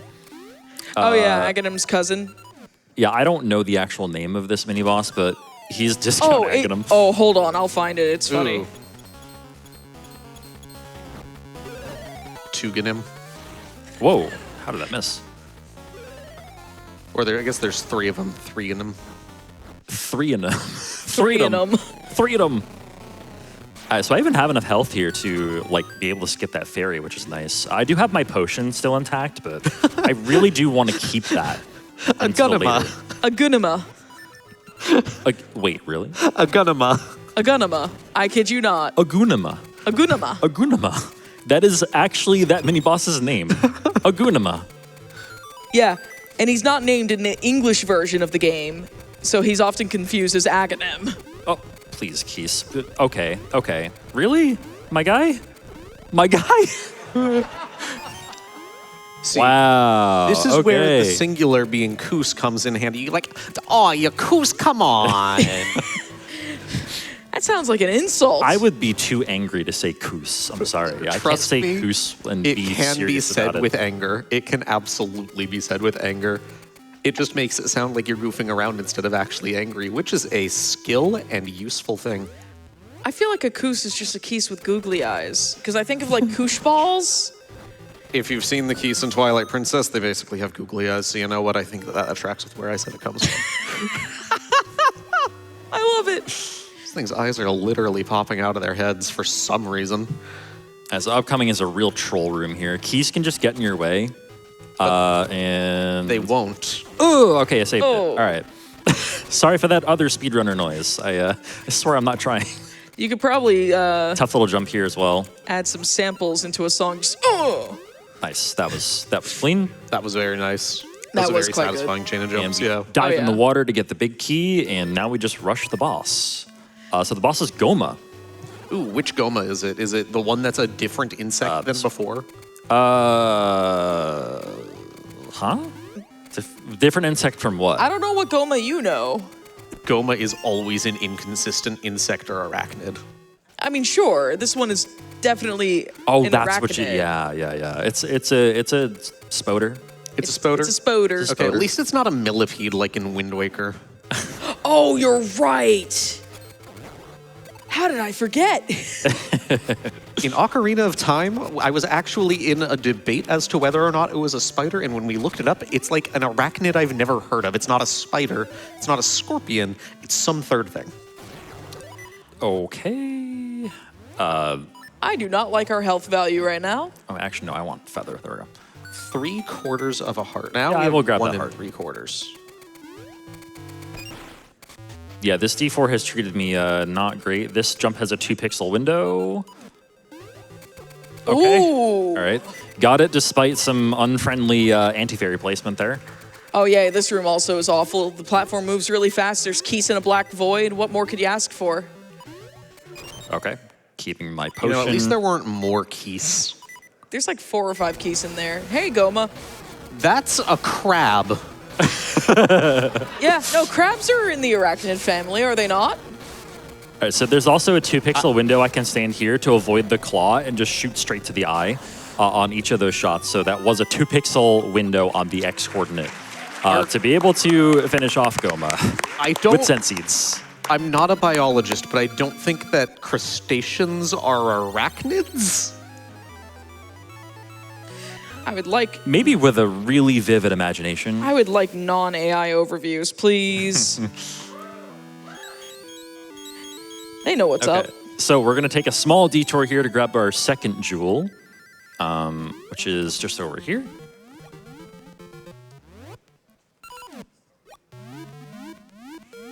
Getting back a little bit, by the way, to the menuing. Amber mentioned it a little bit earlier, but yeah, my menuing is very particular, and that's kind of why I am able to menu so quickly. I know where everything is in the menu, but that comes with a lot of practice and memorization because, again, the GBC Zeldas really, you can move the items around in your menu.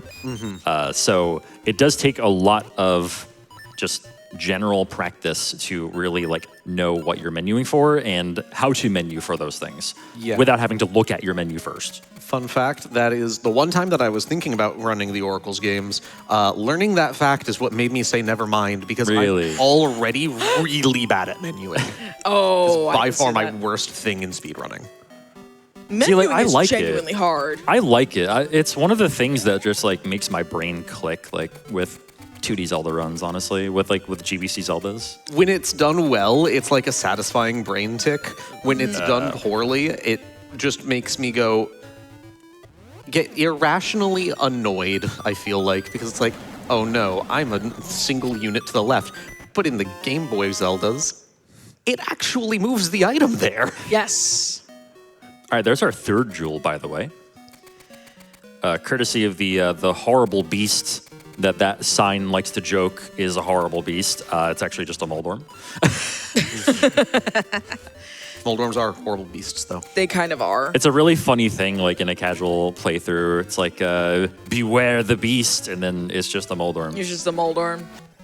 It's I saw 30 of these in Dungeon 3, thanks. Also, I want to circle back on are crabs arachnids or crustaceans? True crabs or crustaceans, you're 100% right. Apparently, horseshoe crabs are relatives of spiders and other arachnids, but it is not an arachnid either, but it is a relative of it. That tracks. Yeah. Based on horseshoe crabs, generally. What about unicorns, though? Because we are in Unicorn Cave right now.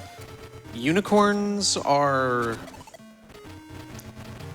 Do horns count as claws? Last I checked, no. Someone said no very loudly. I heard that. Yeah, no, shout out Surreal Coon. Just the no. By the way, I hope y'all are enjoying this run. And yeah, thanks for coming out, and thanks for honestly thanks for showing love to speedrunning in general. If you're here at the speedrun stage at PAX East, I've had a lot of fun this week as well, hanging out here. Yeah. Can we actually hear some applause for all of our speedrunners this event? We had 4 days of straight speedrunning, and everyone's done phenomenally. We set 2 world Oh my records. God, Keith again! What are you doing? And now we're going to set a world record for Keith repeatedly hitting God. J.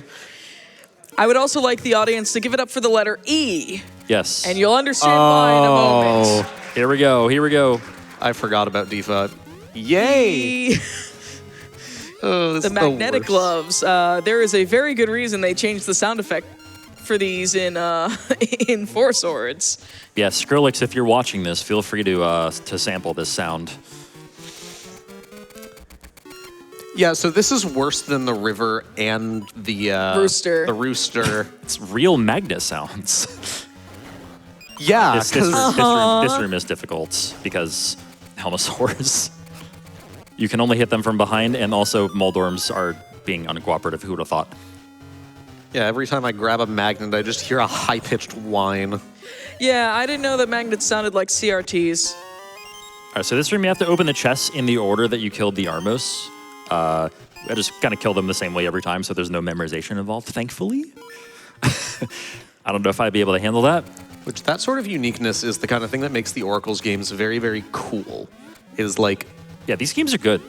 yeah, these games are good. Capcom made good Zelda games. They did. Just ignore the lack of iframes. And the keys.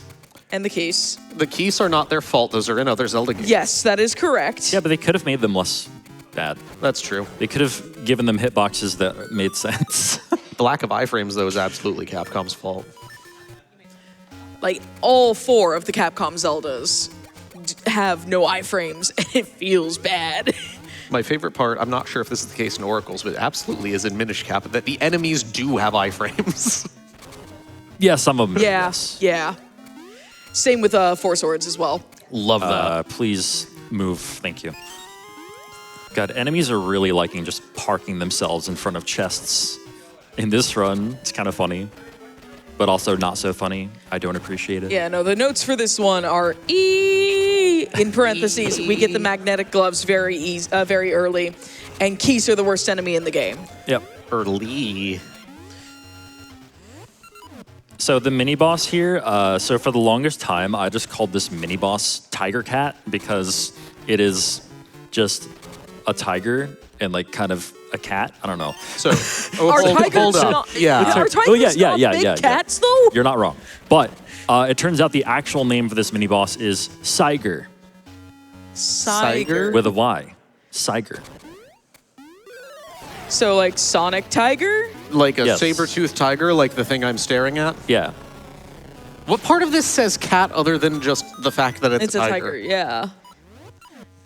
I mean, Was it- I don't know. Was it the ball on the end of the tail that no cat ever has? I don't know. It honestly looks like it could pass for a Neopet. Look, I don't question my brain. Okay. I also like- don't question my brain. I shouldn't be pressing on this. I thought you were gonna say I also don't question your brain. I don't. Whee! By the way, cool jump there. It was going to be sympathizing, but now it's just me making fun of you. All right, so we're approaching the boss, the kind of infamous boss of this dungeon, Oh, Big Dogger. yeah, no. This is the worst boss in the game. So I've played this I casually. disagree, I don't but- speedrun it. But this boss is awful literally because of the screen crunch that comes with being a 10:9 aspect ratio Game Boy game. So Dig Dogger involves having to slide a magnetic ball all over the place, or a spiky ball all over the place, trying to break Dig Dogger into smaller Dig Doggers, which then bounce around. So hear me out. Dig Dogger is a really good boss because it's fun to say Dig Dogger. Go play any other game where it exists, like Zelda 1. I really thought you were gonna say something like Dig Dogger is a crustacean or something. Dig Dogger? No, Dig now Dogger, it is. Dig Dogger is a pain. It is just a pain. That was good, by the way. That was a good Dig Dogger. If I may, that was actually a good boss fight. Yeah, that was a Dig Dogger that didn't spiral out of control. And Yeah, I am happy for you. Ideally, you one cycle that boss, but it is very hard to one cycle that boss. That is definitely one of the more difficult bosses in the game. Like a good crustacean, it obeyed. Yeah, the one in D6 is like arguably harder. At least to survive, it's harder. But I think it's maybe a little bit easier to like optimize. or to get like a decent cycle. Where am I going? I'm going to this. There we go. Sorry, we warped to that tree like 4 times in the run, and I was like, wait, which part of the run are we at? So we're going somewhere towards D6, I'm sure. Well, not first. We need to get the 4th jewel. Well, yes. Down here. Thank you, Buzzblob. That for is saying working that towards D6. So we are, in other words, we're about to witness the best music in either Oracle's game. Correct. Shout outs to Tarm Ruins. I'm waiting with bated breath because I actually do like Falling Star the most, even though it's in Ages. What is Falling Star? Like, where does that play? D8. Oh. Falling. Wait, Ancient Tomb? Wait, D8 in Ages is Ancient Tomb. D8. Maybe Falling Star is the thing that comes right after that. There's a point where it says Falling Star on the screen, and that's just what I note for the music. Oh, interesting. I'm gonna save a seed here, which is why I'm just not using a seed. I'm a little bit low, honestly. I haven't gotten any like random seed drops this run, so I am gonna save them a little bit here. I think at this point I can start using them again though here. Yeah, this song is so incredibly good. This actually just sounds like it could be like in a Pokemon game.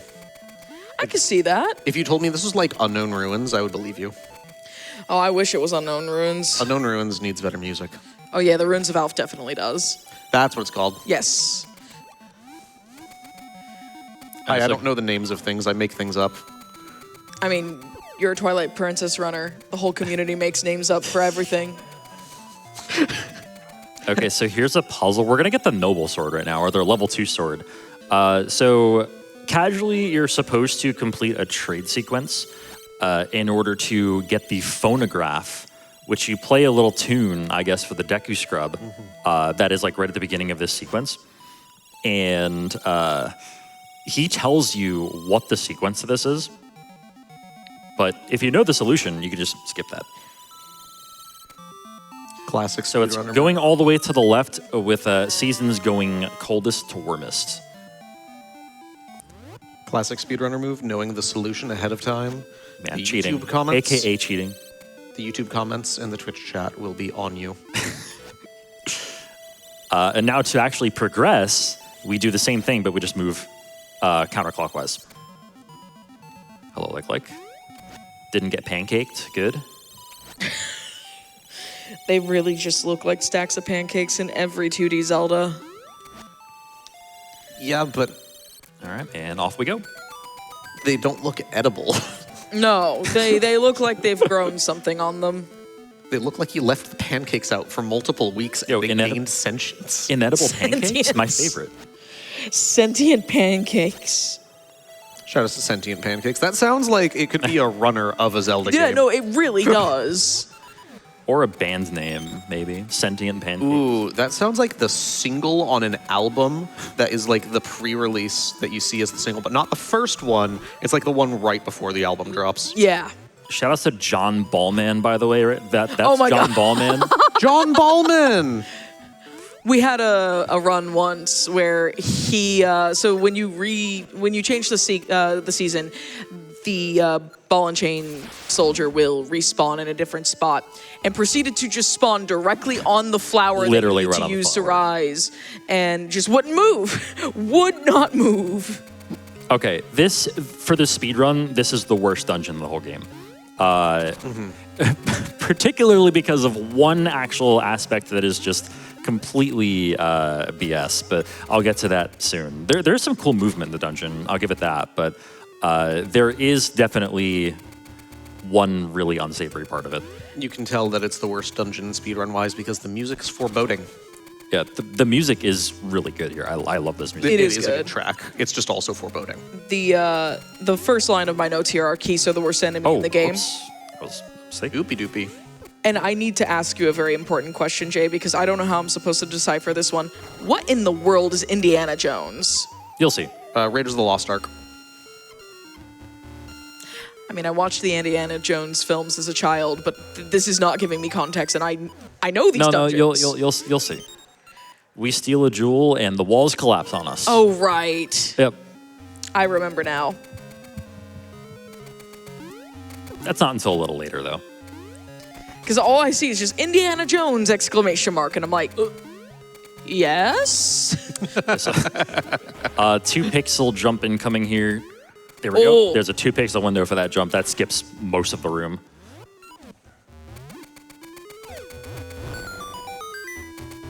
Bombing that without taking damage is really difficult. I also appreciate just how large and nonsensical the bomb hitboxes are. All right, pushing trampolines. The sequel. Part 2. The use of the slingshot there with the what are the whirlwind seeds? Gale seeds. Gale seeds. Yep. Just as I must go, my people need me. Those enemies is great. It's really funny. We do that again later in the dungeon even. So here's the level 2 boomerang. One of the best boomerangs in the whole franchise. For real though. So you can actually control this midair. Oh, I got a seed drop. That's hype. That's huge. That's hype. We got a really That's not the right seed drop, but we got a Pegasus seed drop, and that's Yes. what matters. So the level 2 boomerang is able to be controlled, and does it also deal more damage? Or is it just more boomerang? It kills things that the normal boomerang does not. Which, see. by the So- way, we never saw the normal boomerang this run because we never did subversion dancing. Also, that was interesting RNG there. Okay. But yeah, we never did subversion dancing.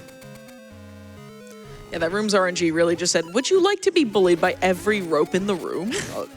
That's like, okay, it's one reason that I really like the ropes in these games, but also one reason that I really don't like the ropes in these games is that they have like a big old smile on their Yeah, face. they're just happy Yeah, to they're be very there. happy. They're happy to be there. It's fantastic. And then when they're punishing you, they're still smiling, and it's taunting. Yeah, specifically from off screen. Okay, so upcoming is the Indiana Jones room, and you'll see why.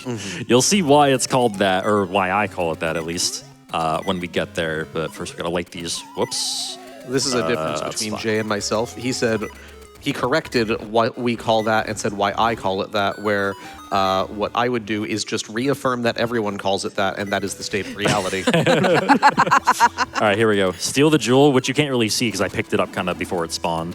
And now the walls are gonna start closing in on us. I'm reminded of the Star Wars scene where the trash compactor's closing. I'm going to out myself here. I've never watched Star Wars. I'm actually not a Star Wars person myself either. Dang.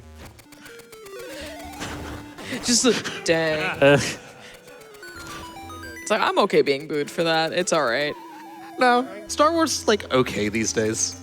I don't have a Disney Plus subscription for a reason.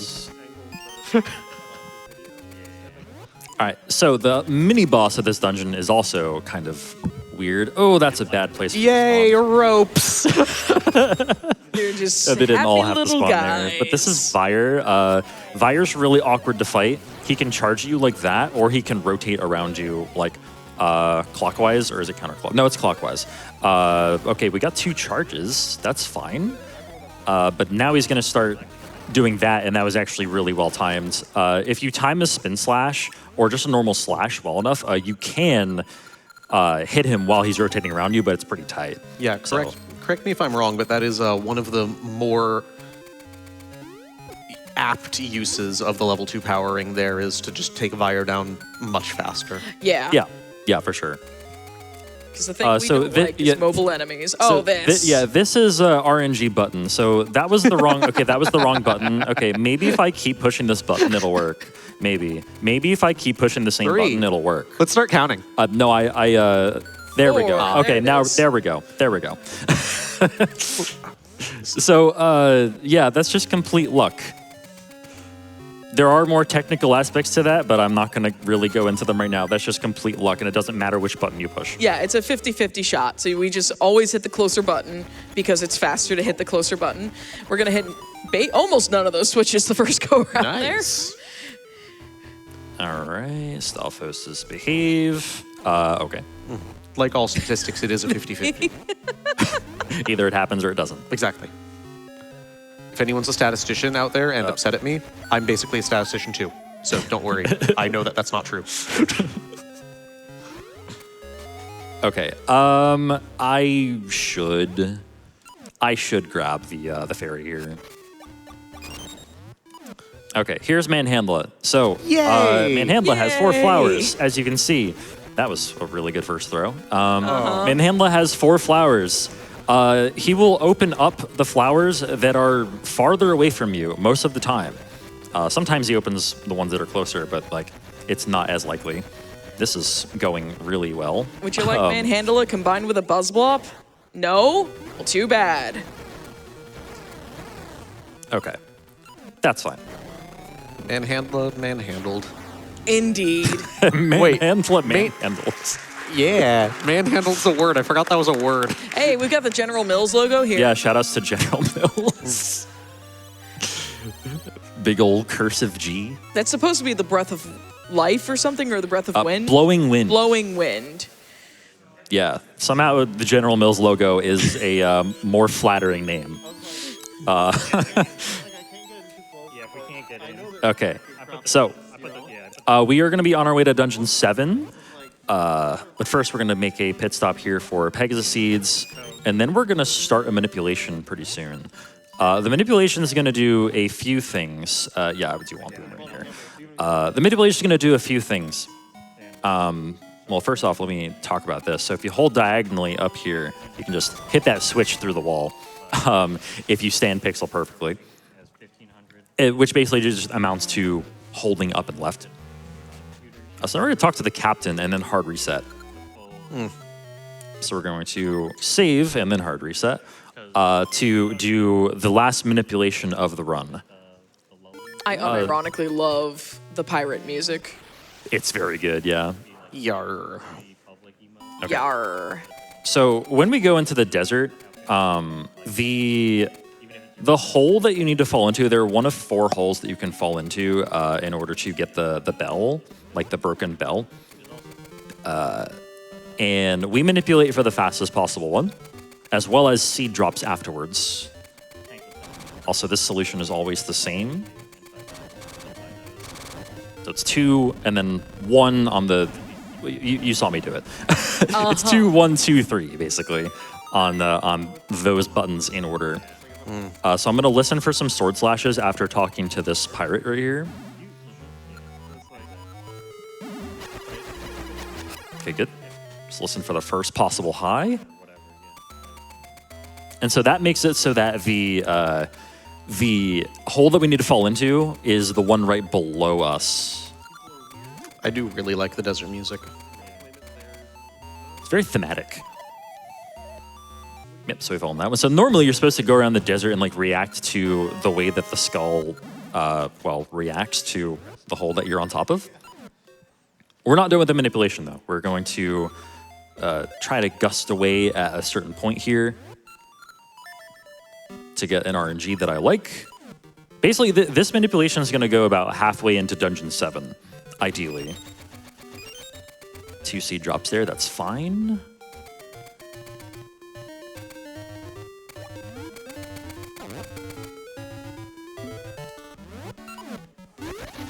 So there's a particular screen that is of note in Subrosia that shakes.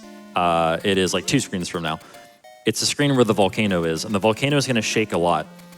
And the shaking means that every frame RNG is rolling twice. So I need to spend a very particular amount of time on that screen.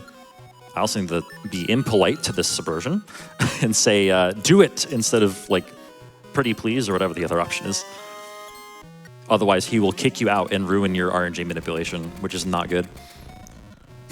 So it is fast to be rude. It is faster to be rude, yeah. I mean, that's generally true in speedruns, honestly. That's... Ignoring people, saying no, you don't want to hear more when they talk to you or whatever. Which is starkly contrast to reality, where if you say please, usually things happen faster. That's true. It's true. All right. So another thing of note is that during this cutscene that's about to happen with the ship, I'm going to be staying on a particular set of dialogue boxes longer than I could. Like, I could mash them away immediately, or I could let the screen shake and let the text box play out like normally. I'm going to do the latter, so that the RNG can like kind of regulate itself. It's another point where RNG rolls twice every frame. So I'm going to be waiting a little bit on these text boxes just to have that happen, and that's going to give me a better RNG seed, quote unquote, going into Dungeon 7. So right here, I'm just going to like kind of mash slowly through this dialogue. And you'll see that the screen stops shaking periodically. There we go. And now I can just mash as fast as I want. But yeah, that's a way. I've actually found that quite recently. That's just a way that it lets the RNG play out. Otherwise, I'd be sitting there at the beginning of Dungeon 7 swinging my sword for like a year to get to the seed that I want. But once we're in Dungeon 7, it's going to be a lot of enemy movement manipulation, I think a seed drop or two. No seed drops, I don't think. But just in general, it's mostly enemy manipulation. But it's something that we might as well do to extend the seed manipulation that we did, and the sand hole manipulation that we did.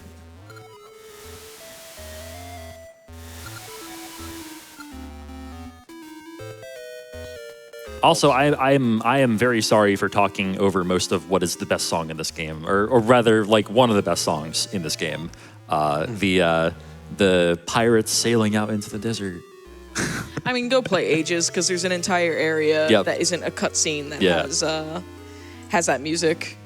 Yeah, and it's one of the most dangerous areas in the game. It's also the only good track Ages has. I'm still going to... Was that Final Flame booing me? No. Probably. It was somebody booing me, but it's like, no. That wasn't Final Flame booing you. I'm gonna be listening for sword slashes here. Oh, no, that wasn't it. There we go. Okay. Also, while I'm in here too, I'm going to be doing something called Po-Skip. So ordinarily, you're supposed to fight one of the Po siblings, or like the ghosts, one of the Po siblings, and then advance. But we're going to do something a little different. I also need the ring. There we go. Oh, that's not good. That's not good at all. Okay. All right. Manipulation is dead because I threw the bomb up instead of to the left. This is fine though. We just have to do these rooms not quite the way I wanted. Materialize. There you go. It's like, hello. He's just going for a cruise. Like, look, I understand that you're enjoying your floating through walls, but I really don't appreciate it. We still get to do Po-Skip though. So I'm going to delay one of the torches going out with a menu right here. And with tight enough movement, I can make it to the staircase before the torches go out. Nice. Like that. Very well done. And pushing a trampoline is your reward. Only once this time, though. Okay, so unfortunately, I don't get to showcase like what the manipulation really does in this room, but it does make it so that the Armos is guaranteed to be a certain one. But yeah, unfortunately, oh, I just messed it up. I just pushed it up against the wall. You sure did. Okay, let's try that again. It's the same one somehow. It did not have to be the same one, I promise. I'm just gonna get that guy out of the way.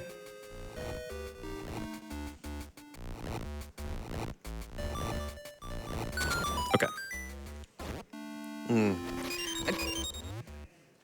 That room is very fun to see when it's manipulated. Someone was very happy about whatever happened there. About you hitting that Stalfos with the boomerang and walking through it. It's hype. Also, I just killed every keys in that room. Oh my god. That's so satisfying. Maybe they were just predicting the future.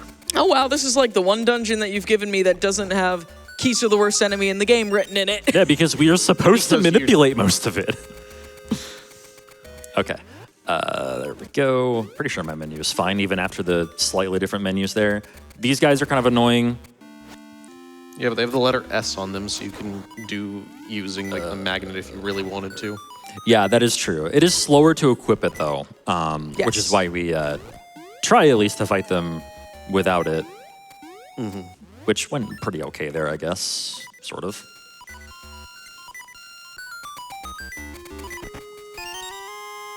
So there's that, and we get to do this room again. Whee! This time with even worse RNG. It's the very last one I touched. Yay! Nope. You have a, okay. I was like, I was about to be like, you have a quarter of a heart, sir. Are you okay? I also still do have my potion. You do. You have thankfully. not used it up so, yet. yes. All right, we boomeranged the Stalfos again. I would really prefer to keep. I'd really prefer to keep this potion until like the very end of the game, though, if possible. Yeah, having the potion for the General Onyx fight is probably what we'd like to do. Oh, I realize that you probably will hate how I pronounce that. Everyone calls it Onox, and I hate it. Oh yeah, that is how it's pronounced. He pronounces it Onox, and I'm like, but it's Onyx. I like the I know right. You have sympathizers, Amber. Let's see here. Getting through here without losing my potion is going to take a little bit of luck. Okay. Yeah, so that was a really cool. Yeah, that was very so that's a neat. trick right there. If I jump on the frame that I let go of magnetic gloves, I can just jump off of a hole. Love that. Yes. The keys are really nice in this room. The keys were so nice in that room. And now we can glide. Now, as long as I get this jump okay. I'm going to ruin this for everyone in the room. I want you to look at where the level 2 cape is. Or this is my fault. This is my fault. I hate sorry. you for this, all right? So if you look at how, like, it has, like, the neck, the thing that wraps around Link's neck at the top, but because of the color of the menu being very flesh tone, it looks like a nose with, like, a random whatever hanging out of it. Because of the way it cuts off at the top of the screen. Someone's so amped over Somebody that. was very excited about that. There is someone who was very excited about that. Who are you? All right, someone was excited about being the people being hype. They don't need to call themselves out. No, it's just like, I want to know, it's like, is this a case of I saw it too and finally someone agrees with me? Because I hope so. I hope so too. I like when I'm not the only one who sees a thing. I just see like a 90-degree tilted like crab claw, like ga ga ga ga ga ga ga. Well, he's gonna pinch ya. Oh, now I see it. It's like coming out of like, they burrow them. Some crabs burrow themselves. Yeah. It's like mine. Oh, fairy, don't fly. No, get back here. No. Oh, okay. There's another one there. So that's fine. I actually didn't even know there was another one there. I've never had that much of a problem with that one, I guess. Okay. So coming up on the end of Dungeon 7 here, we're going to get the boss key right now.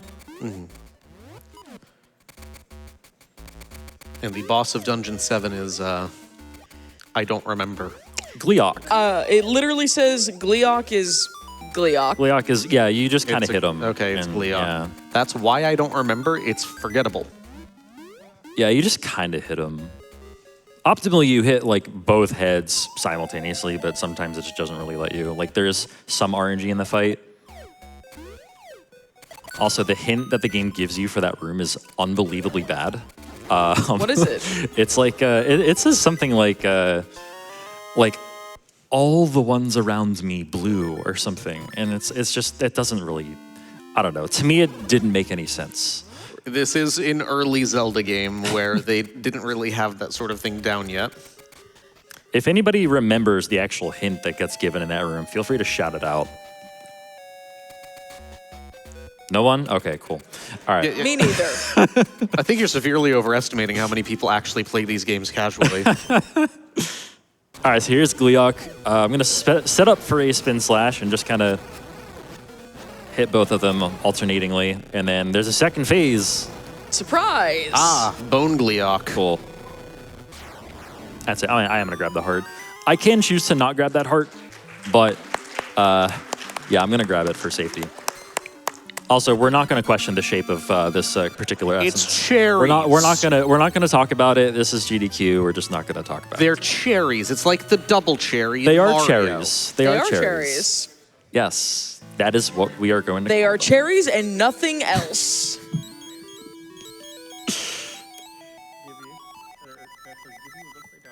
All right. So next up, right, I do want Gale Seeds, yes. Okay, so we are going towards Dungeon 8. So the Maku Tree gives you a quote-unquote hint as to where Dungeon 8 is.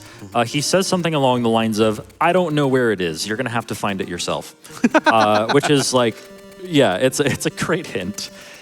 But basically, it is kind of a hint in itself because like Maku Tree knows where everything is in the overworld. So, you know, you're saying to yourself like, well, maybe, I don't know. I'd say to myself, like, oh, it's in Subrosia. That's where D8 is. That is a hint in of itself. Like the concept of, he gives you a pretty good hint. He doesn't know where it is. Yeah. It's like, oh, yeah. I do that all the time. Someone asks me for directions, I'll be like, great, I can help you. I have no clue. This segment does have some pretty cool jumps, though, like that one. It's supposed to be fall to make that one, but with the Rock's Cape, by the way, we didn't really talk that much about the Rock's Cape, I don't think. We talked about it being a claw. And a nose. Yes, and that's really all you need to know. I But did say basically, we we can can glide. glide. Yeah, we can glide. I did say that. And you can control your glide in the air, which is nice. And by the way, we are committing eco-terrorism now by throwing a bomb into a lava pit and having lava explode everywhere. So, Yeah, the game tries to allude to you to do that by having a Subrosian resident there just constantly throwing things into the lava pit to try to make the volcano do something. Like, it's like poking it with a stick, saying, come on, do something. that guy throws some wild stuff into He the lava. throws If you stand there everything for long enough. Yeah, throws everything but bombs. Yeah, he throws like a piece of heart in the water at Yeah. one point, and it's like, where'd you get that? I'm just watching that thinking that Captain Planet is going to have a conniption. Our power combined, what the heck is happening? I mean, by our powers combined, we have a single functioning brain cell as well on the stage. That is true. Most of the time, it's going to you. So you kind of need it. Hopefully, yeah. Well, I mean, for right now, yeah, but I would say normally not. Okay, so yeah, once again, cool jumps in this segment. You're supposed to need the magnet gloves for this, but you can make that jump just barely. This jump is really cool looking if the keys don't get in the way. Oh my god. Almost did. Almost did. That saves like 3 seconds. It saves 3 seconds, but it saves more time because it looked cool. Yes. Yeah, that one keys almost shoulder checked you and was like, no, I'm sorry. My bad. So Dungeon 8, there is a large skip in Dungeon 8. D8 skip. Called, not quite D8 skip, but it is called Hyper Slingshot Skip.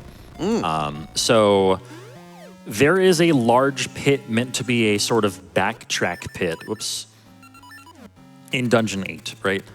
There's like an underground section where you do a bunch of stuff. I don't really remember what it is, but yeah, so you do a bunch of stuff though. Trust me on that one. But we are going to jump across a pit instead using kind of similar tech to what we did earlier with hide and seek skip. So yes, you're hearing that correctly. There is hide and seek skip or H and S skip, and there's HSS skip now. So lots of H's and S's. Shoutouts to those 2 letters, and also for some reason not the N in H&S skip.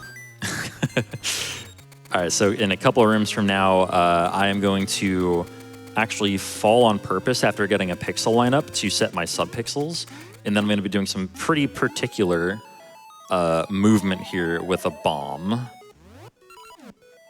This is also some of the like coolest sort of things that you'll see in either of these games is doing jumps over pits like this. All right, here we go. So everybody wait with bated breath. This is actually really freaking cool. Oh, okay. Hang on, I'm just gonna wait till the seed runs out and then set it back up again. Okay. I wanted that equipped. I'm gonna name one of those Moldorms Megan. I don't know which one yet. Meg? Megan.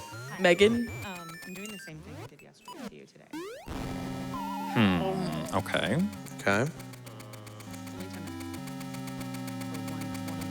Yeah, this is honestly this is probably the finickiest skip in this game. Yes, remember, this is in the winter area. That is ice. It is inherently finicky for basically that alone, but also it's precise. There we go. I was allowed to stand there, right? I too like to stand on the wall. Okay, tricky jump there. There we go. Okay, this is one of the hardest rooms in D8 right here. So boomerang. I actually hit that keys off screen somehow. I heard it, yeah. Yep, and then we play Ricky's flute, and then both the pulse voice die. That was a really good room, actually. Okay, so the last part of D8 is one of the most dangerous, which is why I wanted to keep my potion intact. Managed to. And here we are. So after this room right here, where I have to observe the movements of a ghost Armos, which actually gave me the fastest possible pattern out of the 4 that are possible. Hopefully I don't forget it. There we go. It's like a hook. Oh, I'm forgetting the... Sorta, I'm yeah. forgetting this.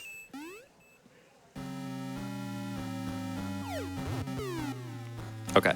Right, this is one of my more favorite parts of this dungeon. Yes, Yeah, you, this is really neat. Yeah, you use the ice blocks here, the pieces of ice, to drop down and solidify all the magma down below so that you can progress to the boss.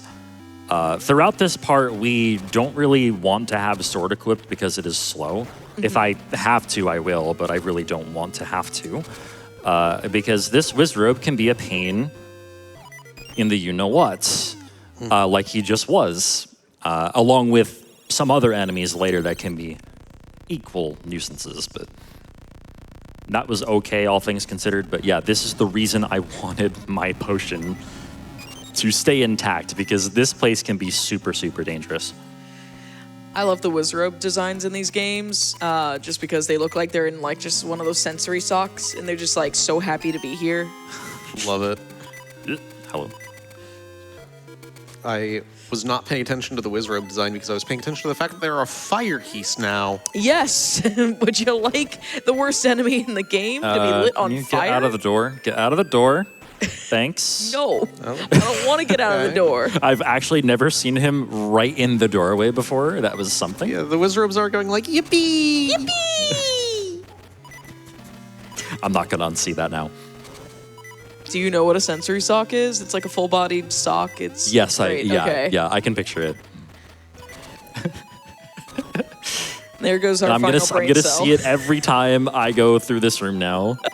Yippee! Yippee! I need you to not They're materialize. so happy to be. Okay. They're so happy to be intangible.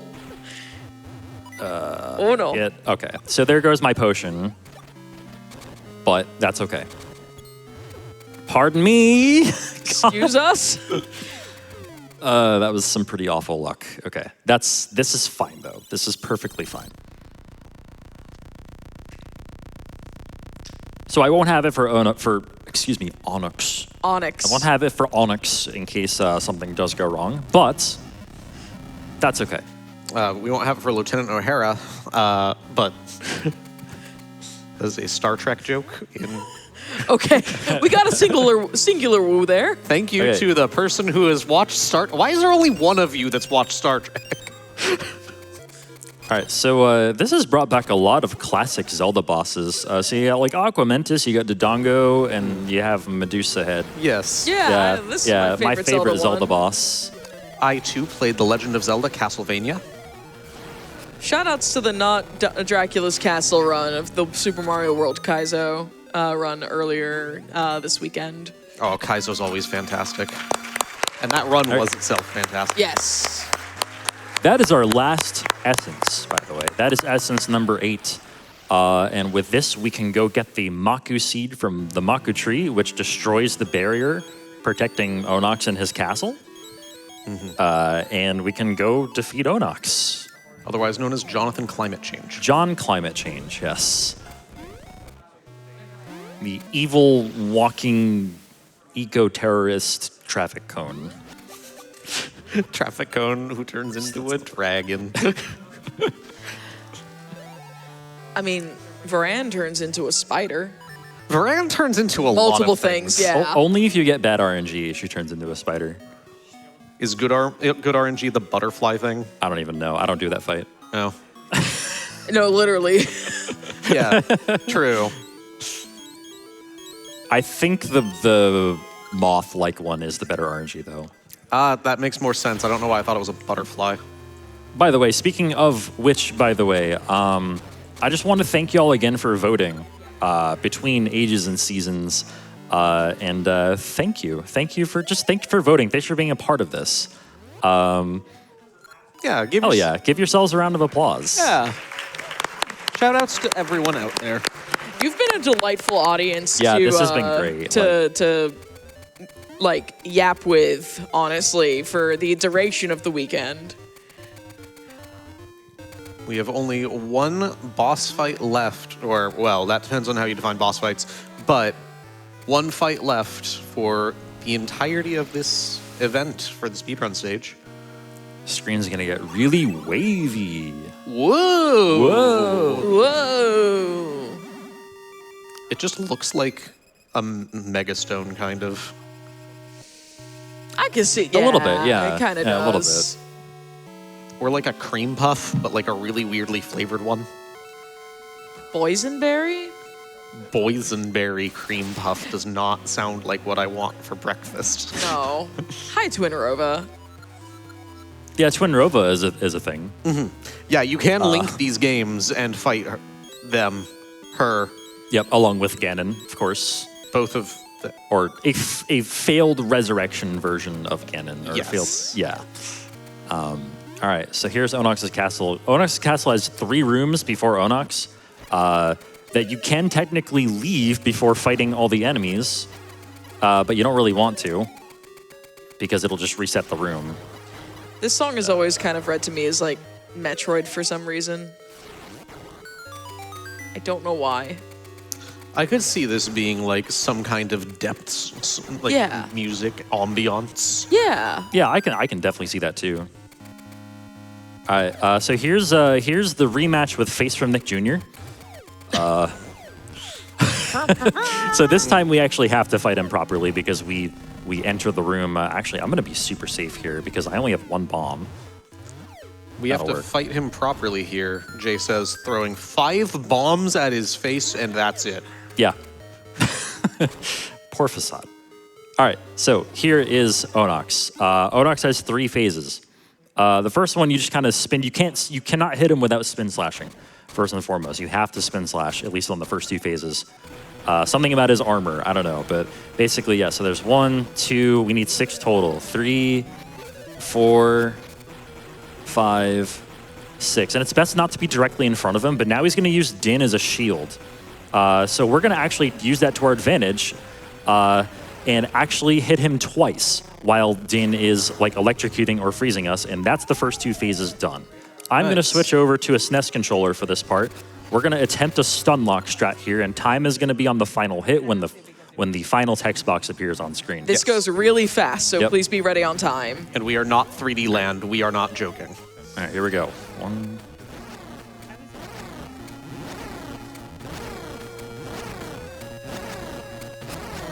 That face. Time. Done. Yeah.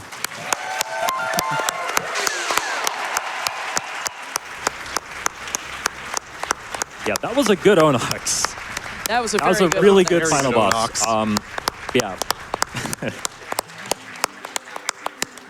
There she is. And that's The Legend of Zelda Oracle of Seasons All Essences. Hope you enjoyed. Did you enjoy this run? Y'all have been great. Seriously, thank you. Thanks very much. All weekend, y'all have been great. Do you have any shout outs you'd like to make as we wrap up Oracle? I'd say shout outs to the Oracle speedrun community. Helpful folks for sure. Shout outs to you, Amber, as well. Amber's my partner. And great commentary. Honestly, great commentary from both of y'all. Even though I know that y'all aren't runners of this game, but thank you for being up here. Shout outs to Glubbers as well, who did the PAX Arena run yesterday. Yes. and also has helped me commentate here today. Yeah, very fun to commentate. This is a very fun game where we have Irene Jr. or Senior, my favorite character in actually most Zelda games is Irene from Link Between Worlds, who is derivative of, I don't remember her name, the witch. Twinrova? No, the witch that you manipulate. Maple? Oh, Maple. Maple, Yeah, yes. Maple. Yeah, shout out to GDQ for having me here once again to close out the PAX, the speedrun stage again. And yeah, shout outs to the Zelda franchise as well and the speedrunning. Shout outs to Zelda. Shout outs to everything involved here. For real. But yeah, that's going to do it from me. Check out him at twitch.tvh, as he often says. Yeah, twitch.tv/TGH_SR. Follow Glubbers at twitch.tv/it's the Glubbers, right? Yes. Okay. The Glubbers, not it's the Glubbers. The Glubbers. Yep. And then I don't really stream, but if you want more of my yappiness, you should tune in to GDQ Hotfix every other Friday night, starting at 10 p.m. Eastern for Passion Project, which is a variety speedrun show that showcases what everyone in the speedrunning and greater gaming communities love the most in gaming. And my next episode is April 3rd at 10 p.m. And that's going to be people playing speedrunning games with alternative controllers, mostly musical instruments. Or other sound-related things or music-related things. We've got a mini DDR pad, for example. It's going to be a nonsense run. I love it. But yeah. That's just a few days away. Yeah. It's just a few days away. And yeah, I think we have one more showcase in store for everyone. So I'm going to go ahead and bring things back over to our host, Helix. And thank you all so much for watching the speedrun stage. Peace out.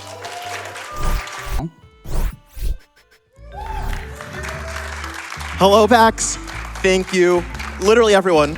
And if you're walking out in the hall, I implore you to come into the speedrun stage. Pretty please. It's gonna be so fun, I swear. And everyone that's already in here, thank you so much for this surprise showcase of backyard baseball. So if you've never seen this game before, it's like if baseball was in the backyard and it was played by a bunch of kids who are like the coolest guys ever.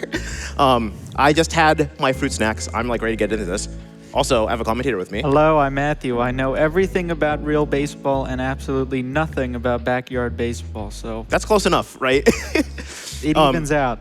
Yep, and right outside of the speedrun stage, there's a gauntlet that we were talking about all through PAX so far. We've had people do the gauntlet up on stage every single day so far, but right next to it, there is actually a MegaCat Studios gauntlet. There is a showcase we did of the God of War game that they have from yesterday, and today we get to do the better one, in my opinion, backyard baseball, and we can get into it. Time's not gonna be when I click play ball. There's gonna be a cutscene I can skip, and I'm not gonna be able to pick any of my guys. I just have to kind of see what I have, and I'm just gonna rock it, I guess. But are we ready for the last time countdown of PAX East, everybody? We're gonna be starting in 5, 4, 3, 2, 1, and go. Right. Rockets versus Hornets. Yeah, I'm gonna be trying. Oh, the arm on this kid! Pitch is deep to center, and it's gone.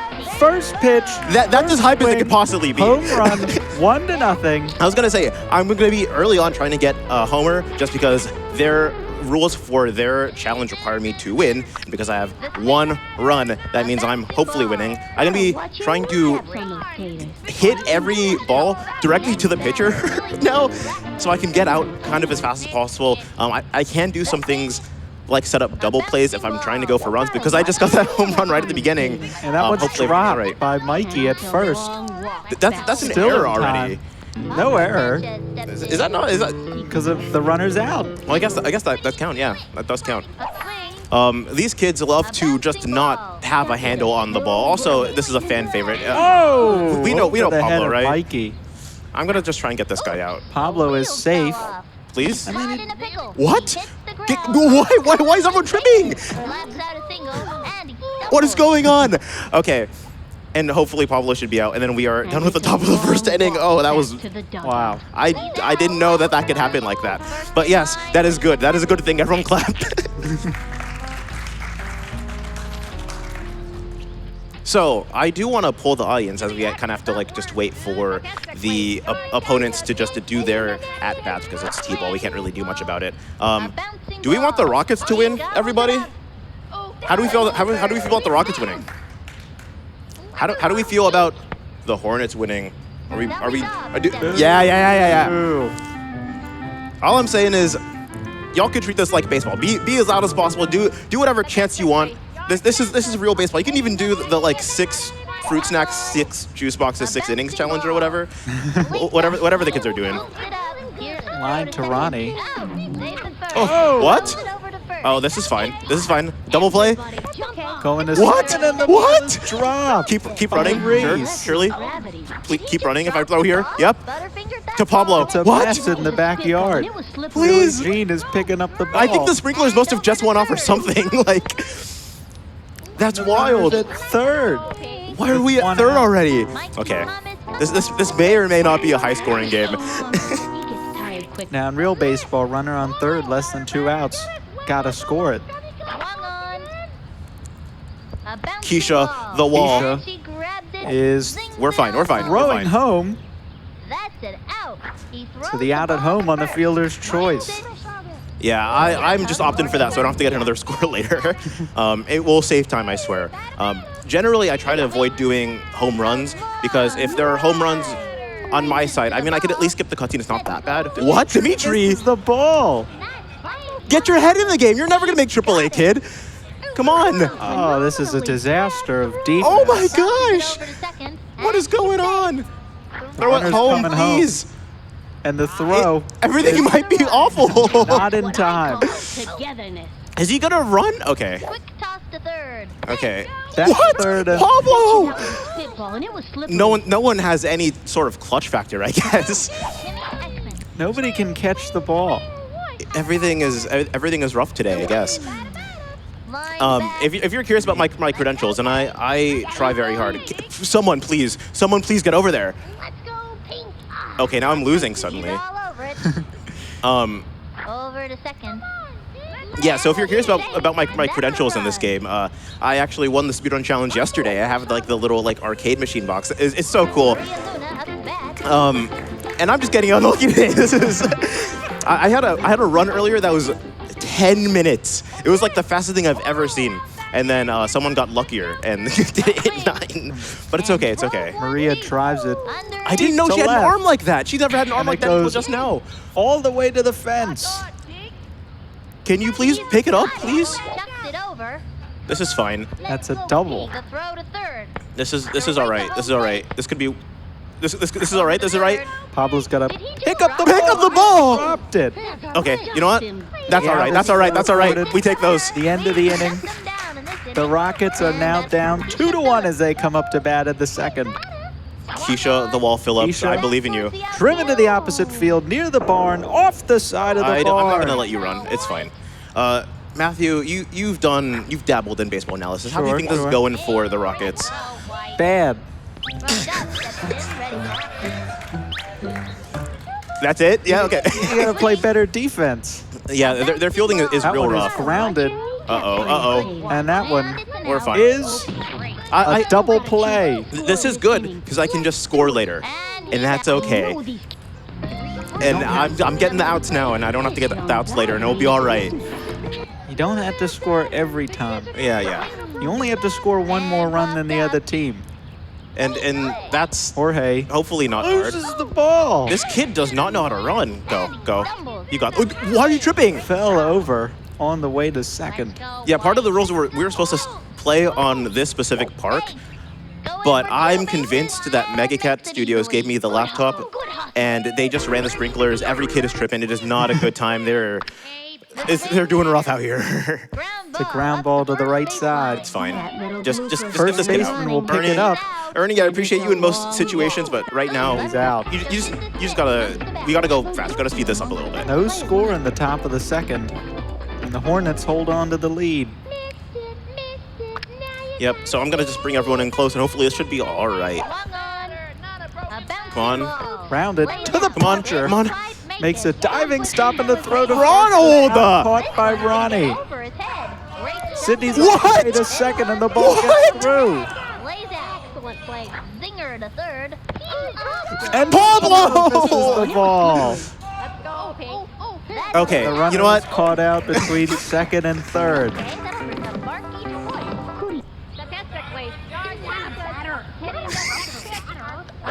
Can you say that again, but louder? Please, That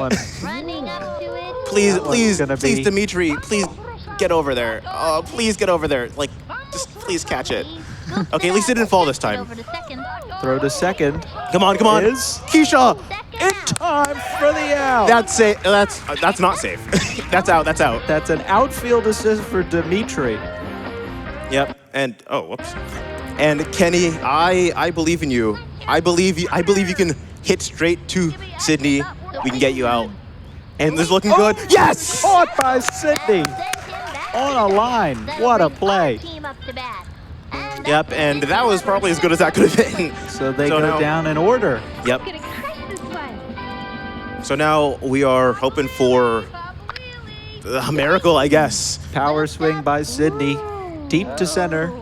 Come on, come on. Kimmy is coming in. Can't make the play. And then I think Marky will be. Yep, that's it. Okay, cool. I thought he was gonna drop it. I'm gonna be so honest, but it's all right. Ahmed, this kid has an arm. This kid is making AAA. Ahmed He's gonna hits hit it in out of the gap park. the We're other gonna be way. all right. Past Kimmy. Everything's okay. Everything's fine. Perfect. Run, run, go, go, go. Sydney's coming home. Come on. Okay, perfect. Throw is late. And the game is tied 2-2. Yeah, I will let you hit this way, and then everything will be all right. Dimitri. Is this Power swing. Oh, Deep oh, left. oh! Oh, that was close. That was Short good. of That was the good. fence. I think this is fine. I think we're fine. I think we're fine. They're not gonna. Going to third. Oh yeah. That was a Everyone's blunder. safe. That was a shot calling blunder. I think we're fine. I think we can make this 3-2, and we're all right. Come on, Billie Jean. I know you got an arm. We're fine on this. Is knocked down by the shortstop. Ooh. No. No No, play at no, third. no, and now no, the runner's caught in a rundown. No, no, no, no, no, no. Those are just No, in no, the no, back to no, no, Kenny. no, no, no, no, no, no, no, no, no, no. Back to Jacinda now.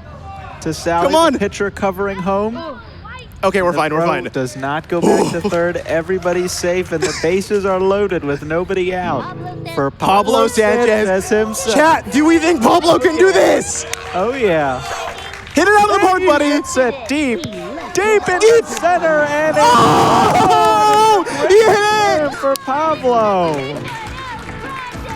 Holy moly! I heard someone say Pablo's my go, and yeah, I cannot agree more. Holy moly, that was as hype as that possibly could have been. All right, and now we are going to be hitting it grounded straight to the pitcher. All right, 4 runs should be enough. First baseman is not covering in time. And we're just going to be doing this for a little bit, and everything should be fine, hopefully. Goes to first. Throw to first. Perfect. And we just need play. one more out.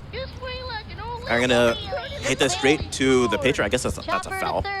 That's fine. Foul ball. That's Hey, not T-Ball, very how are you fast. hitting a foul? Get back in the lab. I don't know what to tell you. Okay, come on. And we Throw are to fine. first is in time, and the inning Perfect. is over. Very The eventful Rockets third so far. Score 5 to take the lead. I hope not. I hope we're fine. I hope we're fine. Throw to first. Caught. Yep. It's okay. 2 more outs. Nothing could possibly be worse than what happened in the last inning. So we're like fine. We're all Goes right. deep in the center. That one is off Fine. the top of the wall, and it's gone. One thing that Home kind of run. sucks about when the opposing team hits a homer is we can't skip this cutscene. So we're just sitting here for a little bit. Yeah. Start booing. Yeah. This kid's not going to make AAA. This kid's not going to make it to the show. And that's all right because Pablo, he's already done it. He's already gone triple platinum outside the GDQ speedrun stage here at PAX East. You know what you're supposed to do when someone takes too long around the bases? What do we do? You throw at them the next time they're up to a plate. You do that, huh? I like remember. That is baseball history, huh? That's baseball, the sport of tradition or whatever. Come on, can we make you run the ball? Less than memorable. Okay, you know what? 6-3 is fine. Come on. Jorge, I know that you don't got an arm on you. Dimitri makes the play, makes the catch. What? What's going on? Go to first. Go to first. Go to first. Can I make you guys run? Okay, that's fine. That's whatever. To visit the eye doctor. It's all right. These baseball commentators in this game are brutal. Okay, we're fine, right? We're all right. Actually, let's just do this. Throw to second. Yeah. Can we? I thought you were the gonna. first. Okay. It's in time for the double play to end the inning. And nothing bad has ever happened. So we're fine. We're just gonna be just trying to hit the pitcher again, and everything will be all right. Looking at the time, oh, that was an offensive thing. I forgot about that. Forgot there's a timer. Yeah. I've been having such a good time. I forgot I was supposed to be doing a speedrun. I'm gonna be so honest. But I'm a big fan of backyard baseball. If you've never played backyard baseball, honestly, I think you need to just close your eyes. Imagine you're like in grade school in the computer lab. I need you to like lock into playing this game. This is a hit. And Round of the Sally. Caught by Mikey. End of the inning. Okay, we're gonna bring everyone close here again, and I'm gonna hope for the best. Chat, do we think everything's gonna be all right this inning? Oh yeah, okay. Nice catch. We just need to do that a couple more times, and everything should be all right. Okay, I believe. A bouncing ball. Misplay. Come on. Oh, drop by Ronnie. What if I throw this way? Oh, okay. Will you start running again if I do this? Here we go. Going Yep. Throw back to first. What? Drop Ronald! What is going on? For those at home, someone in the audience said end his contract, and I think that's a little harsh, but at least people aren't chanting sell the team, so. Okay. This should be all right. Come on. Come on, Dimitri. Come on. Yes! The catch. We're all right. Come on. Throw to first. Not in time. Okay. Barely not in time. And honestly, that wasn't Ronald's fault this time, but I'm gonna blame him anyways. Here's Kenny. Kenny grounds it to third to Pablo. Falls over. And the throw to second. Not caught. Okay, we're fine. And in everything's all right. To end the inning. And now we're in the top of the fifth. Okay, this is a little nerve-wracking just because a lot of the kids start making like real mistakes here, and I need them to like stay locked in because if they're locked in, everything is all right. Okay. I know we can do this. Straight to Sally. Pass Sally. Come on. Mikey. That's perfect. Pablo Sanchez steps in. For the love of the game. Right, for the love of the game. Pablo He got this. sends it the opposite way. He left his autograph on that one. Off the top of the barn. Honestly, I just wanted to see if you would do it again. That one gets to the wall. Come on, you can go. You got it. Stop Stop to tripping. third. Kimmy now picks up the ball against the wall. Come on, go home. Go home. Now he's... Come on, go home. And he scores. That's my goat right there. So 2 home runs. A bouncing ball. Gotta watch your kneecaps on those tails. Okay. Oh, that is a real lollipop. This is fine. For the second. And everything goes all right. Out And we're done. second, and that We're done. is the end of the inning. Okay, we just have to field a little bit more and everything should be all right. Chopper to third. Oh! Pablo! Falls over again. On to second. She's safe. Ronald! Drops it. Over to What happened? Drop the ball. Safe at second. Flings it to third. Okay. Pablo's got it. Pablo's clutching up. Okay. Sally Dobbs steps in. Pablo recovers. He wanted the put out. High fiber cereals. Okay. Everything will be fine. Everything will be all right. And I don't have to be concerned about anyone. Sally. Anyone who's feeling. Third hit of the day for Sally. I forgot that we were playing T-ball, and I'm like, did she really get a hit every single time? Wow, like somebody needs to put a stop to this. Okay, you know what? And this is fine because I'm set up for a double play right now, and everything could fall into place, and it'd be all right. Mikey.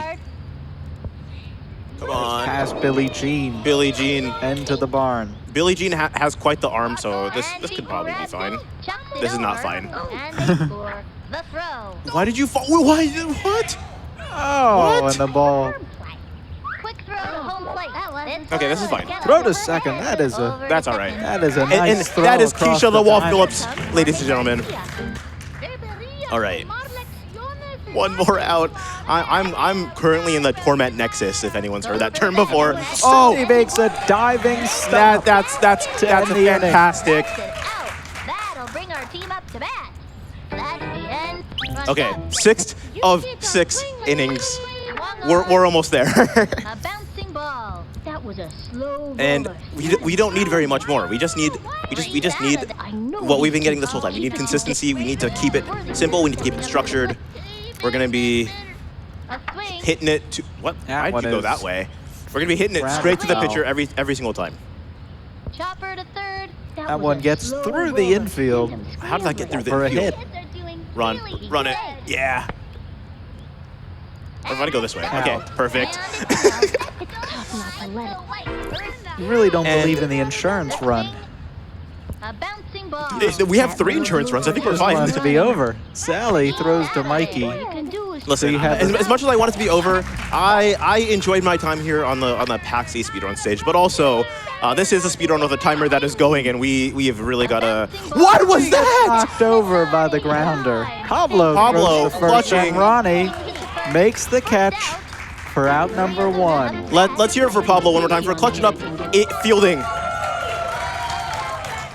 Maria 1 for 3 with a triple, and she sends it. Oh, lines that was it beautiful. To Reese, the short Time maybe coming up. We don't know yet. Jacinda Smith, the final potentially batter, potentially in the lineup for the Hornets. Deep into left. Oh, and no. that one is at the wall, and it is gone. Oh. A home run with 2 outs in the 6th inning to make it a 7-5. You're never gonna make it. Boo. Yeah, we really just gotta watch her like walk all the way around. It's painful. Yeah, and Pablo, I know he's just standing there seething. Like, Dimitri is just looking at the fence. Had nothing, basically. The ball. And Marky does not have an arm. We're fine. We should be all right. 0 for 2 today, and he sends Dimitri. into center. Dimitri camps under it. Come on. And he can't make the catch. Come on. To Keisha. Throws to Ronnie. And time's coming up. To end Right. the game. Now. Holy moly. Listen, that was really good outside of the points where it was painful, but I appreciate you sticking with me, sticking with the team. Thank you, fans. We'll see you next season, hopefully. But yeah, I had such a great time here on the PAX East speedrun stage presented by Games on Quick, and also playing Backyard Baseball by MegaCat. And again, they had a booth out there. If you played any of those games, maybe check them out. But yeah, they're sitting right there. I just want to shout them out. But again, shout out to GDQ. Thanks for letting me be up here 2 times. I'm so excited. And yeah, I mean, this is the last showcase we're doing here on the speedrun stage. So I just really want to just say thank you to everyone again, once again. YouTube.com/GamesOnQuick, Twitch.tv/GamesOnQuick, all of that good stuff. But that's all I have. If you like my content, you can follow me at Twitch.tv/GZ_hero. You stream sometimes? Nope. Okay. But yeah, that's all I have. Thanks everyone so much for watching. We'll see you on Hofix and potentially other PAXs. All right. Thank you, everyone.